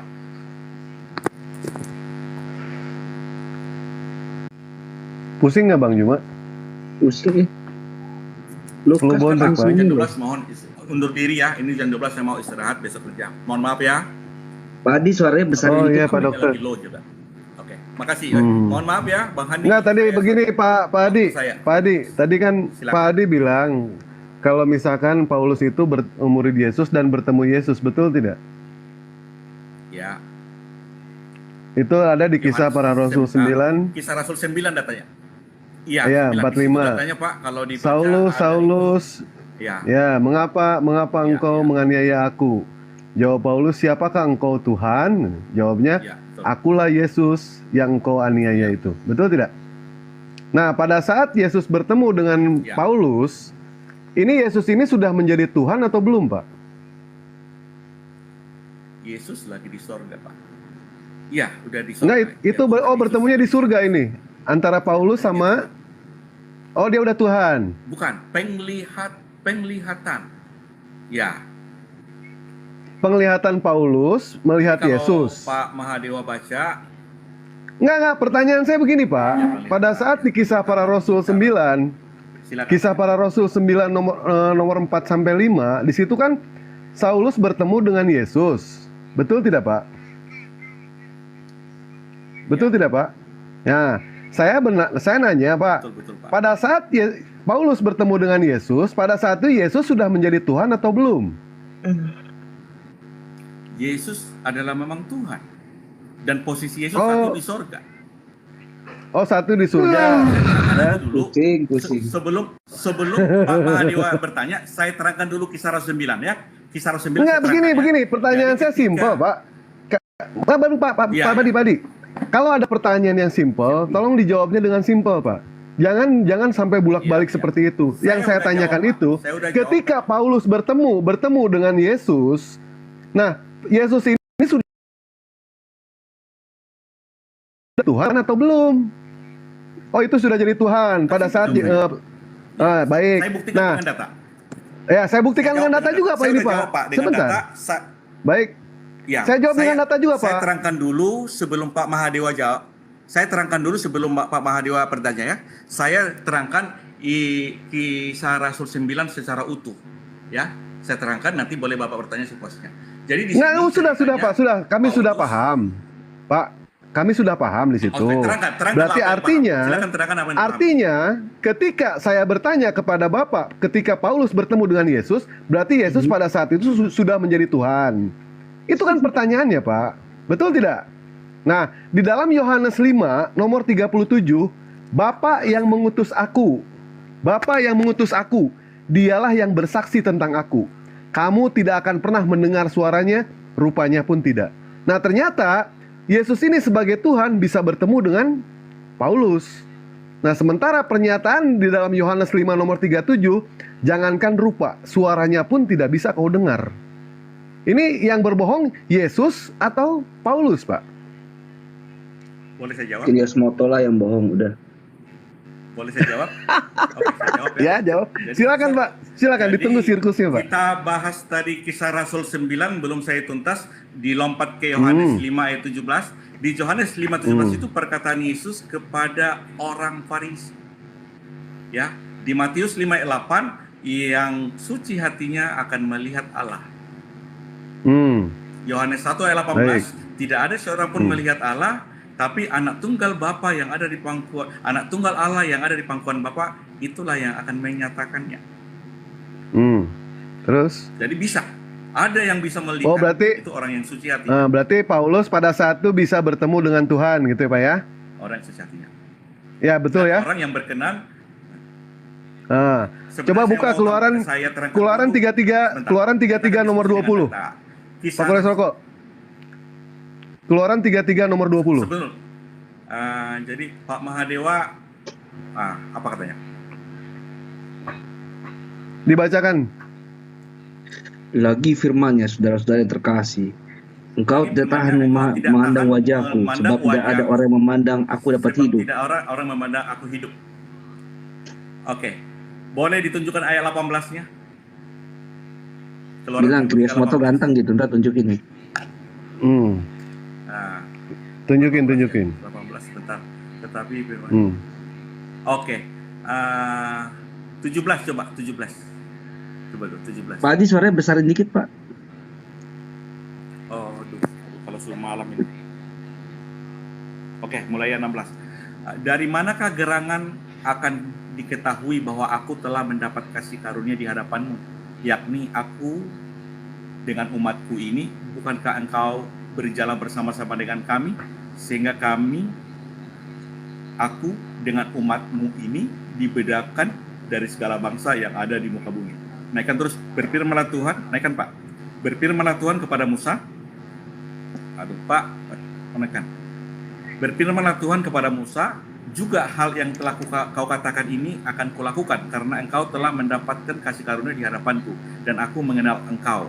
Tetapi jawabnya, perlihatkanlah kiranya kemuliaan-Mu kepadaku. Ini pertanyaan Musa agar Musa bisa melihat wajahnya Allah. Ya, hal itu. Nah, terus. Lalu ayat terus. 19 naik apa? Ayat 19. Bukan wajah, Pak. Bapak jangan nama-nama ayat, Pak, nggak boleh. Itu yang diminta sama Musa itu adalah kemuliaan, bukan wajahnya, Pak. Betul. Jadi nggak usah nambah-nambah kayak gitu. Kita baca. Jadi saya katakan wajahnya Bapak kemuliaan, oke. Ayat 19. Tetapi firman-Nya, aku akan melewatkan segenap kegemilanganku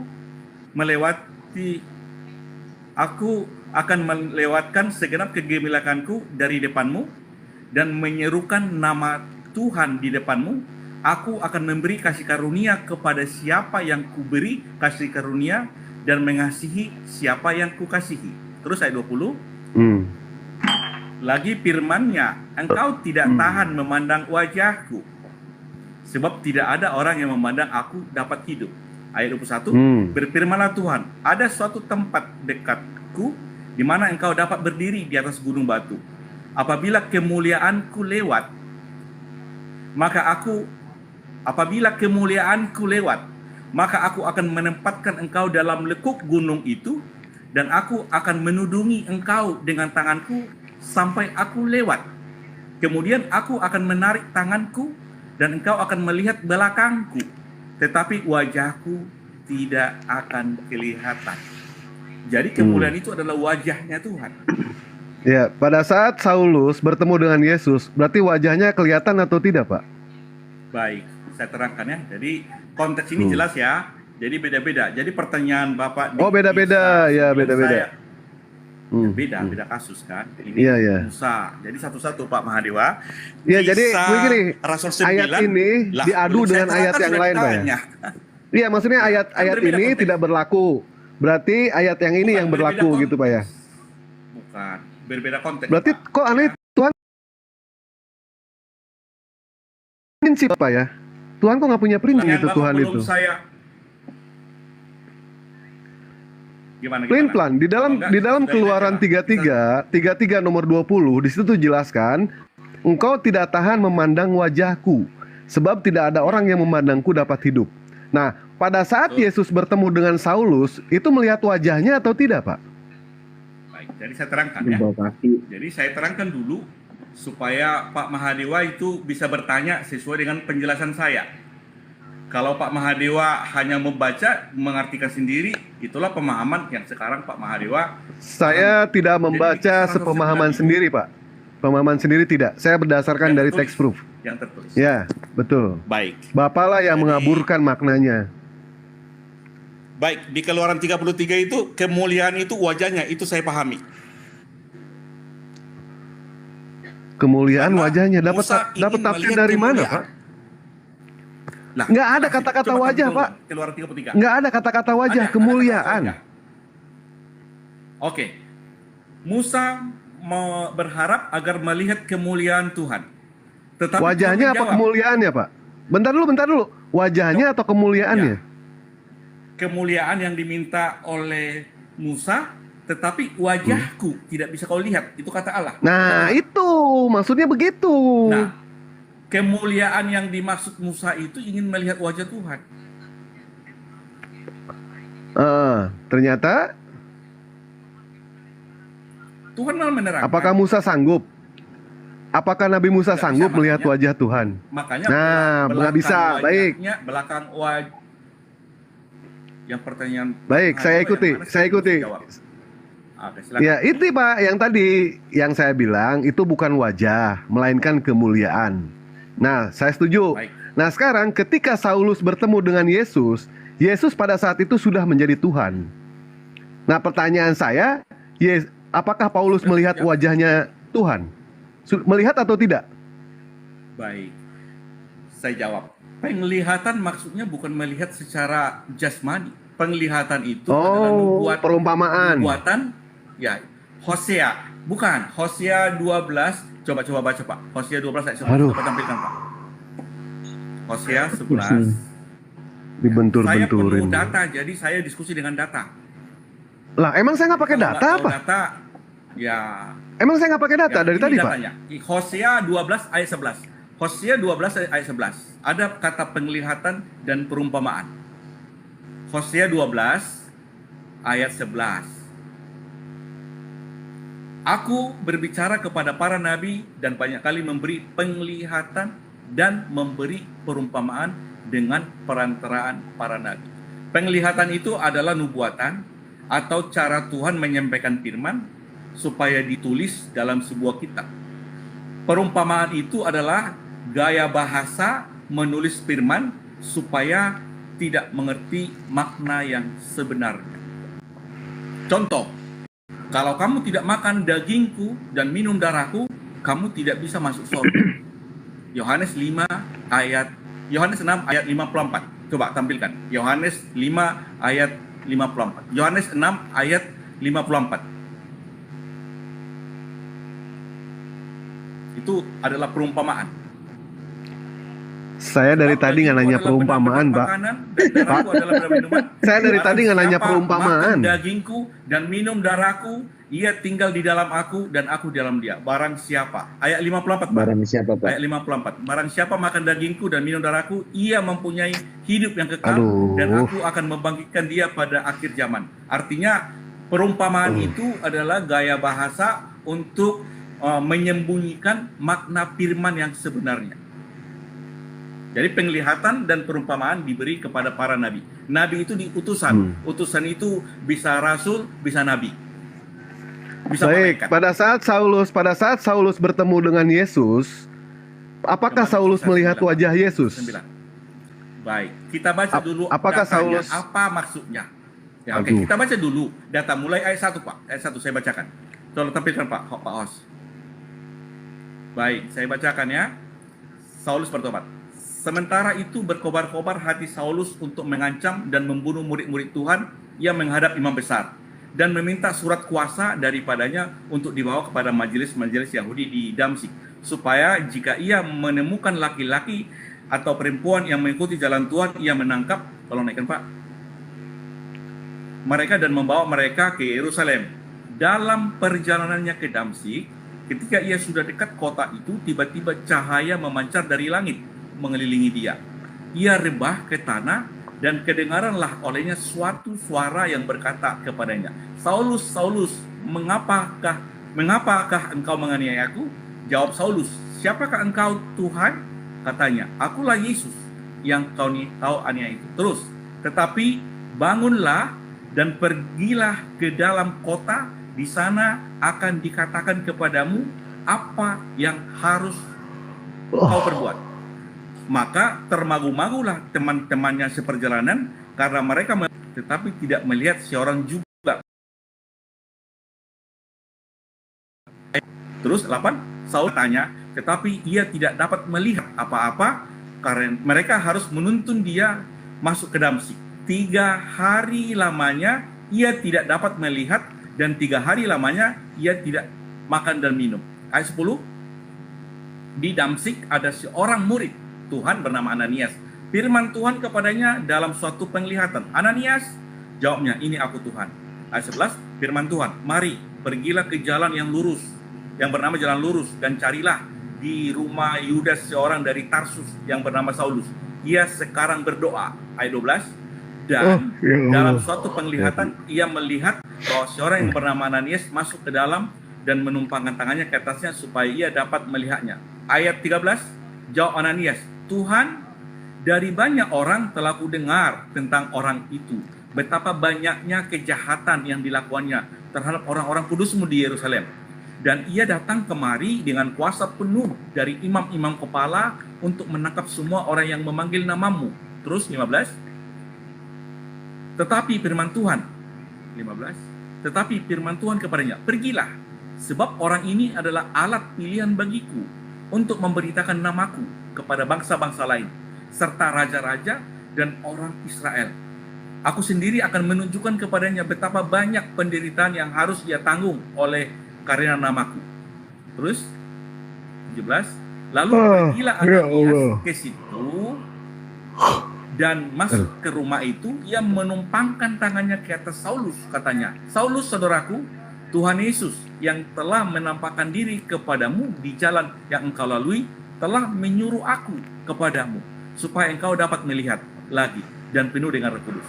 Dan seketika juga seolah-olah selaput gugur dari matanya sehingga ia dapat melihat lagi dan ia bangun lalu dibaptis. Yang mau saya terangkan di sini, ketika Yesus memperlihatkan penglihatan kepada Saulus, Saulus buta 3 hari 3 malam, dan Yesus juga memberi penglihatan kepada Ananias, murid Tuhan. Ananias malah protes, Tuhan, dari banyak orang itu jahat. Tapi firman Tuhan melalui penglihatan kepada Ananias bilang, itu alat bagiku untuk memberitakan namaku ke banyak bangsa-bangsa lain. Dan akan aku berikan banyak penderitaan yang akan dideritanya. Itulah konteksnya, Pak.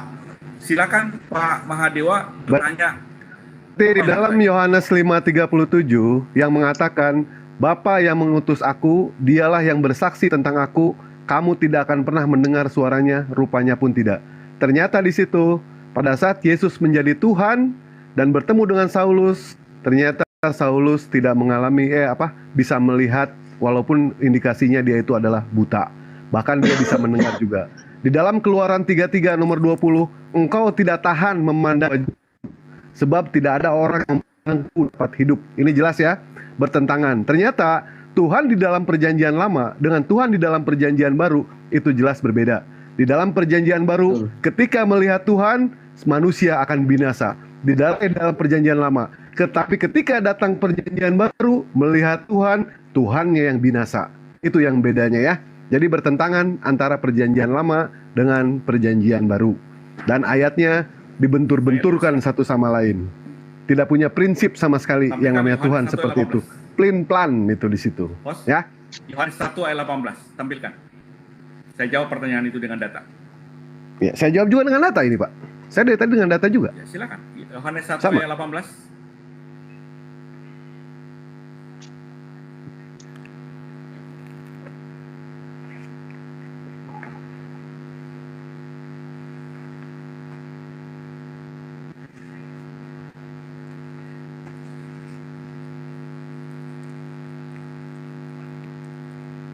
Meong.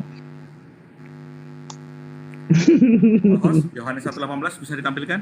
Oh, berapa Pak? Sebentar saya pegang Pak. 1:18. Berapa nggak dengar? Yohanes 1 ayat 18. Yohanes 1 dibaca aja Pak. Tampilkan datanya biar semua melihat. Iya. Biar semua melihat Tuhan Pak ya. Iya. Bentar ya Pak. Pak dokter yang ganteng, bentar ya. Ya, oh.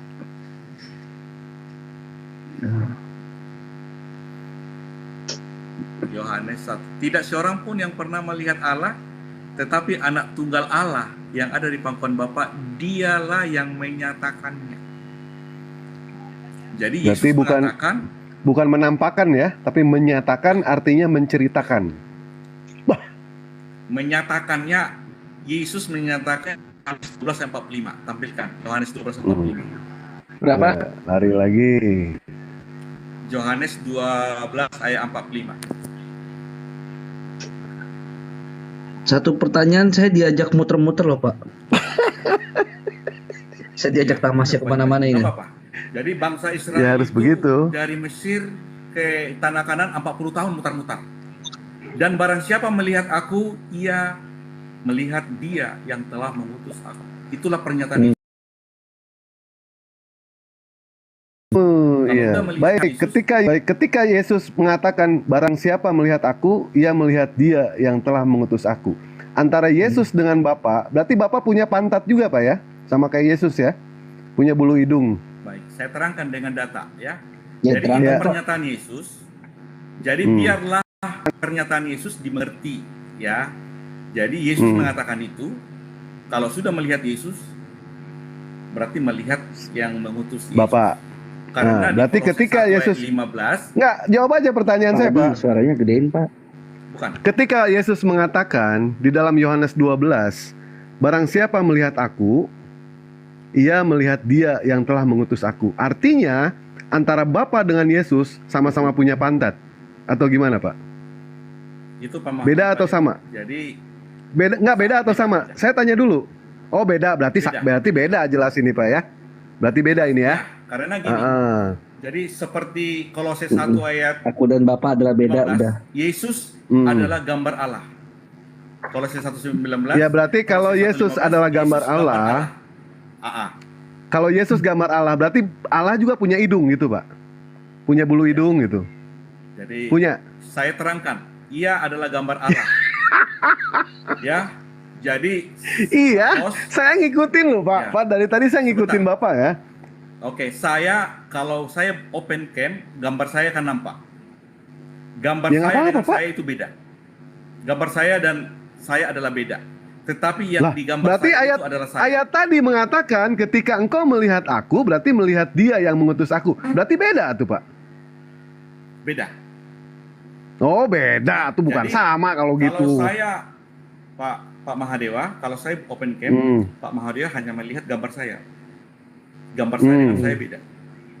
Beda. Berarti antara Yesus dengan Bapa beda apa sama?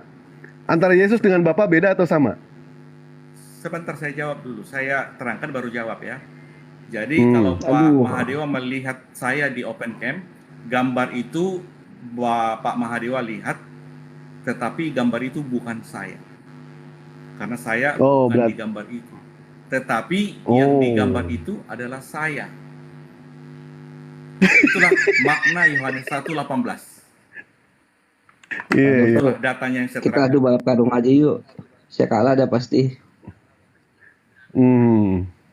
Oke, itu aja ya. Aku ini baterai. Barang siapa yang melihat aku, Barangnya siapa? berarti melihat Bapa. Mahadewa. Berarti antara Bapak mengatakan Yesus adalah gambar Bapak. Berarti Bapak sama punya hidung, sama punya pantat, sama punya bulu ketek. Ya. Kemana Pak Hadi ya? Pusing gue bener ya Allah ya Rabbi. Astagfirullahaladzim. Aduh. Pusing pala loh. Pusing. Iya. Beneran.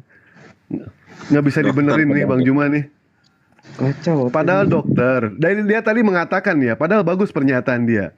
Yang namanya obat itu pahit, tapi obat itu menyembuhkan. Ternyata dokter ini minum obatnya kelewatan, jadi dia itu overdosis. Minum obat sama bungkus anak. Puyeng. Iya, sama ya Allah ya Rabbi. Silakan Mbak Andi.